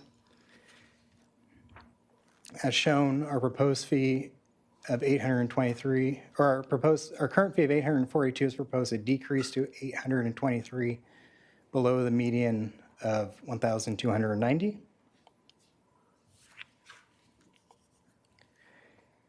This next comparison is for mobile food facilities, food prepared in the vehicle. This is 54% of our mobile food permits. Again, our current fee of 468 is proposed to increase to 542, and again, below the median of 652 of comparison jurisdictions.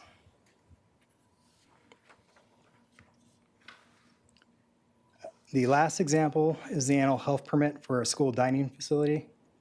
The annual fee is proposed to increase from 585 to 806, but does remain below the median of 1,039. Ventura County is not shown as they do not have a specific school category. They charge the same as a restaurant, with their fee ranging from 728 to 1,311 based on the size of the facility. San Luis Obispo does not charge a fee for schools. However, they receive non-user fee funding to support their program. It should be noted that schools are inspected at least twice a year in order to meet their federal USDA school nutrition program requirements. Additionally, for schools such as junior highs and mainly high schools that have multiple facilities, they also have satellite dining facilities in addition to their annual health permit, and these are proposed to decrease from 410 to 253 versus a median of 458. As part of the process of developing and bringing these fees to the board, EHS did conduct public outreach, including 7 stakeholder meetings, both to discuss the process as well as the fees proposed. These included separate meetings focused on cottage food, temporary food facilities, and temporary food facility nonprofit event organizers. Based on the feedback from nonprofit event organizers, we are recommending no change in the event organizer fee for temporary food facility nonprofit event organizers with 2 to 6 booths. Participants in all public meetings were the general community, permitted facilities agents, and other government agencies. These were announced via emails to regulated facilities, contacts, and other stakeholders. The cost of service study, meeting times, and both phone and Teams links were provided on our public notice and announcement page also. Thank you, Jason. Thank you. We asked the board to, in order to approve our fees and obtain full cost recovery, we recommend that the board take the following action: to adopt and approve and adopt the resolution amending the fees for retail food facilities, to approve, ratify, and authorize the Director of County Health or designee to extend the term and make certification for the grant funding allocation award of $44,548.47 in Assembly Bill 178, Local Government Micro Enterprise Home Kitchen Operation Assistance Program funding through the California Conference of Directors of Environmental Health for the period of May 31, 2025 through November 30, 2025, with no change to the total grant amount. Just for clarity, this is a grant that extends and ties to our food fees as well as the food safety program, basically, where we look at the micro enterprise home kitchen operations. And finally, find that this recommended action is exempt from CEQA review. Thank you. Thank you so much. Supervisor Lavanino. Thank you. I'm curious on the on the outreach, the public outreach, and I know I'm very impressed with how much you did. I'm wondering how much response you got. Were people attending, listening? We had attendees at every single one. Some only had 1 or 2 people. One had 50. Nice. Okay. Yeah, and we did it over January, February, Ag Advisory Committee, which we didn't include here because that was mainly focused on our other fees. Right. And then we did another one in April towards the nonprofits. Okay, I just want to, I don't know if any other departments are listening or anything, but this, for when you do fees increases, this is kind of the gold standard for me, is that it did a lot of good things. First off, instead of just saying across the board, fees are going up 3% or 5%, there was full analysis of each one, and some went up, some went down. We got rid of some, we brought some new ones in. The fact that you reached out and did all the comparison counties, it really helps us when I have a constituent that's really upset. I can say, yes, I understand. Thank God you don't live in Marin or Sonoma. Well, I wish I did, but the outreach also. And then the fact that I don't really think we have much public comment on an item that I get a lot of public comment on in my office of people that, restaurant owners, event place that do food. So I think you guys did a really good job. And a lot of this just makes sense, so appreciate it. Thank you. Supervisor Nelson. Yes, thank you, Chair Capps. Are enforcement costs built into these fees? They are. Right. Yes, as part of the fee structure, there is a certain amount of enforcement that's included into this. It doesn't always encompass or envision, obviously, a larger effort such as your unpermitted food vendors. That was not built into the fees because it's more the routine complaint response and things like that that are built into the time for that fee. So the enforcement cost that's built into this is only for those who are in the program? Supervisor Nelson, through the chair, it's primarily the people that are in the program, but it does include general public complaints and things like that that would be for both unpermitted and permitted facilities. But it is minimal for unpermitted facilities because then the whole intent is basically we do the enforcement, we get them into a permit category, and then basically do our inspections. Sure, no, I understand that. It just there's something about, basically taxing the people who are actually following the rules to pay for the people that aren't, to get them into compliance. That just doesn't sit really well with me. And that's what I've always kind of brought up when it comes to fees in general. I think that there's the reason why we're able to charge fees is that as a governmental agency, we are charged with protecting the health, safety, and welfare of the general public. And so it's not just, so we have a responsibility to do that, not just the permit holder. And so I always felt like that should be a shared cost. So I've not been a proponent of 100% cost recovery. Budgetarily wise, when it comes to June, I am, but generally as a philosophy on government, I think that there should be some shared responsibility that also puts the onus on staff to own some of the process too. Because when we just put it on the permit holders or an applicants, there's no real incentive there, except for you guys, because you guys are doing it's a one-time fee. It's not necessarily hourly, so I do appreciate that element to this. One of the things that I was kind of looking at with this is, what are we charging? I think businesses, they're used to paying fees, right? They're paying taxes, there's fees, it's cost of doing business. And those ones I have less of an issue with. It's the ones that, are only touching environmental health and food services on a rare basis. Maybe once a year, maybe every couple of years, maybe let's have a fundraising barbecue.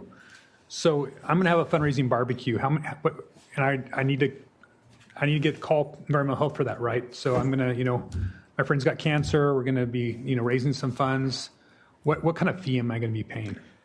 I believe, and Jason can add more, this is why we created a new category for nonprofits, and it is based on the size of the event, and this needed or necessitated the two different rates. But Jason, if you can add flavor to that.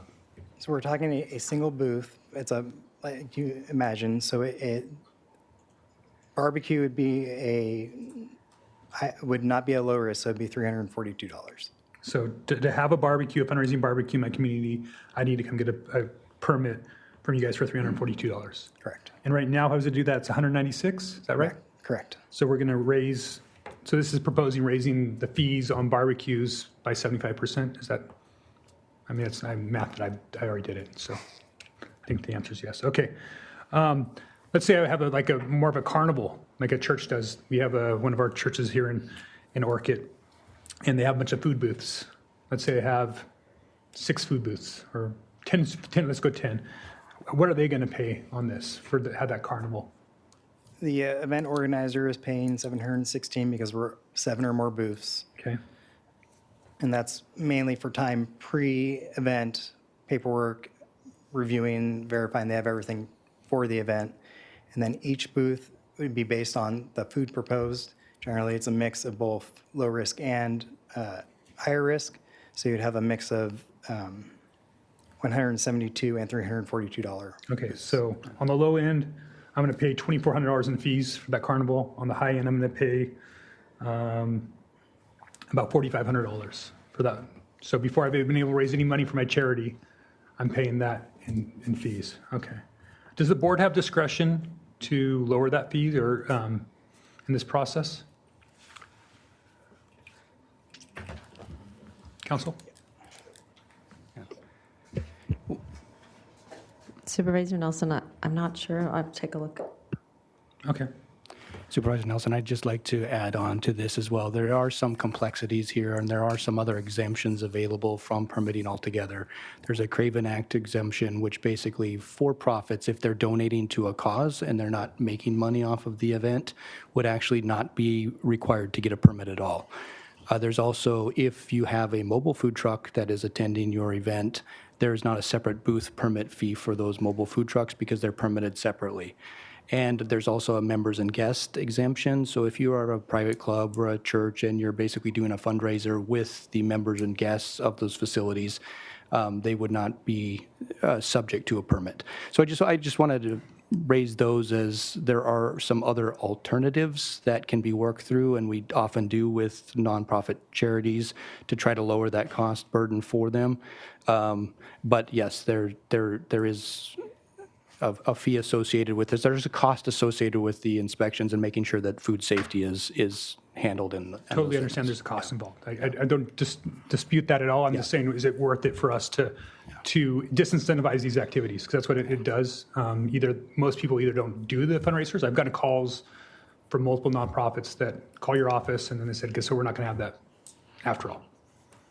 I recently had a youth group call me and said, the first 50 sandwiches we were selling, it goes towards paying off the permit to be able to have the fundraiser. And so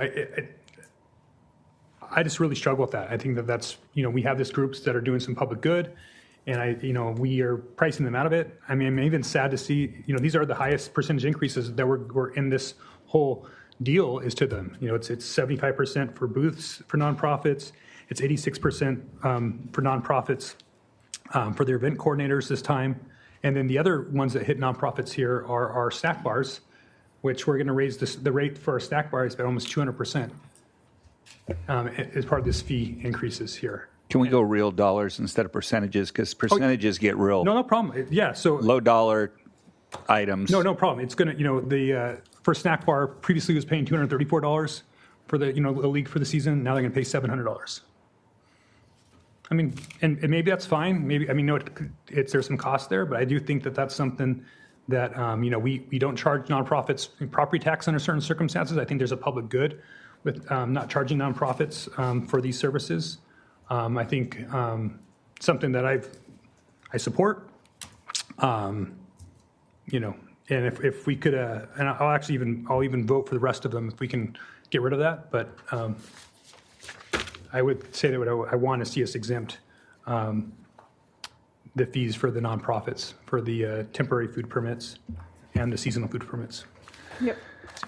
Yep. Yeah, I don't disagree with that, but I'd like to see what is that.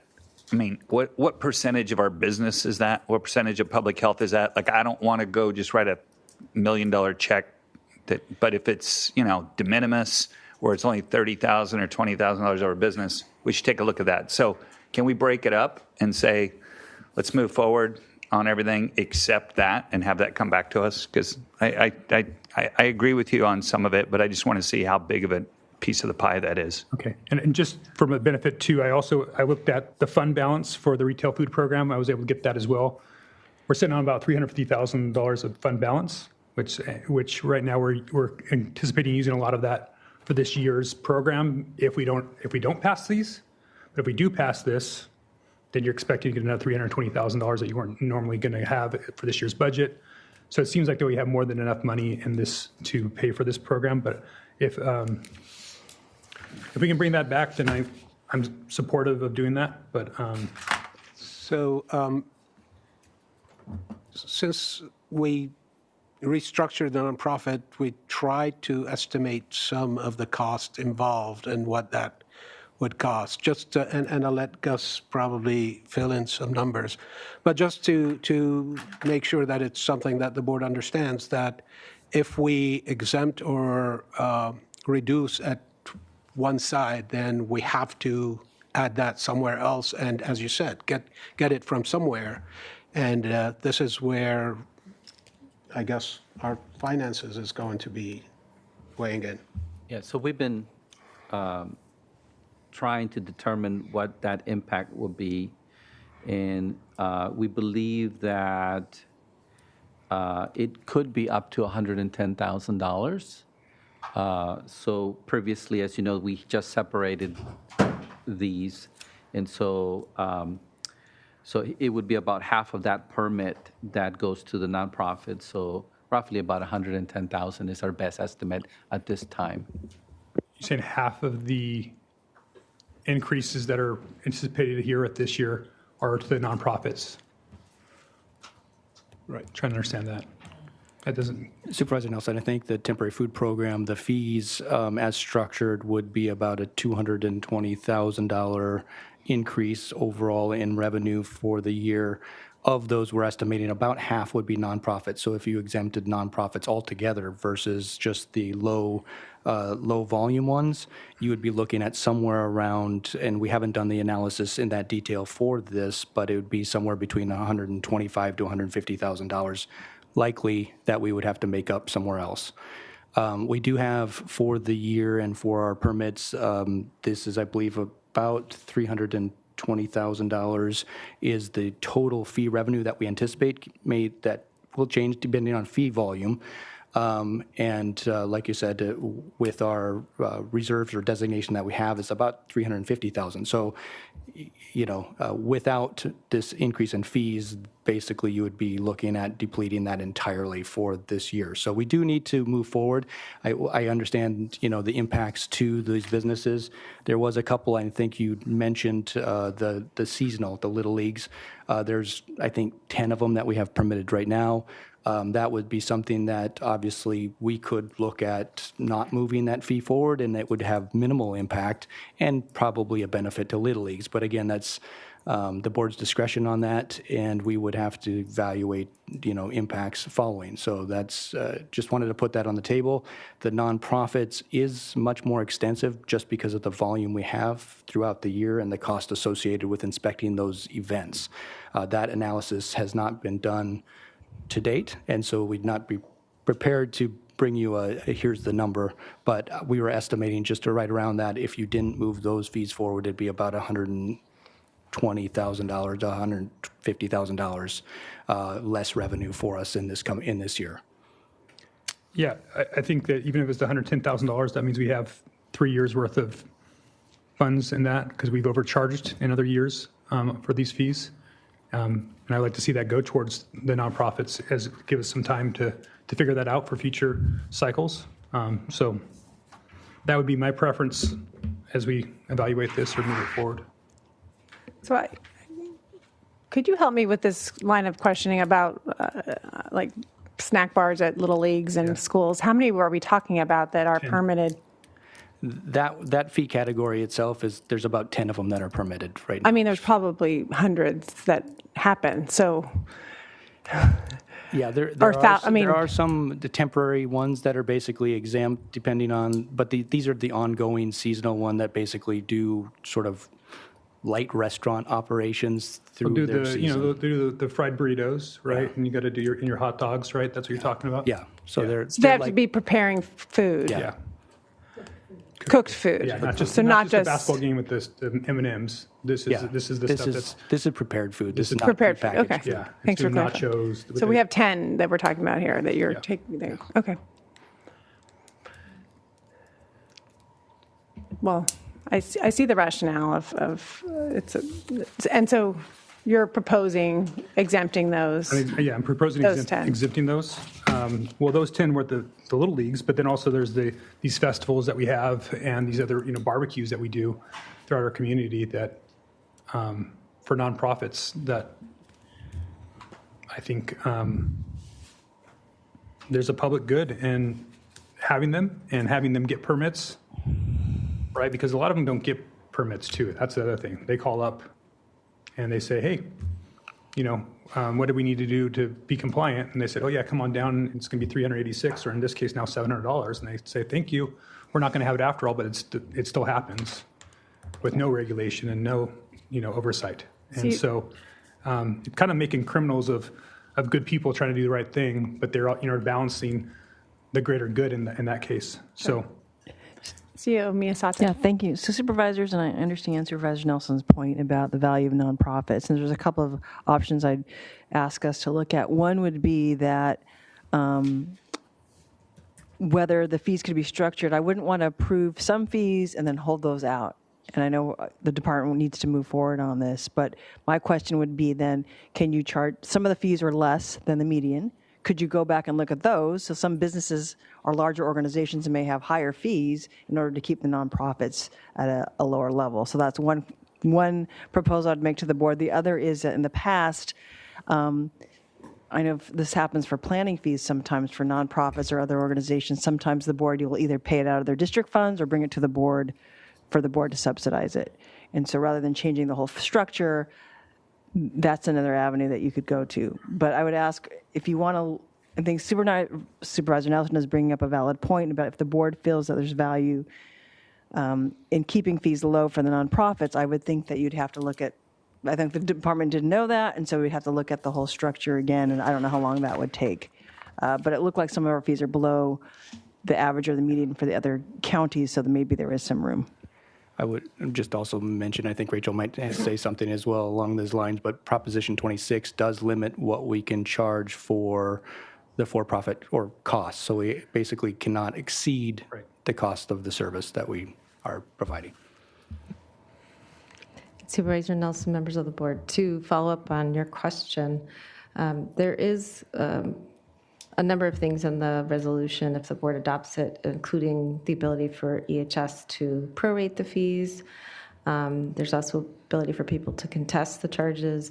And then to your direct question, there is the ability for someone to seek a waiver. And the board would need to make a finding that there's good cause. And then typically that's where backfill funds are identified if needed. Supervisor Lee. So just a couple of ideas. Could we do a one-year program where we can identify these costs, how it actually impacts us?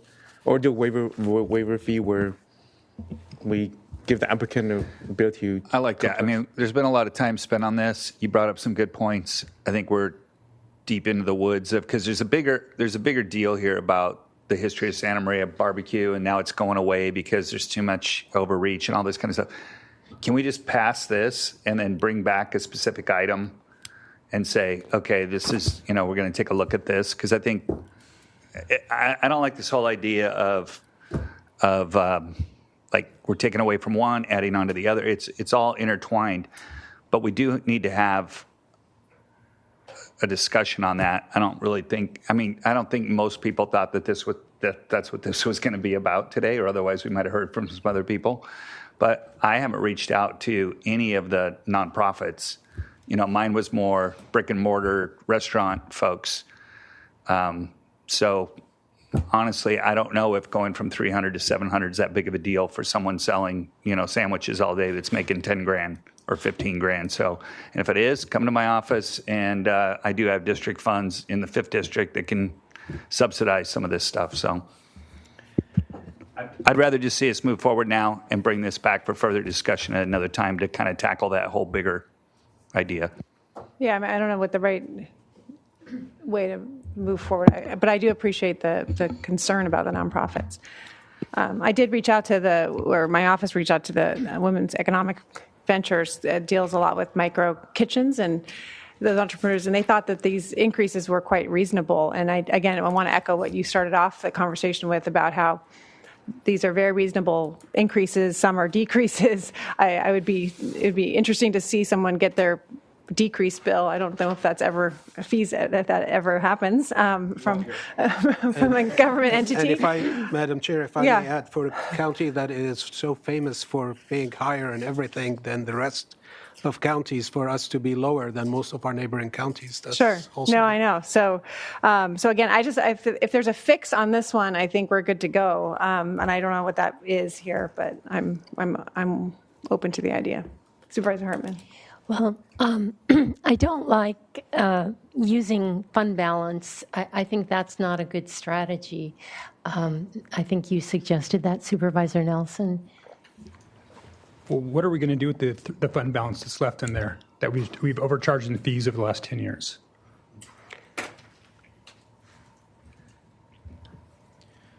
So that fund balance is there in case we have overruns or in case, there's a need for the department, but that's the primary purpose of that. And supervisors, many of our departments that charge fees because it depends, it's up and down, but they have a level of fixed costs. They do carry some fund balance because of that, just as Gus said.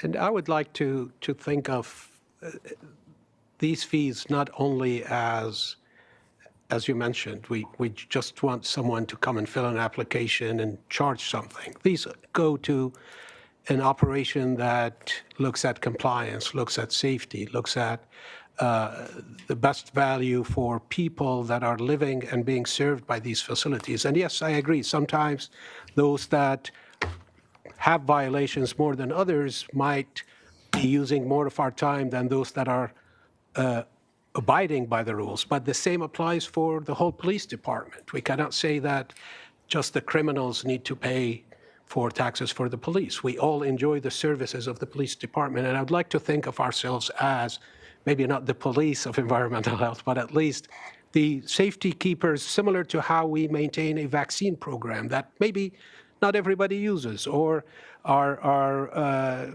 disease control program that only specifically looks at those that are infected. But yet, that process is ensuring that those that are infected are not infecting others.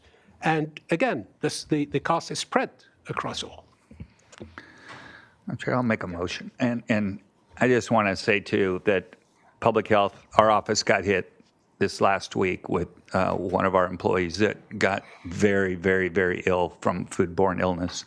And it wasn't the doctor's office that called and responded. It was public health that tracked that down and was trying to determine exactly where that food came from. So whether it's, and I eat the freaking deep fried burritos at the baseball games, I do. They probably have a lot of salmonella in them, but they do taste good.